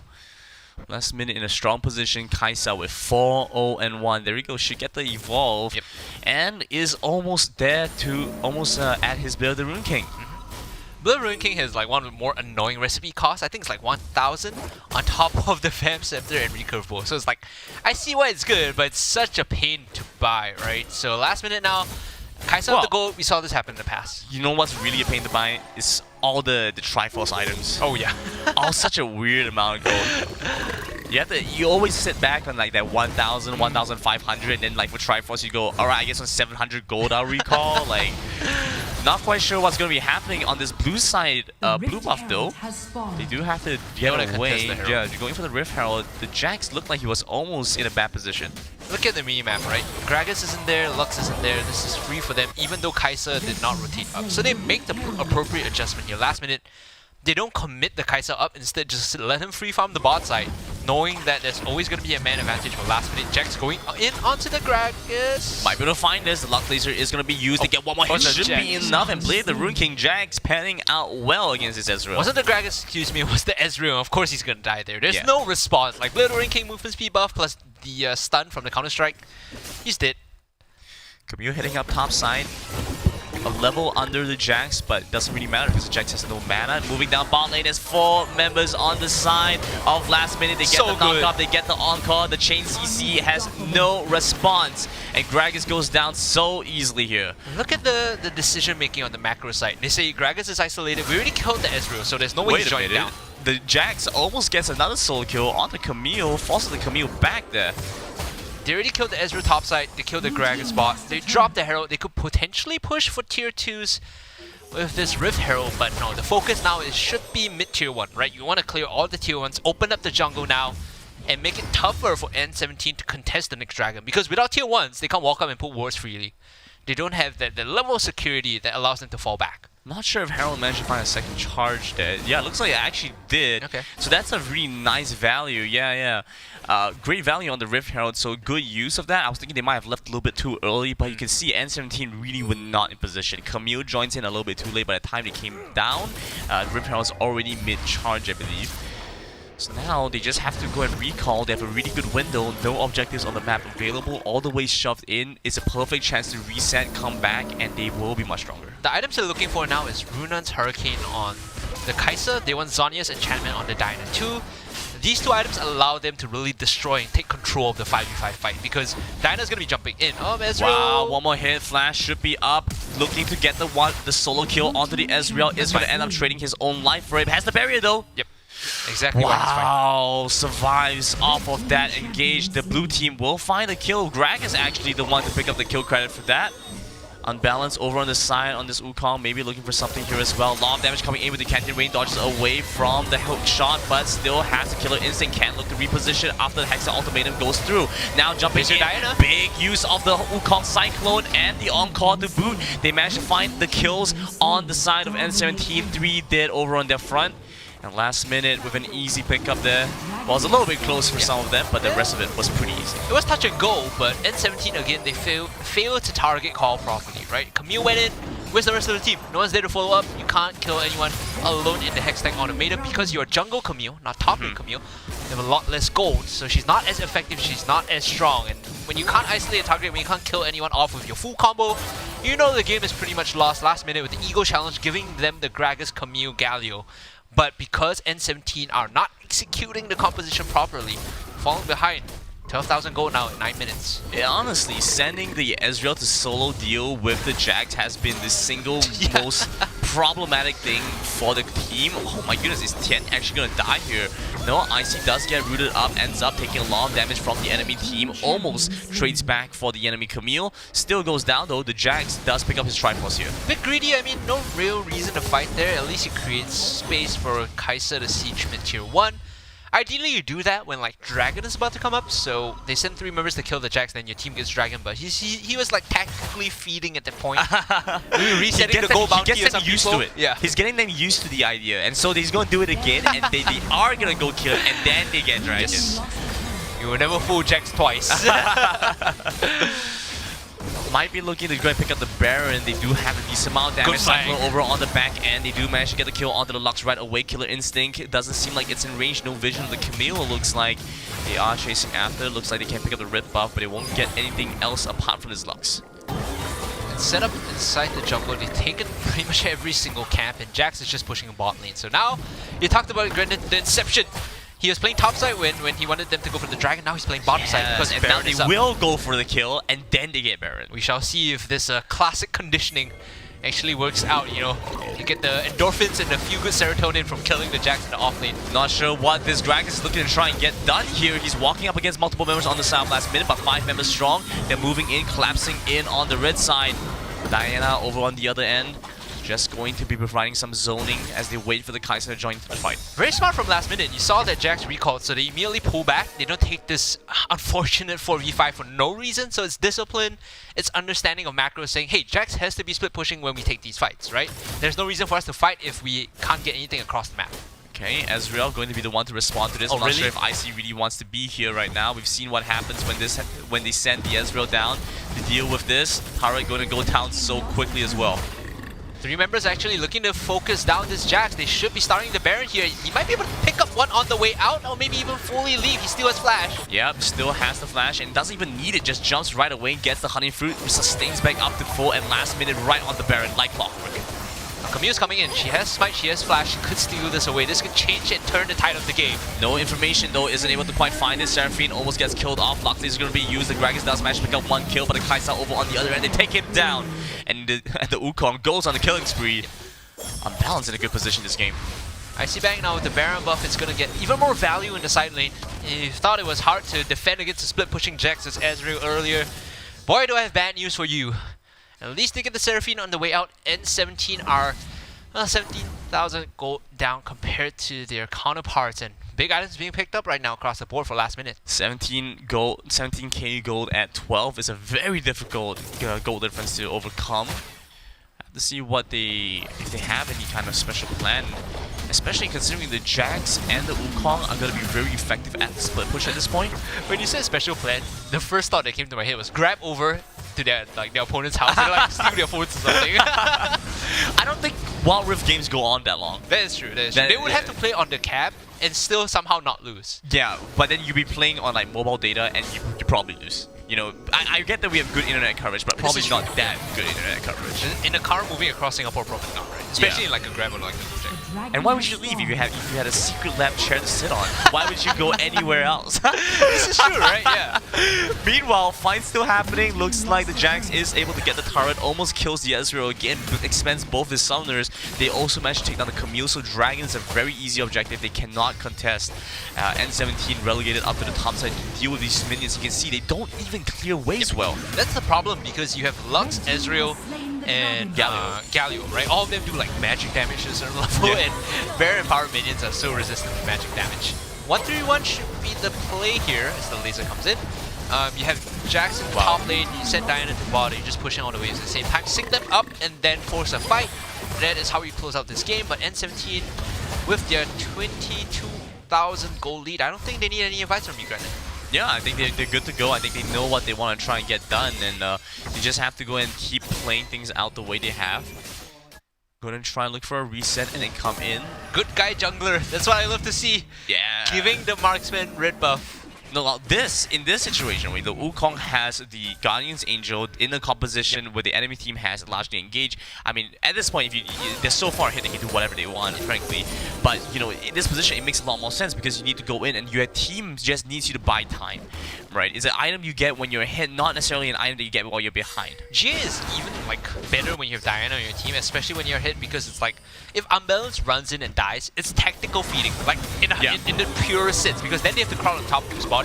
It sets up for Diana to come in. It sets up for the Encore to hit multiple people, right? So that is an example of like a good GA and tactical feeding. Jax on the bot side, IC is going to get haunted up, takes a lot of damage immediately. Oh, doesn't actually go down, ends up repositioning, goes off to the back, survives for such a long time. Heroic Entrance is going to be used to reposition and get away from that fight. Survives for a little bit longer, but Pull going to be used to pull back in. The enemy Encore going to catch onto the Gragas, clips him, and 5 men dead. On the side of N17, last minute, pick up the 2-0. Last minute, get the 2-0. They will be progressing forward and be the second team from this qualifier to make it into the playoffs, joining TLJ and the rest of the big boys in qualifiers 1. That being said though, we do see last minute playing against Chicken Can Fly, so there is still that final chance to get back into the game. It's a BO1 for both sides to try to claw back in from the lower brackets. And N17 going up against Chickens Can Fly, I'm worried about how the understanding of macro and how to execute these team fights might hamper their chances of winning, because when I see this composition, it's pretty, it's pretty simple to execute. As someone that's a bit more experienced, has seen this a lot more, you need to pull the trigger and Camille has to be the one shot calling. It doesn't seem to be the case for N17. So let's take a look at the highlights from the last game, the last series, in fact, to see exactly how N17 was able to clinch this win. Last minute was able to clinch this win over N17. Yep. And now moving in from the backline, the Olaf looking for a possible play, tries to jump on to the Xayah Shirley. Great charm gonna be used. The Xayah pops the ultimate, gets some survival with the flash over the backline. They kill off the Rakan right away. Now they kill off another member of the South. N17 chasing after the Kaiser too. They kill them all off. And for the trigger here, even though the commute isn't unnecessarily right, with a great cast, displaces the 4 members. That's the grand entrance. The quick lane gonna be used. They jump into the back line. Garen gonna get locked up with the Hashtag ultimatum. So much damage coming through. A 4-man encore. They just sweep up N17, running for his life. Icy tries to get away. He was reviving, but the Olaf is already gone. And what is happening? Last minute sweeps up N17. What an encore. I hope not steal it. In fact, it's Galio that finds it. They get the Hextech ultimatum, gets locked down over onto the Kai'Sa. The charm was used on to the Rakan. He comes back for a bit, but ends up getting out. Find it. Galio joining in as well. They take down the Olaf. Now looking for the Garen possibly, but they're onto the Nexus. And it's a Shabiki pick up last minute. We're able to take this as a Moonfall on to almost all 5 members. He goes golden, tries to stay alive. Has to flash over the Nexus. A hook shot just going to jump over as well. But he managed to take down the win in a very convincing fashion. Where is your wave? Might actually be why. Oh my goodness, are they actually going to find this? They do manage to get the Hextech ultimatum onto the support. The Seraphine is going to go down. Surely the Cyclone is going to be used. Seraphine flashes over the wall. The Encore going to be used. Gets a hot catch on the 2 people.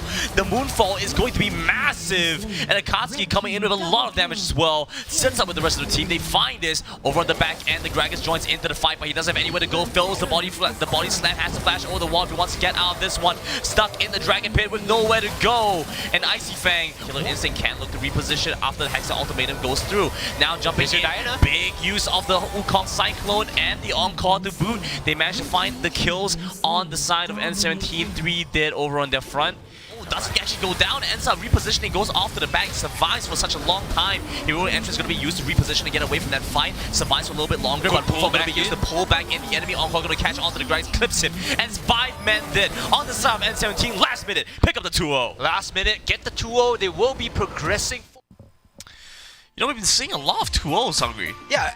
Is it me? I don't know if it's a curse, because when I was with Fish last week, it was like 2-1s all across the board, and with you here, it's like 2-0, 2-0, 2-0. I don't know. This is. I don't know, man. I think that was with that game. That was our last BO3, so we have no more Literally no more opportunities for 2-0s. Yeah, that was it. We saw all 2-0s up until this point. These teams were so incredibly dominant in all the individual matches. I mean, we did see some very close games, but even then, once we hit that late game, not even late game, I would say that game-ish. Yeah, 13-minute mark, we started seeing them really come online and showcase exactly the power in their composition and why they drafted for a mid to late game type of composition. I love that the teams understand their win conditions. Like in every victory, the team that wins knows their win conditions and they play the map properly. Like I don't have a moment here of like pulling my hair, like no, go play this side lane, no, do this, do that. Like in that game, it was very clean coming from last minute, even sending the Jax to like split push, and like I choose to focus on the good. Like if I had to focus on the bad, like why is the Ezreal defending the Jax, right? And I choose to focus on the Jax split pushing like he should, you know. So well played over on the South last minute, you know, going for the Jax. You felt like it was a bit of an ego play. It was, but he made it work, you know. So, but that being said, you sometimes gotta keep your ego in check and play the thing that works for your composition best. Sometimes it is gonna be the Jax, sometimes it's gonna be the Malphite, but they have a whole new set of games because last minute with that have qualified for the playoffs along with so far I believe that was TLJ, right? TLJ qualifying for the playoffs. Now we're looking for our last 2 teams. We're going to go for a quick little break, and then after that, we're going to be seeing Crown 7 versus Celestials, Chicken Can Fly versus N17.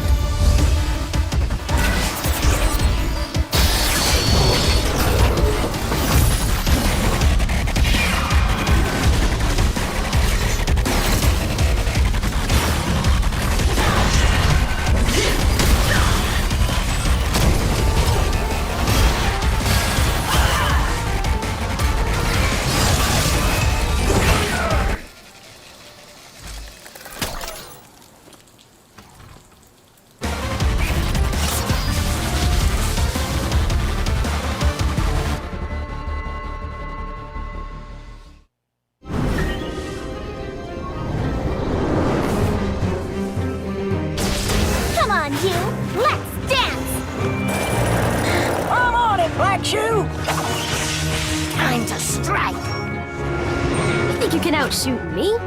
Captain Chemo on duty.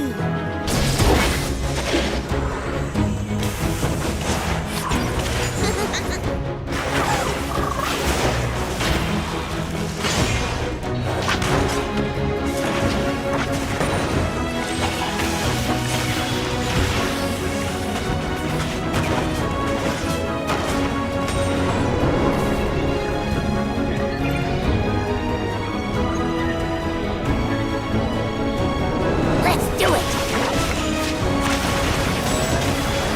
Delta Sierra at 12 o'clock. Dust 'em, Pix.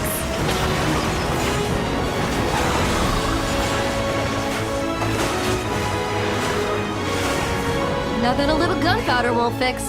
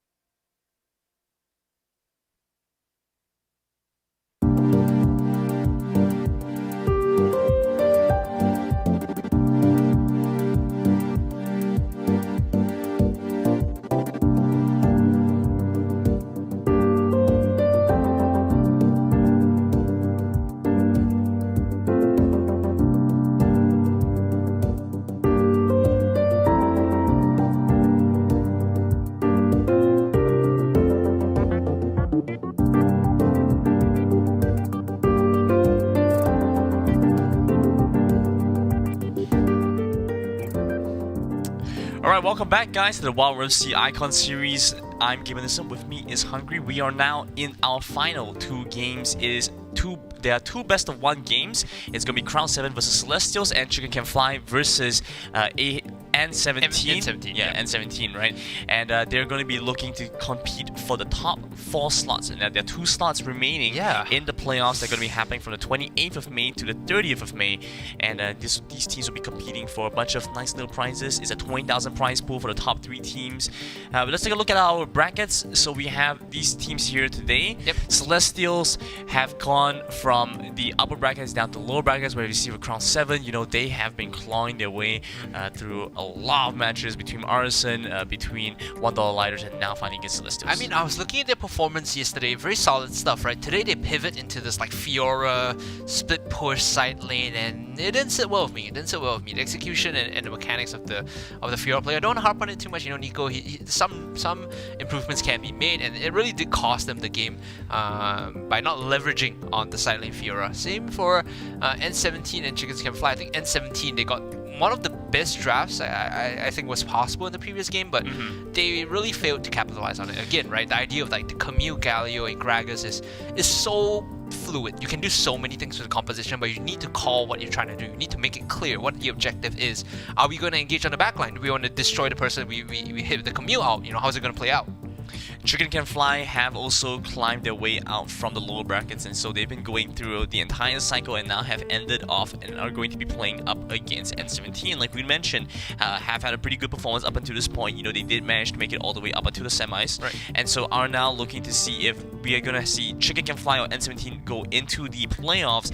That being said though, right, N17 had a really strong composition, wasn't able to close off of that.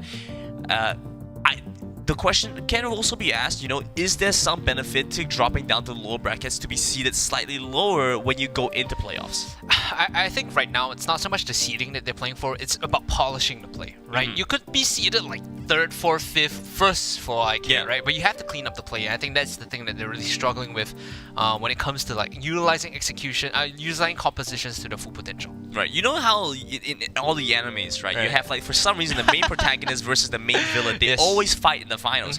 Are they trying to get the main villain in the first round, so before the villain can power up, or before the main protagonist powers up, who knows? Yeah, right? maybe, right. That could I feel like that's not very entertaining anime, where it's like the guy's just like, okay, first episode, done, 2-minute round, done. No one pitched that to any anime studio. I'm not watching Someone that pitched ever. that to an anime studio. Pitch that to every anime studio. If N17 had to be the protagonist, right, I think it's probably like gonna be like Goku if I had to choose one, because they need to go into this hyperbolic time chamber and use the time to That's figure how out. bad it is. No, I mean it's not even like, oh, they need to do like a training arc, or if we maybe want like to be they do a full weeb training about this, montage. right? If we want to be full weeb about this, they can't be Naruto because they don't have like the inner demon to like, you know, power them up. You to get don't more know. and more. You don't know that. Maybe. If anything, Celestials might be like the ones with the Naruto backstory. You know, every time the swing comes up, and then he's like sad and he talks about his, you know, his past. You know, you can believe it with the power of family, but inside he has this like OP kind of demon that's hiding, right? I feel like the demon could be the top laner for Celestials. Are you okay? Yeah. No, you don't watch. Clearly, you don't watch enough anime, man. What do you mean I don't watch enough anime? Either way, you know, he has Kurama to help him, you know, build up the late game. Either way, I think we are getting pretty close to seeing the picks and bans between these 2 teams. I think it's going to be Crown first on blue. Right, yeah, so it's probably going to be Crown first on blue and then Celestials on red. Crown, if they are on blue, I'm curious what they're going to go for first pick. We've seen them actually go for a wide variety of choices already, but I think they are generally a little bit more mid-centric when it comes to first pick. Whereas for Celestials, I feel like they are really comfortable with just draft. Like draft phase for them is their best phase. They know exactly what to do. Usually they get what they want in terms of like how they want to play the game, right? So imagine if they go in and they identify, okay, our top lane or our mid lane or our ADC is the strength and the focal point for this game. They will draft around it. It's not like they pick what's the hypothetical example I can give? Maybe Seraphine, scaling Seraphine, and then expect the mid lane to carry. Like that is a no-go, right? Yeah. So they always draft exactly how they want to play. When it comes down to like using the hands and execution, that's the part that I'm like a bit sweaty about, you know. You know, that's always a big gate. Right now we are in draft, Crown 7 like you said on blue, Celestials SG on the red side. Galio is going to be banned out, so Curious if Crown 7 decides to just target out Galio Lee Sin here, Galio Akali maybe. Galio is the main facilitator in terms of like the 3 OP, tier 1s that we've seen, right? Because he's very good not only with Camille, he's also good with Jarvan, and he sets up for side lanes with anyone that really wants to split push. Malphite being banned out by Celestials is a good little setup to remove a number of counter options, because this gives them a really strong priority in terms of this top lane pickup, because now if Crown doesn't go for the Camille early on, then suddenly Celestials are definitely going to high prioritize that. You know what's interesting? Like, this Malphite ban also signals that they might want to play Fiora, because for a while Fiora had pretty hard matchups against Malphite and Wild Rift, because the first item you rush is like Bramble Vest, immediately cuts the healing, and then because you have armor, your damage, your basic damage and your autos are empowered even more. And yeah, Bramble Vest into Sunfire Aegis is such a strong combo and so effective, especially for Malphite. You can have a good wave clear, and you have lots of HP and lots of armor. And she's like, she tries to go into lunge you, like Camille, Fiora tries to lunge you, and you're like, okay, that does no damage, I'm just gonna push the wave and back off. It's similar to Garen, but a lot more teamfight presence, right? So this is why they're banning it out. First pick now, Kai'Sa is going to be the priority. We talked about Strange, had some very good performances on the Kai'Sa. I think this is a good opening pick. It secures a lot of win conditions for them, right? So you pick Kai'Sa, you could just turtle upscale, wait for the Kai'Sa, the 3 items, and then start popping off. Alternatively, you can set up a composition where Kai'Sa comes in to clean them up. So something like a Wombo combo, right? And Kai'Sa uses Killer Instinct to pick off anyone fleeing from the fight. Camille is going to be the choice here. I hope it's a top lane Camille, but it's also flexible. Gragas is open. You do Camille, Gragas here, you can flex top and jungle between the two, and we saw how you could use that to get out of a bad matchup. So we do see the Orianna being hovered right now. Orianna could be a nice little pickup in the mid lane early on, just so you can have a little bit more control and you don't have to worry about too many of your matchups. Seraphine has been seen a lot as a bit of a counter to that. I do want to talk a little bit more about this Camille pickup though, because like we mentioned, once the Malphite was out of the way and they forced forced Crown to decide they wanted a strong Kai'Sa pickup, Camille now being their choice, we have seen them being able to get a lot of lockdown, but at the same time, it requires a little bit of setup from the rest of the team. You need to coordinate. Can dive very deep into the backlines, but then from there, there we go. Disengage is one of the biggest counters. You talk so much about how Janna is so effective in being able to deny that. If they go for something like Janna Xin Zhao, the Camille could become a lot weaker. And now with a Garen on top of that, they're looking to just try and get him out of lane. Garen, like we talked about, is sort of a soft answer towards the Camille, right? You silence her before she gets the second cast with the Precision Protocol off, so she's unable to really do the true damage. And also, when it comes to laning, there's a lot of micro mechanics that happens in the lane. If Camille is able to dodge away from the ult from Garen using the invulnerability during a Hextech Automatum, that's good too. I like that Celestials prioritize this Braum Ezreal, so it's not just, oh, we're looking to just dive in and hope to fight and kill them on the spot. Braum brings that level of front to back. Now you're tagging people with Winner's Bite. Now you're getting free stuns on whoever Braum auto attacks. And Ezreal is late game insurance here. When he starts to scale, you don't have to go full utility. You could go like Muramana, Triforce into Last Whisper or Grievous Wounds, and however you want to build it, you're still going to be churning out damage. Really like the Braum pickup from Celestials. This really rounds off their composition well, because now they have a good catch with the Orianna, they have good dive with the Camille, and they have good disengage with the Braum. Ezreal is flexible because now he can do damage, but he can also reposition and get a kite away from the opponents. Crown 7 really have to be very careful with what they want here now, especially in their jungle. Sorry, not in their jungle pick, in their top. Mid lane matchup, and support here. Because so if they go for something like the Seraphine, it can actually be a little bit counter synergy with the Xin Zhao who tries to displace them. Nami is actually a good choice. Kai'Sa Nami deals with this matchup very well. So Braum, when he puts up the Unbreakable, it's a bonus.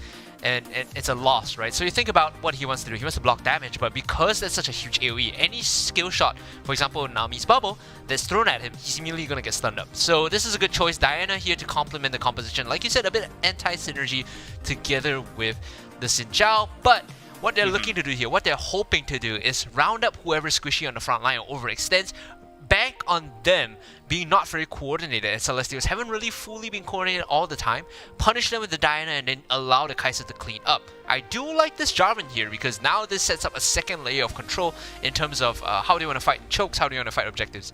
If Hextech Automatum isn't enough, Cataclysm sure well is. Yeah, definitely like this pickup. Jarvan is going to set things up really well, especially because you don't see a lot of gap closers on the side of Crown 7 that don't involve directly jumping onto one of the members of Celestials, right? right? Nami, Sinjao, and Kieran, once they use for Sinjao, once he uses his dash, they're all susceptible to getting locked inside Cataclysm. Exactly. So that's the setup you're looking for together with the Shockwave. On another vein, you could use the Cataclysm together with Hextech Automatum. So a lot of people, what they don't realize is if your teammate gets caught by Hextech Automatum, right, the play actually is to immediately group back on him and kill the Camille. Because Camille's aren't very tanky by default. Well, yeah. So the Cataclysm, when they group up to try and save where it's caught by the Hextech Automatum, Cataclysm locks them all in place even more. This terrain that they can't get out of, it sets up for the Shockwave, it sets up for the Glacial Fissure, it also sets up for the True Shot Barrage. So Celestial's composition, I like it very much, very standard front to back.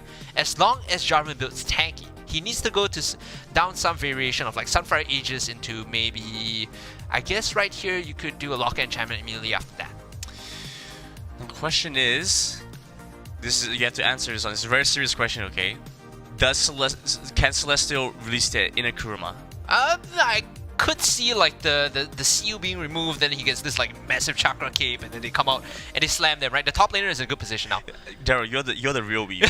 Yeah, like you can't judge How do you me. not like Naruto? Okay? I know I do like Naruto, but you can't judge. You can't fair judge me enough. for this. Right, but previously on the Fiora, I didn't see the Kurama. This time on the Camille, probably. Yeah, Right, probably. yeah, so it feels like Camille is kind of that hidden factor for them. I'm not exactly sure how well it can do. I don't think it's necessarily on the same level as a Fiora in terms of like as a split push threat, but it definitely can deal with the Garen a little bit better because Fiora seems like it has a tough time shredding through the Garen's HP, whereas with at least the second charge of the precision protocol, if you're able to find it, can do decent damage. That is true, that is true. This is a very good draft that they have. The answer here for Crown 7 is to play to their strengths, right? Oh, no, we're not done spectating. We want to watch the game. We want to cast the game, please. Right now, though, the Diana has to be the setup. The Diana is the one that's going to be putting things in position for her team to allow her to put things into position with the Moonfall to allow her team to really follow up, right? I think the Kai'Sa here in this case is the one that cleans up. Oh, they messed up. I saw the Kai'Sa took Ignite, so they probably missed the swap. That's why we're probably remaking it. Yeah. Haha. Well, I guess that it is what it is. You know, It do be Kai'Sa like that, with right? Ignite, you know, it do be like that. You just gotta have to play it out. We'll remake it. We'll remake it. Or make it. You know, I mean, Kai'Sa Ignite. Kai'Sa Ignite's pretty troll. This is what we say about like Orianna, right? If you are in range to use Ignite, you are probably Killer playing Instinct Insta Ignite. Yeah, you wish, right? What kind of solo queue nonsense is this? I'm gonna make Ignite Kai'Sa a thing. I'm going to become rank 1 Kai'Sa Wild Rift and playing Ignite Exhaust. Simultaneously across all the servers, people just put down their phones. Yeah, I think that's the only way I get rank 1 Kai'Sa, right? Everybody puts down their phones and stops playing. It's borderline trolling. I'm just gonna be honest, Garen, it's borderline trolling. Can I even let's see. Need to reset the game, so right now the players are hoping to hop into the lobby soon. We did see some I don't want to say mistakes, but probably like an inability to just swap over in the last minute. Oh yeah, you know, this when is everything is on the line, you tend to get nervous, right? Yeah, you forget yeah, these yeah. things. I would definitely think so, and especially since you're not necessarily very used to that, right? I know for a matter of fact that I mean, I don't want to say this as the giveaway by, but you know, when I get in game and then people are like, what do you want to pick? Then I just say, I'm like not even looking at my phone, and then they just pick something for me. I'm like, oh, okay, I guess that works, and I just like switch after. You know, it's a curse. It's a curse. It's a curse, for It's a sure. curse. But you're a flexible player, a team player, right? Team player. Autofill. Team as long as player. you're not the people in my pub games like, oh, I'm support, but also Master Yi is my choice. He is Master E support. Nope. Master E is support. Report it immediately after game, like all chat report Master What Yi. if he carries your game? He doesn't. That's the thing. That's why we report him, right? If he carries the game, I'm like, oh, this is maybe new meta. No, not New like meta. not like it really happens though. That's true. That's true. Dude, once I was jungling, right? Yeah. I had to I locked in Graves jungle, and the other guy's like, no, I am Master E jungle, I good. And I'm like, okay, cool. I had to play mid lane Graves. I almost like turn off my phone, man. That is not fun. That is. Mid Grave Yeah. sounds like. What do you beat? Fizz? You beat melee. Yeah, you beat melee assassins. Yeah. I don't even think melee assassin Zed beats you. Pretty sure. Depending. Okay, but Because you throw smoke screen down, right? He just doesn't do anything. Smoke screen is one of the most OP abilities in the game. right, by but the way. shurikens destroy you. Shurikens, yeah, his shurikens shurikens destroy you. You just get gotta be put careful down. at level 5. You Yasuo just take barrier, probably yeah. beats you. Yeah. So if you spaceball, it's okay because you If can you dash, spaceball, it's you can, okay, You can, okay. you can dash through the wind wall. So we have one champion that you beat Fizz, and you have one champion that you go even with Yasuo, and then every other control mage destroys you. Pretty much. Yeah. Pretty All right. much. Sounds good. So don't play Grimsmith. Yeah, don't play Grace. Don't play Grace. Although there was a period of time, I remember. I love this story so much, right? So there's a period of time where I think Renekton top was like ridiculously OP. This is like 2 or 3 seasons ago. If you locked Renekton top and with those current item builds, I think you did like. Was it Shojin? Yeah, Shojin era, right? Shojin Yeah, era. yeah, So yeah. Shojin Renekton top was like super busted, and everyone was playing it. And then I was talking to some of the pro players in Singapore, and like, you know, Kralix Wayne. Yeah. Kralix is like, don't worry, I got to counter pick this. It's like, what could it possibly be? Dude pulls up top lane Graves and just destroys the Renekton. Because the way he lanes against the Renekton, he builds up the true grit very quickly. Right. So you have like 20 armor. Yeah. At that point, this was before pre-nerf. So you had 20 armor at level 2. And you had like instant mobility, so the Renekton could never jump on you. You smoke screen dash away and just disengage and keep your armor up, and you just shove him out of wave. Nice. It's so nasty. So nasty. Yeah. Oh man, Shojin era was pretty good. Yeah, Shojin, and then he became Essence Reaver, I think. Yep. And then Essence Reaver, and then As a top laner that plays Riven, you know. that was a good time. It was Riven and Jax for Riven me Jax, mainly. right? Yeah. Oh yeah, Shojin Jax. Oh my god. It was good times. Good times. Thank God we don't have like Shojin in Wild Rift. I mean, we've had some wacky items. I'm just expecting. It's just a matter of time before Wild Rift starts finding. Like people start finding out some like wacky builds. Remember there was a time where people like took like jungle items on Ezreal and playing mid lane. Yes. Yeah, those are some wacky times. Oh, that's PC. It wasn't really. It wasn't yeah, necessarily. it wasn't Wild Rift, but I'm saying just a matter of time until Wild Rift players Yeah, find that out is some true. wacky stuff in Wild Rift too. In the early stages, and this is you were beta testing, right? You like, got the pre-release. Yeah, barely. Yeah, like barely, couple right, yeah, couple yeah. of days before the season But we got ended. the early drop on Wild Rift, and the fun part was there was this like was it Rune Pack Hunter back then? Do you remember that meta? Where Pack everyone Hunter, took Pack Hunter. Yeah, so Pack Hunter was a rune back then where like if you got a kill with teammates next to you, everyone that participated in the kill 50 got or- 50 gold. Yeah, so something no like one that. was laning. You had like maybe 2 solo laners and everyone just roams the map and kills each other. And then every time you get a kill, it's instantly like 400 gold, 300 Yeah. gold because everyone picks up the extra bonus. Right. I think it was actually Opal that told me about that. Yeah. Well, we know it's actually been a little while since all of that happened, and I think Wild Rift like- has come a long way. Yeah. And I think we've all the streams and broadcasts and everything has come a long way since like we had the Sea Showdown. Before we had spectator mode and we had Yes. to watch from the player perspective and jump between But, all of that. I mean, that was kind of fun though because we could see like the players, the mechanically gifted ones were like, oh, you know, they got like Yeah, 4 thumbs or something. that's Or, true. like, You just could going see with so many everything. hands. And Yeah. the ones that were like kind of new to mobile MOBAs, you could see they were playing like the lower skill cap champions. But you know, things have come a long way since then, and I have to say a lot of it has been partly due to the sponsors and the organizers for leveling up the competition, Yeah. leveling up the stream, the broadcast, the event, and everything. You know, enticing new players to get into things and joining in. Nothing and one of them says- is 100 plus. Nothing you know, says compete for first place like 3 months with 100 plus. Enough for you to bathe in. Enough for you to I would cleanse just your go for sins. third place, Third just for place, the just for the 100 100 plus, just for the 100 plus. Right? I think there's big value in that, right? And you know, it is it's such a big. I think it's such a big move for like non-endemic brands, Oh, you know, yeah, for things sure. that aren't necessarily or like purely esport related things to come into this space and say, yeah, you know, we can coexist and work well together, and so you can up your hydration game with 100 plus, and I it's a do really like ni- that. it's a really nice I do like that addition. graphic though. It It looks like is. a major playoff and like everyone's That's drinking I'm pretty sure that's like the what's the cup? The cup? yeah, the cup. Yeah, the 100 plus cup. That's a great marketing idea. 100 plus, that is a great marketing. Right? The 100 The plus Summoner's cup, but with like 100 plus. cup. The 100 plus cup. Nice. Don't make, you know, the first ever Summoner's Cup was 20 kilos. Oh my, wait, really? 20 kilos. The five people who had to lift it overhead, a 20 kilo trophy, 5 people overhead. And that's why they struggled so much. If Okay, you make okay. the 100 plus cup, make sure to make it a little bit lighter, Yeah. then pour the 20 100 kilos plus is in. pretty insane, right? It's a shoulder press. Yeah. It's an actual workout, right? 20 See, kilos. Now that's the time. Now you can get your 100 plus in your Secretlab time for like this Gamer Elite chair. You have like a 100 plus cup that's 5 kilos Yeah. and like the chair with the big flex muscle on it. You're like, it's a perfect tie-in, right? So you get a Yeah. muscle on the back and then you have a 100 plus cup and you're like, on stream you're jacked. You're 100% jacked. You get the Omega series, the Titan series, and you know you get the Super Omega Jack Super series. Titan series. Super Titan series. Eventually, someday, who knows? But you know, when you're gaming comfort, and especially since you're playing on mobile, you don't need very much else. You know, sitting on your bed, in case you didn't know, is actually pretty bad for you, right? It's bad for your posture and it's going to give you some issues down the line. So you sit on something good, and especially that lumbar pillow. You know, the lumbar is very important. You know, your back is going to end up messed up if you lie down on bed and play video games. I recently saw a news article recently about some idol, some popular celebrity who got injured because she was lying down on her bed and using her iPad, and it fell and hit her in the face. Oof. Would that have happened on a Secretlab chair? Probably No, not. it would not. Probably not. No, Probably it would not. But also, like, Unless you play like this.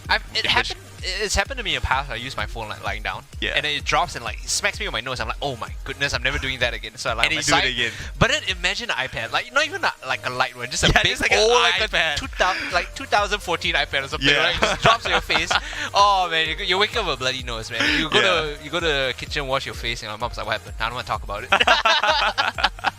Sounds a little bit specific Yeah, there, right? I'm just saying, man.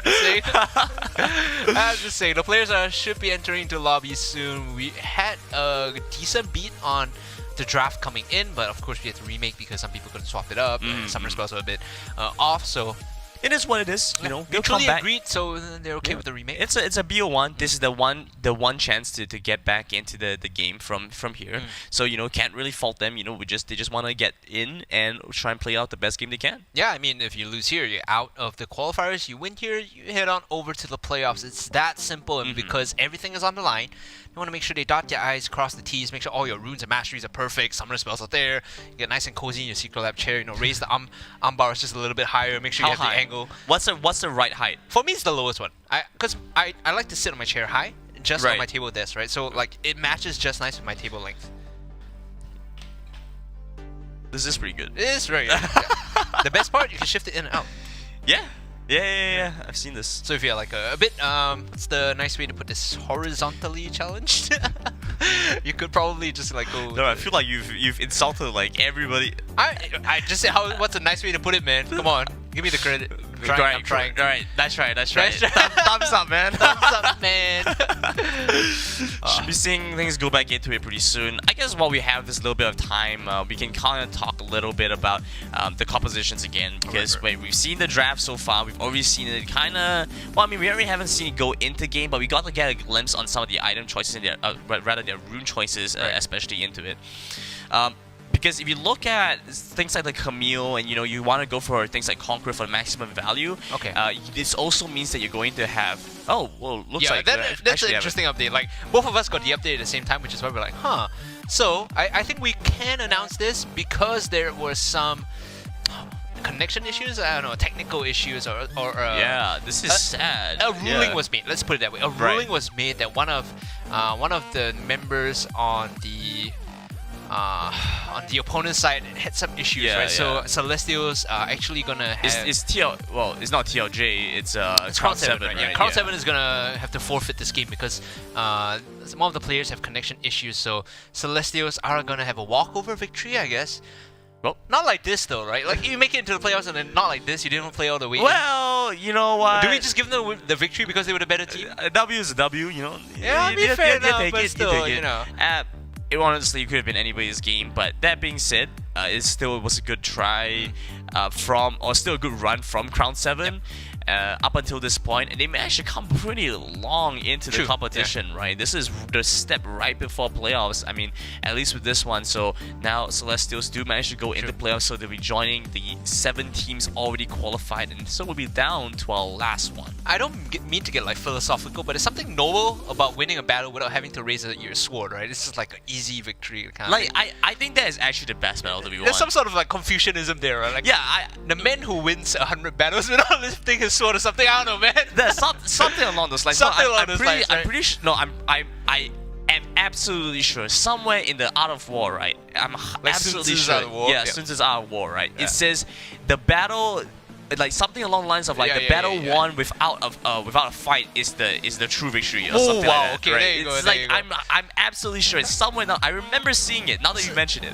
See, I feel like I remember this as well. If you guys are interested to just like correct us, feel free to Give drop us a an actual message. code. Yeah, give us Tweet an us actual code. on, tweet on us. Twitter. You know, you see on versus Asia. If you guys see the post, you can tell me what the actual code is. Flame I'm down. Brandon, you uneducated swine. All you do is just talk about video games. You're gonna read some Sun Tzu out of war. I did read it. That's the problem. I did Go read to it. remember. Just try to remember. You know, this is the important part. All right, Chickens Can Fly and N17 will beat the next matchup because, like we said, it's a walkover. Celestials are gonna win that game. So congratulations to them and commiserations. You know, unfortunate, but these things happen. Sometimes you just really need to prepare. You know, you need to make sure you dot your I's, cross the T's. Usually for me, if I'm playing a competitive match game day, I'm like, this time to this time, I'm booked. No one call me, no one text me. I have all my meals ordered and ready. If I need to eat, it's there already. That so. sounds really well prepared. I would just say bye bye to everybody. Just Yeah, fair enough, I just right. ghost everybody. I have no food, nothing. Like my house is like all the lights are off. I'm just playing video games. Right? I mean, it's either that or you take the big L. And That's I'd true. rather prepare than take a big L. Yeah. I don't like... I mean, I'm a very competitive person. Yeah, Right. I can understand. I get that about you. Yeah. Alright, Chickens Can Fly N17 will be our final best of one. Winner progresses into playoffs to join Celestials as Celestials who have already qualified earlier. Of course, we have TLJ and I believe the earlier match was... Oh my goodness, I'm drawing a blank. The earlier match before. TLJ qualified and I'm trying to recall off the top of my head because this whole walkover thing has me all... there we go, last minute, yeah. Yeah. I'm still trying to get over this thing. No, it's all good. It's all good. It's all good, yeah. Yeah, we just have to focus on the things in front of us. Oh, here we go with ball philosophy. The things in front of us, the match ahead of us. You're gonna give me some like cliched speech about, you know, the present is called the present because it's a gift or some nonsense like that. I'm not Master Uguay, man. Right. I think that with this match, N17 is going to be on the blue side and Chicken Yes, Fly is I going to be on the red side. Oh, the man predicts the future. It's an interesting development, this one. IC has been a pretty impactful support for the most part, but at some points I also feel like they kind of overestimate exactly how much they can get done. I think just looking at this draft strategically, now that we're in game, I can like, put my focus on. Chickens Can Fly. The main picks for them, I think, is the Seraphine first and foremost. They definitely need to get their hands on the Seraphine and the Diana too, right? Or even the Ziggs for hockey. I think those are the two big picks for Chickens Can Fly. More importantly, the Seraphine. I think Ego has had really good games with both the Seraphine as well as the Braum. So those are the ones that Chickens Can Fly really need to lock down. I would love to see the Braum coming in. I think in general, I just prefer to see more tanky type champions because it gives a lot more margin for error. But of course, Seraphine could still work out very well. I think we even saw if IC they played Lux, and so even if you can understand that your opponent has such a wide range, there's a very good chance that you could go for something like the Seraphine and not be punished at all for it. But at the same time, with N17, I'm hoping that they'll go for something a little bit more dynamic because it felt like they were in their rhythm, but they were picking champions that didn't have the damage necessary to execute what they had in mind. I do agree with you, and also the way they conduct fights has to be cleaned up, right? Considering we didn't have like a B1 before this and we just kind of went direct to game, in 17 they had very little time to really sit down and talk. I think that might be the big issue. That might be what loses them this game if they're not careful. They need to have like a TTX, like a tabletop exercise, or you know, a quad and say like, okay, this is what we need to fix. Yeah. We do see Camille, the first ban on the side of N17, gets rid of that one, so we won't get to see something like the Galio, Gragas, Camille come through in the first all three three. picks. It's not that easy. It's never that easy. And Chickens Can Fly now. They could go for the Galio ban, leave potentially. I think the Braum open, the Seraphine open, and let the main core players of your team, you know, get what they want. So Gragas is going to be the ban instead of the Galio. Okay.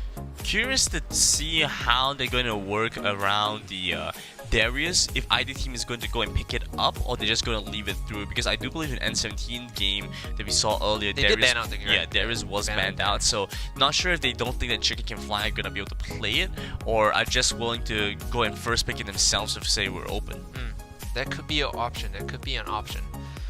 Right now, finishing off the draft, one thing that stands out to me is this: within qualifiers too, the meta has changed in terms of priority for all the specific teams that have been moving on.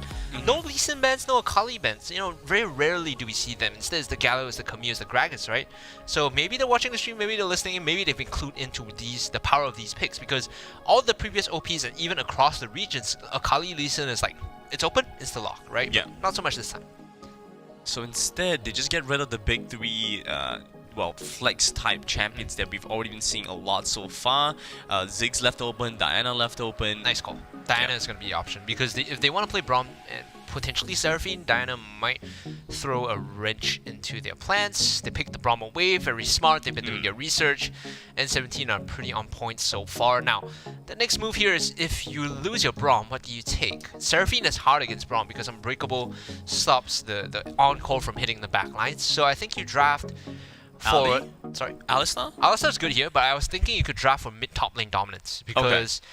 this is a team that also can play through other lanes. Well, jungle does feed into mid and top if they wanted to play for that, so the Jarvan could work well there. Does show them let's play out a little bit open-handed because now the Jarvan is almost definitely going into the jungle. So whatever they go for now is going to be quite obvious. Not sure if they want to go for the Kai'Sa pickup or something early on just to take away that AD carry option. I was about to say Kai'Sa is an option too, right? Like you have very strong opening picks that don't give too much away from your strategy. So Kai'Sa is one of them. Alistar is another example to a certain extent.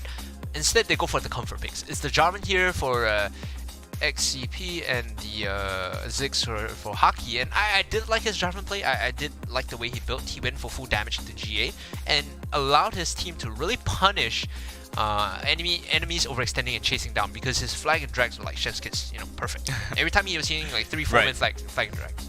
Yeah, not sure how I feel about Tien going into this game, considering we haven't exactly seen the best performance of him on his Olaf. Might be a small jungle gap. Right, it might turn out to be a bit of a small jungle gap, right, between the two. So actually, it might be a good chance for Tien to showcase his own skills and his own abilities. Now working with a pretty... Oh no!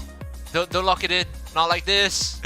The Fiora being hovered. Okay, so the problem here with the Fiora is it shows way too much early on. If your chickens can fly here, your immediate response could be like, oh yeah, I'm gonna take Malphite in the top lane and build like Bramble West. First, we talked about this, right? Yeah. Malphite into Fiora is really frustrating for Fiora because she would never be able to kill you. Oh please, not the Garen's the same thing as well, right? It's hard for Fiora to kill you unless you display. Malphite just brings a lot more in terms of TP pressure. Garen's a bit more of a side laner, so you build up I guess Trinity Force Black Cleaver and start sieging and ignore the Fiora. The thing is, we've just seen so much Garen at this point, it just feels so underwhelming compared to what a Malphite could potentially do, and the amount of sustain, the amount of pressure they could have. I suppose the main difference is that if you're intending to play around top side early on, Garen definitely has more pressure. Okay, Tristana, nice. So they don't have to commit the top side, but this is what Chickens Can Fly played earlier today, right? This like heavy siege style ADC mid lane combo, and against the Fiora is actually a good answer because if she's split pushing and your team is sieging as a two-man unit between Tristana and Ziggs, you will siege a lot quicker than her, especially if there's the top laner just holding her down. Alistar here took quite a while for Chickens Can Fly to notice that he was open, but eventually they'll pick him up. Well, I guess honestly, Alistar is a fine pick here as well because they've honestly only gone through two rotations, right? And it's because Jarvan and Ziggs are quite high priority. It makes sense that Alistar did drop down a little bit lower. Okay, Ram is being hovered. Teemo K isn't here anymore. I mean, yeah. A bit late. A bit late. To talk about this pick though, if they do lock in the Rammus, it's not very good. Even though he's seen like buffs, if you want to call it that, with the leap in from his ult. Still, the problem is he can't stick on the target. Even if he comes in and tries to lock down someone, Headbutt knocks him away, Buster Shot knocks him away, Satchel Charge knocks him away. Too many tools in the bag of Chickens Can Fly to really deal with this Rammus. Not to mention Cataclysm just makes sure that he's stuck after he jumps in. Yeah, it's so difficult for the Rammus to find too much impact in this game. Instead, it looks more like Chicken Can Fly have much more onus and are better able to move around the map. The Singe, the game we saw before, went 0-0, but was still able to win out. And so I think this is likely going to be a repeat of that kind of performance. The Fiora, frankly, doesn't have all too much within her toolkit. Yeah, to deal with the Singe. Without any form of crowd control, you can only really watch as the Singe runs away. The problem is his fling, right? His toss, it has such a quick animation, it's almost impossible to repost. Right. And every time he walks up, you're going to be like consistently wondering, is he going to fling me? Is he not? Does he just want to put damage down? And Fiora's, even though she can proc the vitals, in terms of just like sustained DPS, Singe does a lot more, especially once he picks up, in this case, probably Bramble Vest 2 or Sunfire Aegis. to mention about the Katarina last pick from N17 here. We talked about Katarina's value in any composition. She's a what we call a bomb, right, in TCG games. You can't ignore her once she comes online. Eventually, she will also get to a point in terms of items where she's always going to be a threat. So you need to remove her every time she shows up. You do that using Alistar, you do that using Tristana ults to kind of disrupt her and force her away. Tristana is going to be something to watch out for because it takes some time to scale back up. Alistar can provide some level of safety, but against a Braum who is very easily able to stick onto you, and with the Glacial Fissure able to disrupt a lot of your spells and a lot of your mobility, you have to be very careful with the positioning. The bright side is, while you're defending against the Braum and those potential engagement of Rammus, you are also defending yourself against the Katarina, and so you kind of set yourself up so you're in a position where you have to target choose very properly. Yeah, and but the problem is, at least for N17, is that they have made it in such a way that Chicken Can Fly cannot easily get baited by them, right? So it's a little bit counterintuitive. It's kind of weird to say that, right? Like, by drafting well, they've also kind of set it up so that they cannot be tricked. They cannot trick their opponent. Yeah. To be very honest, like if I was the coach for Chickens Can Fly here, I'll play a non-interactive game. I would just like push and siege. Like literally don't need to fight, just take the map, take control. Because they don't really have a true tank apart from the Rammus. Unless the Rammus face checks, there's no real way for N17 to like go into Fog of War, control areas, and their siege is pretty terrible. They only have Kai'Sa to siege. Kai'Sa's the only one that's going to be hitting turrets. If you don't get a clean kill, there's no way you walk up and defend or even siege against the Ziggs. Like, the wave clear is pretty terrible. I guess they're looking for maybe the Fiora to just keep getting the sideways, but honestly, if you have a singed against you, like, what are you really supposed to do? Like, who's gonna clear the waves? Who is able to sit under turret and stop the Ziggs from pushing once they get a small lead, right? And Katarina, she needs to use a dagger, she needs to pick them up, puts her at risk of getting caught by the Jarvan, getting caught by the Alistar. So once Chickens Can Fly does take a small lead, or if they do take a small lead and start sieging, there's no full answer from N17. Yeah, very difficult for them to respond, so they have to look for an early advantage. But you look at the top side, and the Fiora has already dropped down.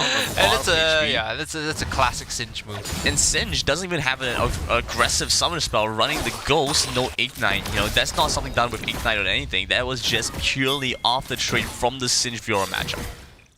Bot lane playing a little safe because they know it's range melee versus range melee. Whoever gets the all-in first is gonna win. Actually, standing this far up is kind of dangerous. Like, if I was the Alistar, I'd just jump on him and force him out.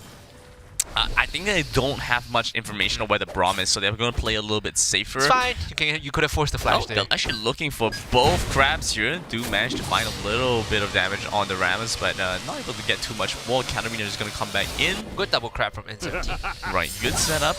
Looking for maybe a catch onto the Singe, but he's just going to have to recall, I think. Doesn't have HP or mana, so shouldn't look to be too greedy and stay for this. Trust Dragon going to be up is the Mountain Drake, so it's a nice little shield, and it's actually going to be really helpful for Chicken. If they get this, it can survive against a number of quick engages. Both teams do want this Mountain Dragon rather, because you have Alistar, Jarvan, and Singe on one side. Meanwhile, you have Rammus, who really scales with the extra shield because of him naturally building armor. The shield has a lot more value. Of course, Braum does like the additional tankiness, so he can step up. Right, and for N17, it helps so much knowing that the Ziggs is going to look to try and poke you, so having that shield is very impactful. Jarvan is pathing down towards the bottom side of N17's jungle, gets a little bit of information as well, might look to make a play down bot. I can't wait. Did they have information of this? They didn't see the Jarvan come in, right? So if he knew that Jarvan was there, Braum doesn't walk up. Might just be looking for a recall angle to reset and pick up a couple of items. Quite curious how much exactly they managed to get so early on if they're looking to recall. Yeah, there we go. There's the BF sword right away. No Q evolve, so not the biggest buy in the world. Right now you see items being picked up across the board. Ziggs moving towards the Luden's Echo. Singe already has the Baramo Vest, so this matchup for Fiora is only going to get worse as time goes on. Now, Tristana, she recognizes, hey, we also want to BF Sword and Grievous Wounds just to cut down on their healing, just in case they decide to fight us, because right now, heal is on Braum, so you get extra value of their Grievous Wounds early on. Yeah, it's actually down to the Tristana, who has a little bit of a lead in the early because she went to hold off on the recall for a little bit longer. Braum instantly bought Redemption enchantment. So they are looking to contest this dragon here. This is a very big signal. They have Katarina, they have Redemption enchantment, so they want to pull the trigger. They want to be the one forcing the fight because they are on a whole stronger 5v5. And you can see 5 members on the side of N17 positioning down towards the bomb side. They do manage to find the engage coming onto the Kai'Sa right away. She dashes over the wall using the killer instinct. That's a nice collision fish to get the engage off onto Eagle. Eagle has to flash away, joining into the fight. It's going to be the Katarina. 5 members have come down to this bomb side to pick up this Mount Drake. Both sides want it oh so badly. This is too late coming in for Chickens. There is no reason for them to re-engage here. In fact, I don't know if they can even Good contest damage. this. Icy takes the full brunt of the damage. Gets taken down. Cataclysm coming in as well. The Death Blow is going to be used by the Katarina, but he isn't able to find a significant target.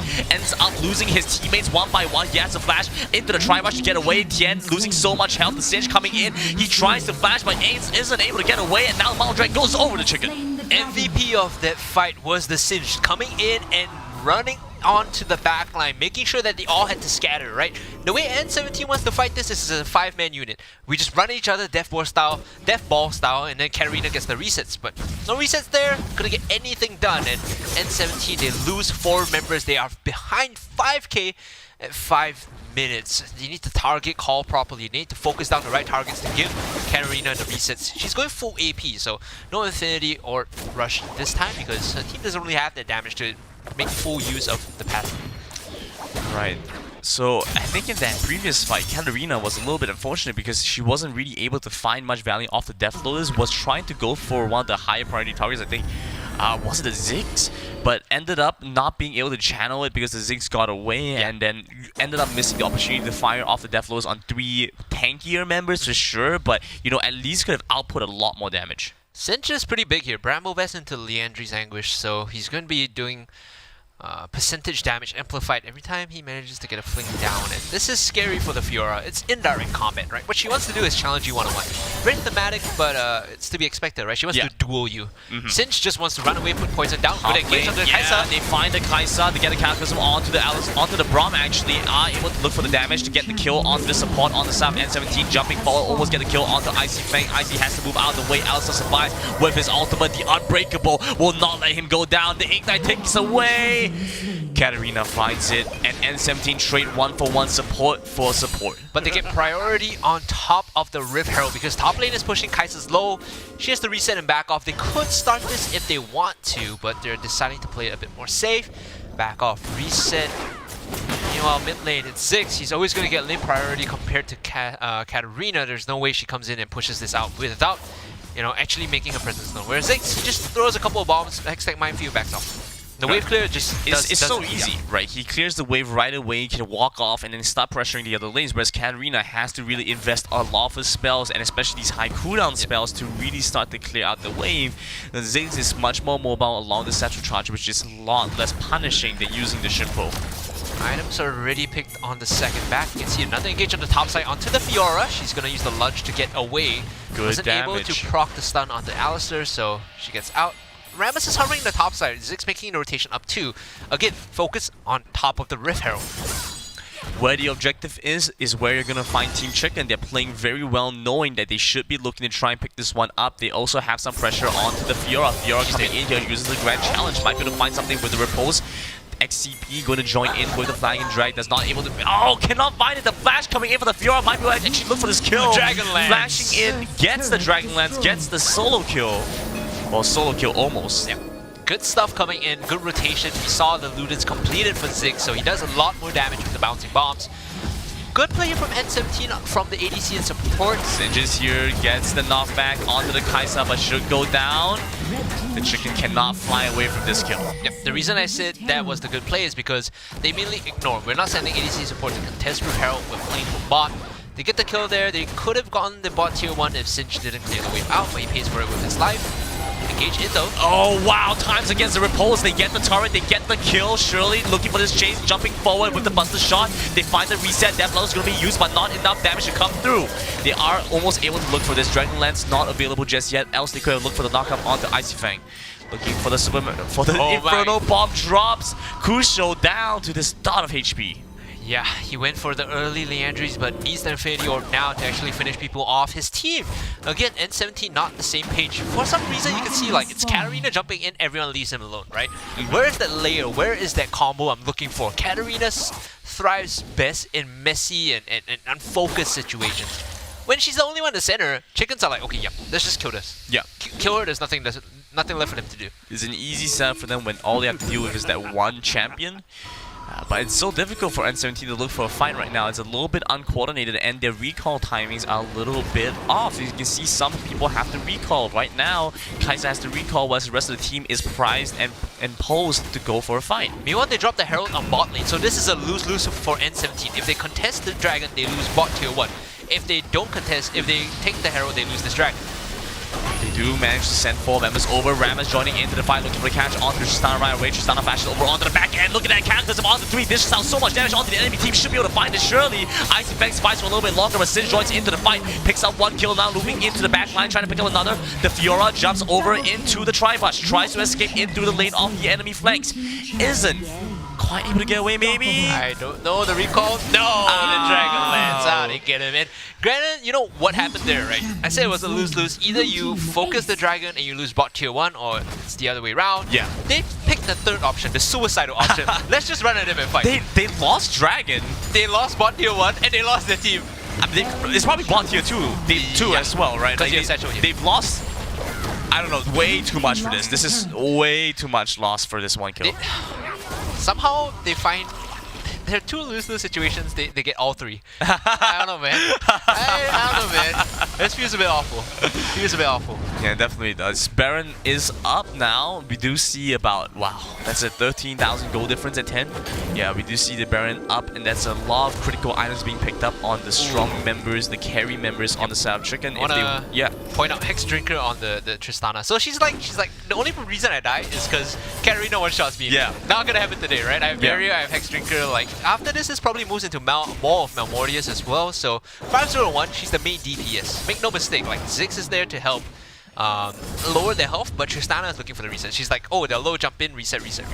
You would think that with the Tristana being as strong as she is, there's going to be a little bit more focus, but even when the Rammus ulted on top of Tristana, flash out onto the Tristana, and the Braum flash, they do manage to get the knock up, then get the stun onto the Katarina for a short moment, but I don't think the Singe is in position to follow up. But yeah, they got the Glacial Fissure, they got the stun from the Rammus, and even then it wasn't enough to take down the Tristana. Tristana flashed through a wall or could jump away with the rocket jump. So much mobility. Oh, here we go again. Down. Tactical, he's jumping in. I mean, Tristana's jumping in. they burn the flash of Kusho, so that's a good thing. Also, want to highlight, if you pull up the items real quick, Gargoyle's enchantment picked up by Alistair, right? So he's super tanky the moment he engages. Like, now you have 3 big tanks, 2.5, right? Jarvan is like whatever. I think Gargoyles was actually the first item buy for Alistar, right? So that's been that's why Alistar has been so tanky throughout a lot of these games, and why a lot of these fights, and why they've been prioritizing big team fights, because he's so tanky. There's no way he steals this, there's right? no way. There's so many displacement spells that force him. Wait, look at that! Master shot used to easy pickup. He jumps in. It's a suicidal mission. The Cataclysm comes out. He gets taken down. Baron over onto the side of Chica. He tries his best, but his armadillo cannot fly. Did you see the displacement? He tried to walk in, right? Then Alice was like, hit, but nope. And then he walks up and then flashes gets in, gets hit by the Buster shot. Then he eventually has to jump in. It was like, yeah, I'm gonna die here anyway. Whatever.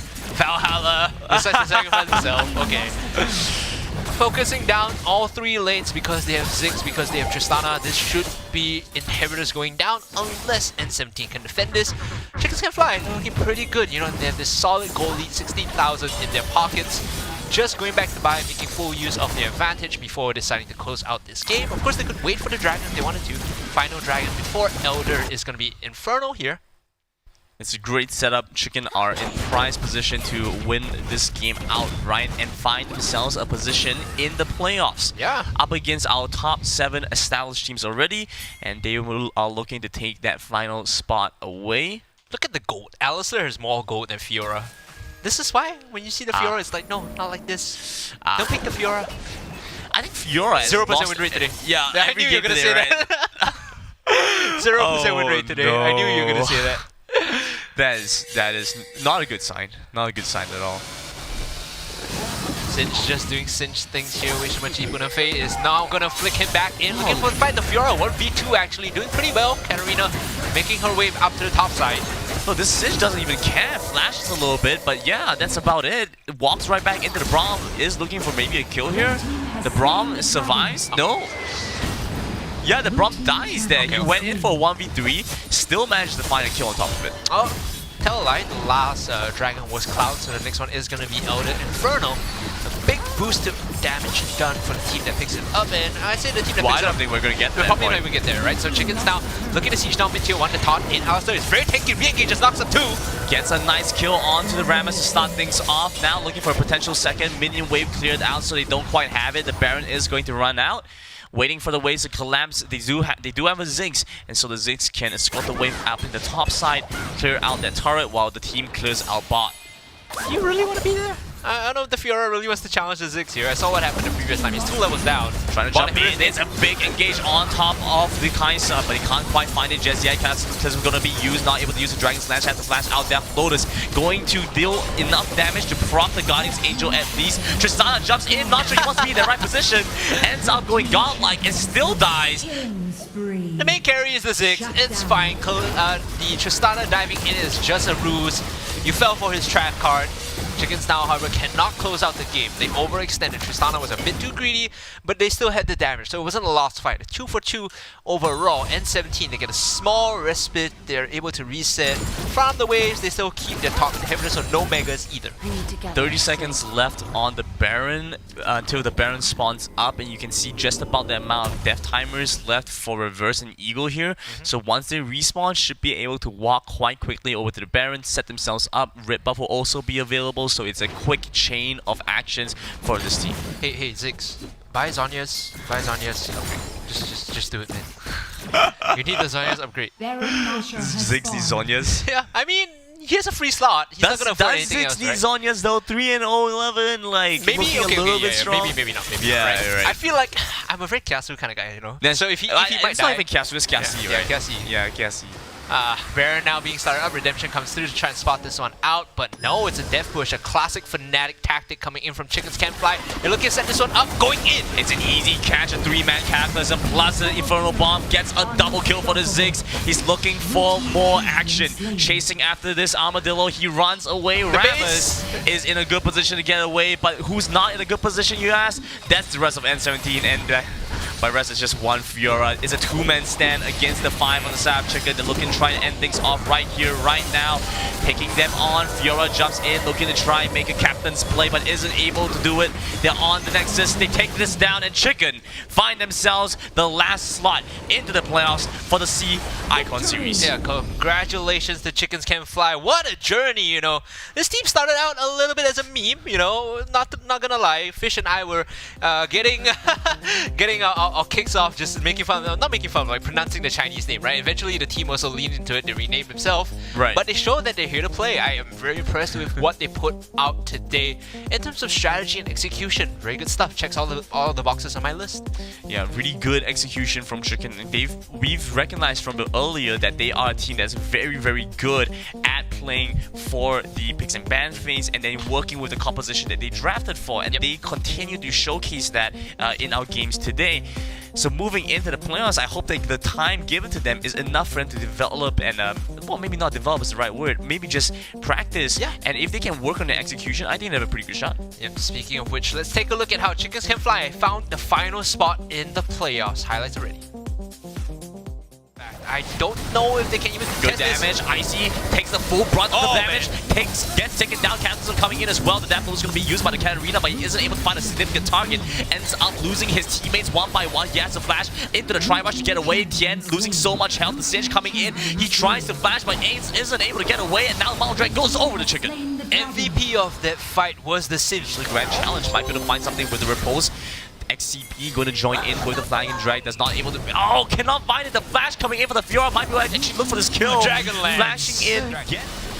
They do manage to send 4 members over. Ramus joining into the fight, looking for the catch onto Tristana right away. Tristana flashes over onto the back end. Look at that Cataclysm onto 3. This just sounds so much damage onto the enemy team. Should be able to find it surely. Ice Effects fights for a little bit longer, but Sin joins into the fight. Picks up 1 kill now, moving into the back line, trying to pick up another. The Fiora jumps over into the Tribush. Tries to escape in through the lane of the enemy flanks. Isn't quite able to get away, maybe? I don't know. The recall? No! The Dragonlance out to get him in. So, there's so many displacement spells that force him away. Look at that! Master Shot used to. Easy pickup. He jumps in. It's a suicidal mission. The Cataclysm comes out, gets taken down. Baron over on up, going in. It's an easy catch. A 3-man Cataclysm plus the Infernal Bomb gets a double kill for the Ziggs. He's looking for more action. Chasing after this Armadillo. He runs away right now. Picking them on. Fiora jumps in, looking to try and make a captain's play, but isn't able to do it. They're on the Nexus. They take this down, and Chicken find themselves the last slot into the playoffs for the C Icon Series. Yeah, cool.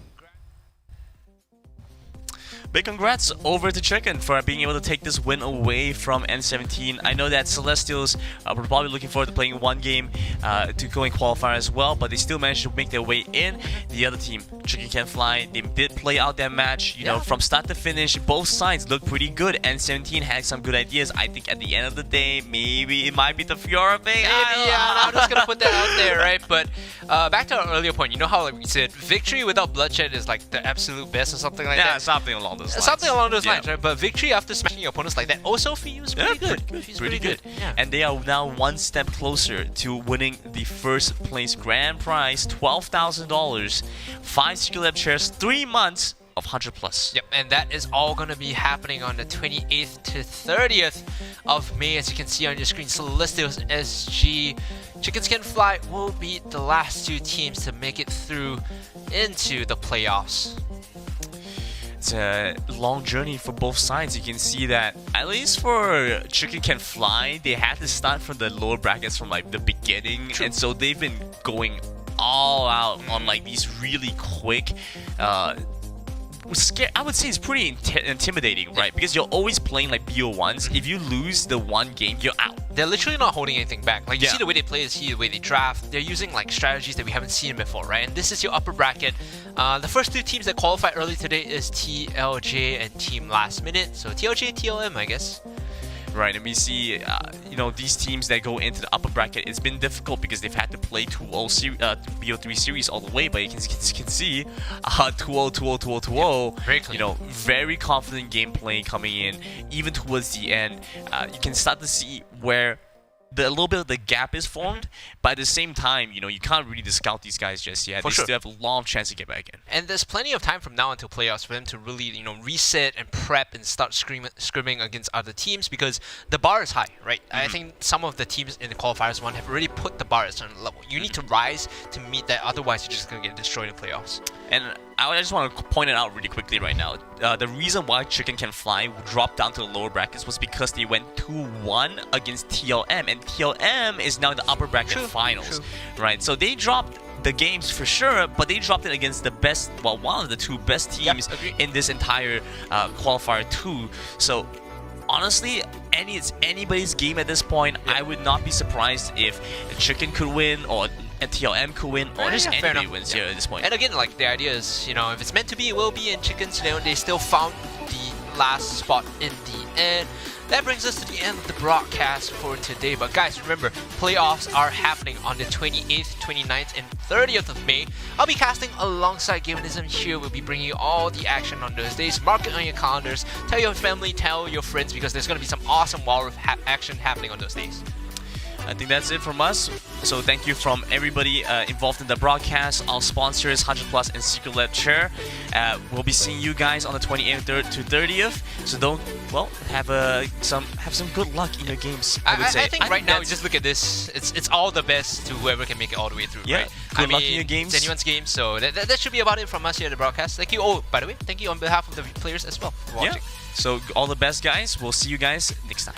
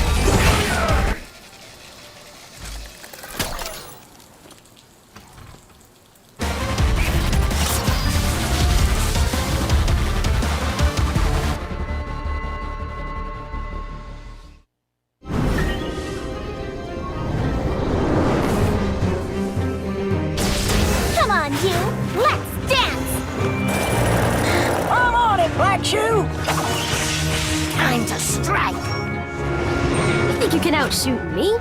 Captain Chemo on duty.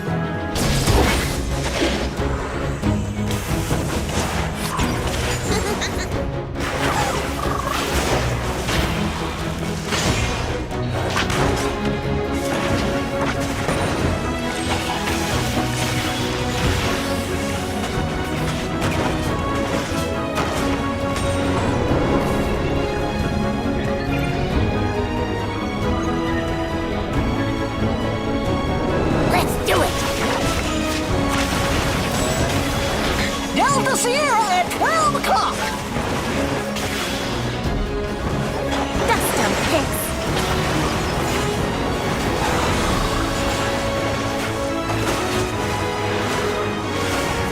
Nothing a little gunpowder won't fix.